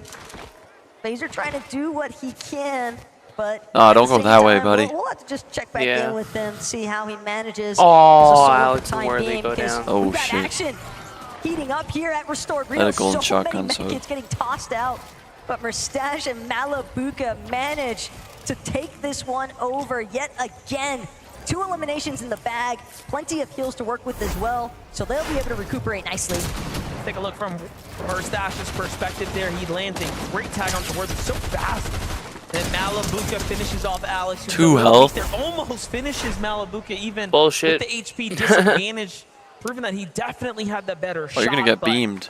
just gonna come up short there. Meanwhile, Threats and Trashy have gone up against Peterbot and Boy, and you can see the results of that. Not very good for Trashy at the moment, but Man City Threats, if it's one thing that we know, is that he's a veteran of North America. He's gonna stick around and try to put down some numbers here. Know a lot of players, definitely big fans. You didn't even have to go that way. Well, but Maybe he just didn't know there's someone over there. Peterbot and nice Poyo shots for Threats to got work his that way out POI. of this position. Keep in mind, he's still Easily. possibly going to get Why are sandwiched you here if fighting he's not that? careful. Peterbot Poyo still close enough that they could continue to play Oh yeah, spoiler Storm there Surge. for My bad. Threats. My bad. The Yapko and Swizzy also on the wraparound here. They're going to choose to just try and work their way through Charon's Crossing. Not really interested in Yeah, sticking Phaser's around. dead here. Yeah. Garrison Shari, center zone right now, chasing down Phaser. Phaser gets inside the tunnel. We've seen some very fun plays go down here, but this dynamic not too exciting. You're dead, man. Yeah. I mean, it's just simple math, Oh, you- right? There's only so many places you could be. Kiros takes down Shari. They already took down King, and that's going to be quick wraps for that Well, duo. Luke, look where they're Meanwhile, on landing. the other side, Queasy and Thomas HD right Yeah. now. Very much situated, coming off of the Why is he- victory royale. No one, just like no one in sight either, right? Very, very comfortable as far as the spacing is concerned right now. Hey, we already heard what the comm sounded like for Queasy and Thomas and what their intention is as far as the matches here today. Just get height, don't get eliminated. It's as simple as that, or at least it sounds like it on paper, but taking height in the first place is the real challenge. It's so easy, right? Just do it, basically, is what Queasy's trying to say here. Keep the mentality locked in, and they do just that. And honestly, I think the more important insight, how much he depends and relies on Thomas. 3 teams trying to get weather. Surge, we got it covered. I have one of the best duelists, right? Like in the game right here, in the world. Thomas HD, no stranger to hitting those shots when they matter. Meanwhile, Flixie and Vico, they have to make up for that shortcoming in game number 2, falling in the mid game. Yeah, and it's all going to pop up here yet again by the Forecast Tower. One that's situated in between Reckless Oh, Relay, I think they know. Olympus, I think they might know. and Yeah, they're gonna drop on them. Bryce Bolts, you have Yeah. to keep in mind. Oh. Yeah. Wow. That's exactly what they're after. They find Job and Michael trying Dead. to just sneak around the Dang. low ground, but it's not going to work this time as Bolts and Bryce find their first elimination. That's a nice amount of surge damage as well. So Padme. they can afford now to stay might engaged bust. in this fight for the Forecast Tower in comparison to maybe Vico Flixie, depending on what their surge tags might look like. Yeah, and you know, Job and Michael had that strategy. They were to come in with this surprise contest, and it just seems like things are a little difficult for them. But Swizzy and Jocko, right, talking about coming over insurmountable difficulties just to make it this far. Swizzy finding his footing here. He's gonna take down Ping and Walks. Just one of the 2 for now, but still, eliminations starting to fall their way. These are critical points now for the tournament standings. On the other side, Clix and Vino make it out of the drop. Oh, Clicks versus Now they're Acorn on and their Cold. way to the north side of the zone here. Still Cold, so dangerous on the outskirts here. Cold making sure to just use the natural terrain, keep himself as concealed as possible. But again, Clix and Vino are more than aware of just how much attention the Forecast Tower is bound to draw towards them and their initial rotates, but it seems as if Veno and Clix were a little bit more fixated on trying to deal with Shari, Giras, but now having to look back because of the times that came into play from Cold and Acorn, and Sherry probably a little bit happy about having some of that pressure alleviated temporarily. I saw Vino saying, wait, is that a solo rotating back here? So he's a little bit more keen now to rotate towards that duo. Nice find on the Cactus here. This map awareness from Clix and Vino, given that this is their natural terrain, is flexing right now. But Giras and Shari, they let up the pedal a little bit, and all of a sudden now they're perched up above them. Or Michael. Flixie and Vico here do not want to give this one up here, though. They have chased Michael into the storm, who Michael just wants to save his teammate Job, but no. Yeah. He's pushed the wrong way. First through Bryce and Bolts, now through Vico and Flixie, and just like that, it's over. One of the beauties of LAN, I wish you guys could have witnessed it. Vico's mom getting a chance to see him in action, just shouting the moment that they find those eliminations. Love to see that kind of cheer forward. As Reet and Ritual, they're going to depend on each other here, Reet. trying to power Go. through. Oh, come on. And Mipoli, but Ritual, he's lost his shield entirely, has more than enough to recover though, but what he needs is for Reet to continue to buy him time. So much pressure. Both Mipoli and Kyoto choosing to take the same angle, at least for right now. But Well, these guys are scared. The wiggle room opportunity here for Reet and Ritual to get a wraparound effect. Really get to lock in right now. Asia has had quite the appearance so far. I'm looking at the standings on the side, but things are starting to get updated here. I'm seeing teams fall. Players and teams get eliminated as things continue to develop here. And talk about Asian teams in the distance. You have Zagu up close. You have Bobby getting closer and closer. So it's almost like Reet and Ritual are just getting surrounded by this entire region here. And it's not just Asia either. If I'm not mistaken, it looked like Bugha and Aviv are also kind of moseying their way over towards this action taking place by the weapon bunker. But Reet shredding through Mipoli's shield. Not enough to crack him just yet, but still forcing him back. It's clear that Reet and Ritual just want box control, take over the space overlying that bunker so they can make sure that they defend it with their own builds. Oh, Kyoto and Mapoli trying to situate themselves for the first stab at the bunker. Bobby and Larpex trying to do the same there as they lurk nearby. On the other side, though, high ground here for center zone, looking for any teams off in the distance. Chicho and Trulix, the surprise pop-up in that end game last round. Really Yuma and Rise are out. For themselves there, Team Falcon and Valiant. If he hits someone, Well, those guys looked really good too. Someone from right there. Oh, he gets a hit. Okay, Chicho, we How does he understand. hit that? The Monarch pistol, clearly one of your preferences for a reason, but still, It's crazy. I don't expect Chicho and Trulix to leave this position anytime soon. This is their bread and butter. Surge base up, take control of teams that are going to be forcibly rotating from those outskirts. Rise is still. Oh, there's a replay. And just funnel, control the way that they're actually moving on the Cone. map.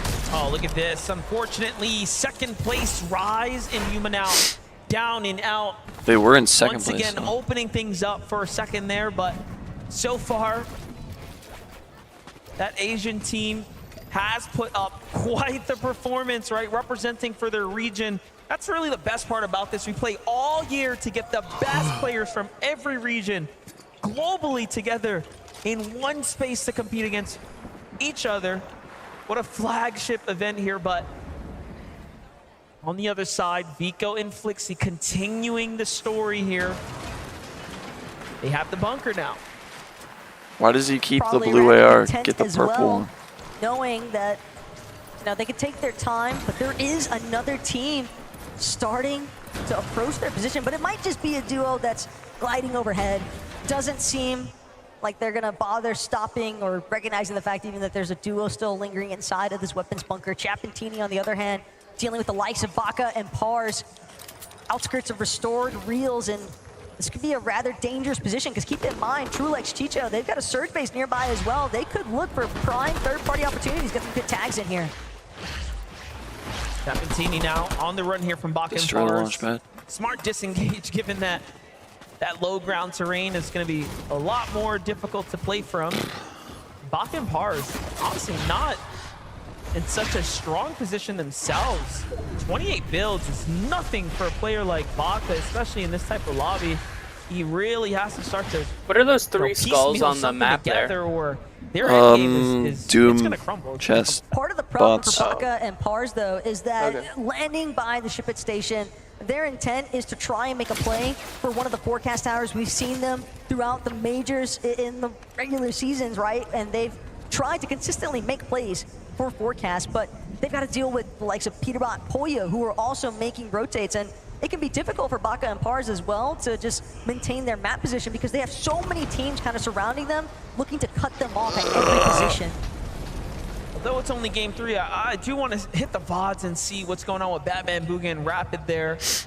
Yo, Peterbot's not even on island. Really popped off. Where up is to he? The expectations, but hold up. Rift Island now officially secured by Baka and Pars. This is Damn, they're honestly low. a very, very good pickup here. If they, of course, Oh, get the shit. boot, but an elimination would be even better. Team gets hurt. Wow. In the process Dude, here, Chap secures the high position here in defense for his teammate. Singles out Baka. Baka down to just wood builds. They need to get some of the outskirts here. And already Chapentini secure the center of course, Peterbot. will be the Here he cachet, comes. right? All the loot that's going to go in and Here spawn they out of that.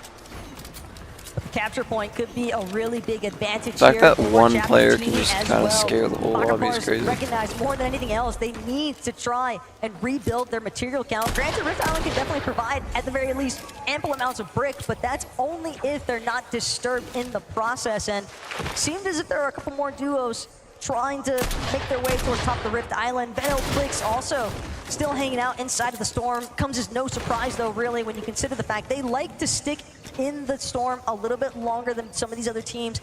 They're usually pretty consistent about getting those surge type damages, but they can also be very dependent on the vending machine to accrue the heals to make sure that they can afford this time inside Storm. Vending machine makes a massive difference. Bunkers make a massive difference as well as far as having the heals to string together a strategy like this. Cammy and Seti clearly have a stronghold on their area. They're playing deep into the storm, and this is, again, a team that is no stranger to staying in the Like, storm. is your teammate not dead right now? Invitationals, all these No, he has LAN splashes. events, right? Like we've seen it happen every single time. Oh. They almost welcome the storm, right, to stay away from the other opponents there. Cammy and Seti, they were probably cheesing the moment that they found out the hover jets wouldn't be an option for players, because everyone knows, historically speaking, they perform incredibly well, if not possibly even best, during these no mobility or low mobility metas. So it comes as no surprise, really, they were able to find their surge damage, a little bit to work with at least, Deadside rotations, but Malabuka Merstash, jam-packed action potentially here at Restored Reels. Find some decent shots, but more important aspect still is that Casper and Prism are under some heavy pressure. Those Storm Surge tags trickling in now might cost them all their splashes. 82 below. Pressure starting to rise here. Giannis gets pushed in, drops down to low ground, just letting the Storm Surge kind of 100 below here for now. But Casper doesn't stop. He eggs on solo here into the wall of Pixie and Giannis. We've seen what happened to duos before. It normally doesn't end well. Malabuka and Merstash also lurking nearby, hearing what's happening here. Thomas HD and Queasy are going up on height. You can technically out-sustain the damage that's 150 below, dog. Like, not to mention damn. the teams taking notes, shooting at you as well. Shield crack has gone this out. guy's done. That might be the go sign here for Giannis and Pixie. They recognize the fact, though, this duo looking too desperate. Yeah. One shot. Malabuka instead gonna strike Yeah, from behind. oh. Casper, Prism, they were so fixated on Giannis and Pixie, they had no idea the real threat that awaited directly behind them. Yeah, now Merstash and Malabuka have nothing to worry about. They have so much damage. Ooh. The pressure Oh, there. shit. They're going to be fully Merstash and Malabuka. likely getting to the new line of the 394 shortly. And they saw, like, you know, this team was fighting another team, so clearly they're very much And they aware. have But skulls. wait Oh, a they second, got Pixie knocks on the wrong door. This is a full duo. Wait. Little did he know. 600 He above. was likely thinking this is what was left of the other Nah. team that was just there, and Giannis falls for being out Dang. of position now. Merstash and Malabuka really racking up the eliminations this game. Devious work there by Merstash and Malabuka, though, the 742. way that they were able to separate chillin'. Giannis and Pixie in that moment. Keep in mind, Pixie definitely still trying to do what he can, but yeah, that is just some very tactical 742 play above. coming out of Malabuka and Merstash. Their chemistry definitely aligned. Pixie still trying to do what he can, but Malabuka and Merstash, they know it's a solo hidden somewhere amongst the rubble of these pre-existing builds. Pixie trying to hope that he can maintain a little bit better position, but he's just getting shredded. The builds are not 800 above. all the shots coming in. Malabuka Merstash with yet another Shoddy. elimination. 807 damage Yeah, above watch as this. well. They can take their sweet Boom. time now on the rotates. And you see it from Merstash's That's a tough shot. perspective onto Casper. That is. It's a huge shot there in the replay. Very, very well executed. Well, that's going to set themselves up for success. They have nothing to worry about other than get to Storm now. Clicks and Vito For only Vino 100. and Clicks, a little bit of a different story here. Still a successful game nonetheless. 2 elims. They only have Plenty 8 of points, material to work what? With, especially in Clicks' reservoir This game. here. Oh, this However, game, okay. The damage will start to become a problem soon, but talk about problems here. Kanata's got a big one. He's got XS Kanata and Trashy Cooper. on the other side of the wall. And no teammate, Cooper, who is the returning champion Dropping, from bro. last year, paired up with Kanata right now, has now found himself watching Kanata having to root from the sidelines. Yeah, I mean, the ship at station has just been fully skeletonized at this point. All the walls practically torn down. Other player builds replacing them, but Kanata has done a decent job, at least at forcing Trashy back. And in fact, Trashy, 0 ammo, so bro. low, Kanata not Trashy. gonna be You're able above, to bro. get the Back outright off. elimination just yet, but he's hunting it down. Trashy just Back off, Kanata. hoping that he can buy himself a little bit more I time. know you need ammo, but Because Queasy and Thomas, they're also nearby. come on. We already It's not know even there Queasy and anymore. Thomas have Oh, yeah. the confidence coming off that last game. Big Yeah, rotate third coming out party. on the other side, though. Why are they going need away to from have that? Bryce I wanna on the see move that. Right now. Bryce going to be the first to fall in this exchange. What the here. f- Kanata got him. What the fuck happened? Of Bolts, Kanata it got him. seems Bolts Kanata and got him. Bryce Let's to get the go. elimination credit here. Bryce I'm just just killed looking at Rise. Bill. Bryce are holding on just Wow. barely. And Bryce willing to stay in the storm. He needs these materials, trying to pick up what he can here to go in and get himself a foundation to work with. And this is a congested side of the Storm. Look at how many teams, how many players are sitting around Why are this so many general people area. over here? This is a lot of our northeast-based teams. They're gonna have as to well. rotate into Bryce, Storm, and at it's least gonna with be a that refresh mess. material Yeah, down, the he's Storm gonna is be able pulling. to at least dictate which direction Away. he wants to head next. Might be able to protect himself on the disengage as well. Agers, though, might not find himself in a similar fashion. Still, the You're armored fine. wall will at least prompt a forcible disengage for the time being. Everyone Where recognizes is the fact they've got to scale Peterbot? over this hillside as they approach the raft. Well, time to make a decision. Agers goes Batman for the Booga is down. Oh, Batman Booga and Rapid. tag is gonna set him off here. That team is down Clock is by ticking here. Just a couple moments Epic left, Whale. and he jumps onto Muzz and Epic Whale. Oh! Yeah, this guy's dead in Storm. He tried to pickaxe. It's funny. Where's Peterbot? Yeah, he's there. Oh, Whale yeah, really in needed circle. that, but the Storm ends up doing the rest there on this back edge. And it's just one problem after another now. Wow, that Since entire match one rotate for was Epic Whale and choppy. Muzz here. It's going to be difficult to ask Epic to do much Pressure. more at this point, given the situation. Gotta heal, buddy. Epic just hoping that he can survive, but that Gets dream is shut down lasered instantaneously. like Kovacs. Just domed from a distance, and not much Dome. left to do except sit and wait for match number 4 to begin. Trulex, on the other hand, though, no Chicho again. Some of our teams that are just trying to lead. Bro, nobody is by zone. Shit, dude. Bryce is down. No, Acorn killed Bryce to Storm. Yeah, But Acorn's dead. Oh, Storm Surge got given that they Acorn. set themselves up with such a But Acorn got a kill after. That's position cool. now after that first game. Cold and Obviously Acorn, coming in yeah. with a little bit of Yeah. a But lead. Thomas HD and Queasy are still- Peterbot, how high is he Like above? Peterbot and Boyo putting sights on you. And looking Oh, at that Storm update Surge there, not active right now. Cold There's and not enough Acorn players are for it. down. First- Yuma and This Rise is are compared First- to last down. game. This match is 3 less players by a lot. Yo, Yuma and Rise are still in second place. Trulex and Chico, man. Bro, why is Peterbot not in top 5? Literally ass. Queasy, Thomas HD on Murstache and Buka.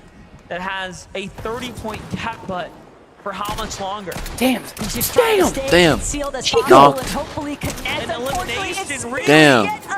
26 points this. Oh, that makes sense because they're first. Oh, he's gonna get fucked. Oh, he's fucked too. Queasy are now above. They're on second. Vino's still alive. Clicks is at full health. Let's go. Yeah. How high is your surge? Malabuka Murstache? No way. Dukes is dead. Booga is dead. Oh, man. Booga's knocked. They need to get that guy. They need to get Trulex. Not even need to build walls on the side. Yeah, they do. Peterbot and Poyo are now a third. Look at this Thomas now. He was just taking shots at the lobby leader. He's still got his sights That set Booga's onto Trulex. Might have even completely identified him gone. as a solo, but they're going to find themselves chopped. Malabuka, Murstache now Bruh. trying to make their approach towards Queasy. and Trulex is Thomas. dead. Meanwhile, Peterbot, Poyo, Pars they're Pars trying killed to sit Trulex. inside of top 3, third place to be specific, and they're going to Kanata. take over the hill. Victor. Prime Victor position, got a kill. Good also job, Victor. catching shots, tags, Queasy and Thomas HD are being contested Victor's by, literally a Peterbot child. Poyo. Peterbot Poyo is the real are For height. wow, that's a really stacked hill there. Yeah. If you're rooting against Peterbot and Boyo right now, as they've got themselves the natural Chap is gone. Yeah, a lot of people are dropping. First place is down. Wait, Chico? Peterbot killed Queasy. Thomas is at 40 health. Yeah, Thomas is not Thomas gonna can get this. survive there if he doesn't fight his way up. He doesn't even have Mats here, the shield bubble, the saving grace, but also the flare to the lobby. Hey, I'm over here. Victor's dead.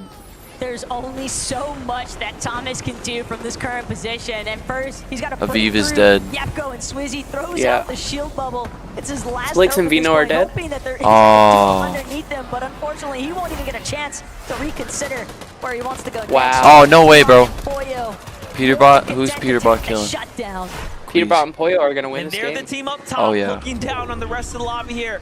Other NA I wanna players see how still Clicks here. died. Yeah, Rick Peterbot and Ritual. Poyo are gonna be But in you the have lead after EU's this Honey game. Wow. on the front side with Yup. Great Kovacs game there. from them. Peterbot looking down, putting tags onto the roofs of these builds. Huddy and Kovacs Almost have several 200 eliminations, views. but very little material now. It's gonna get super scrappy down here. I just want to like keep it going live when I go to work, and then like As they've managed to nearly fight their way into a top I'll just have it going live. position now. Yeah.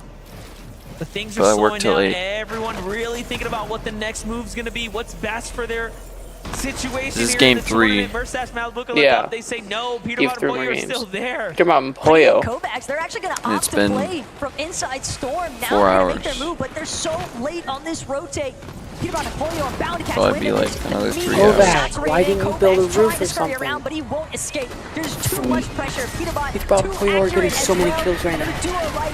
Peterbot killed. Pollo killed Reed. Unfortunately, front side of zone is Mustache not going to be finished. controlled by Reed and Ritual much longer. Malibuca, It's either Malibuca or Mustache. Mustache or Pollo and Peterbot. Yeah. It's more likely going to be Peterbot Pollo. Yeah, because they're in height. Ritual can't get this. Oh, Peterbot got another kill. Yeah, like it's crazy. They're Holy definitely yeah. pulling ahead. Basically want to win this game here. Ritual still Yeah, but trying to work Pollo's his way through. Peterbot's out of He's ammo, breaking the honestly. builds, but Peterbot Oh, yeah. and Pollo MDF. I hate to Malibuca, call it Mustache. early, but they are Still holding that shotgun from. They got lots of ammo. Yeah. Here in match 3, unless Mustache and Malibuca have something Ooh. to say about it, currently contesting Yapko Yeah, and They got Swizzy. 76 points this This one. could be a massive refresh for builds. Swizzy Yapko, 8 elims. What a monstrous game for them here. Top 3, breaking his way through the build That's here. Peter Still has a Barlow. lot of gas in the tank. here. Malibuca, Mustache. Malibuca and This Mustache is put up such a strong defense there. A great crazy tag end on game to right now. Mustache. Nice. Yeah. Set things up. Wow. He steps Really in now, strong. trying to throw it all down. Not It's many all nothing. openings. Right hand. And then Peterbot and Pollo drop. Mustache gonna work well. Peter Shit. Pollo jumped down. Yeah. He has a pistol. Mustache. Knocked. Malibuca and Mustache down. Malduk, yep. 2v1. 2v2. Oh, 2v2. Oh, Pollo got him. Oh shit. One more. It's up to Peterbot. Swizzy's not low. winning this. Tracking No. him down. Wait, Swizzy. Swizzy got him. Swizzy got Swizzy him. got Pollo. Swizzy got Pollo. This is crazy. No, that's it. Nope, that's nope, this is Wait, it. This is game. No way! No way! No way! Yo! That's a crazy clutch! That's a crazy clutch, bro. Woo! That's insane. Wow. They pull through. I have to put a little bit more respect onto Swizzy's name here. Keep Damn, bro. player coming out of EU. That was actually so hype. On site. He's a kid. That's so hype. Give it up, your game 3 winners! It'd be funny if you saw like Swizzy, wow. a grandpa in That FNCS. one-on-one, Peterbot there, right at the very end. So You click. managed to style that out perfectly, but walk us through the final stages, how that all went down. And now, like, it was actually Alright. not as hard. I'm gonna have to end it off. Not as hard. Peterbot and Pure have been very strong throughout the competition so far, but Yapka, you Ain't no way. That was crazy. Yeah. Anyways, I'll see you, Luke, then. See ya. Bye.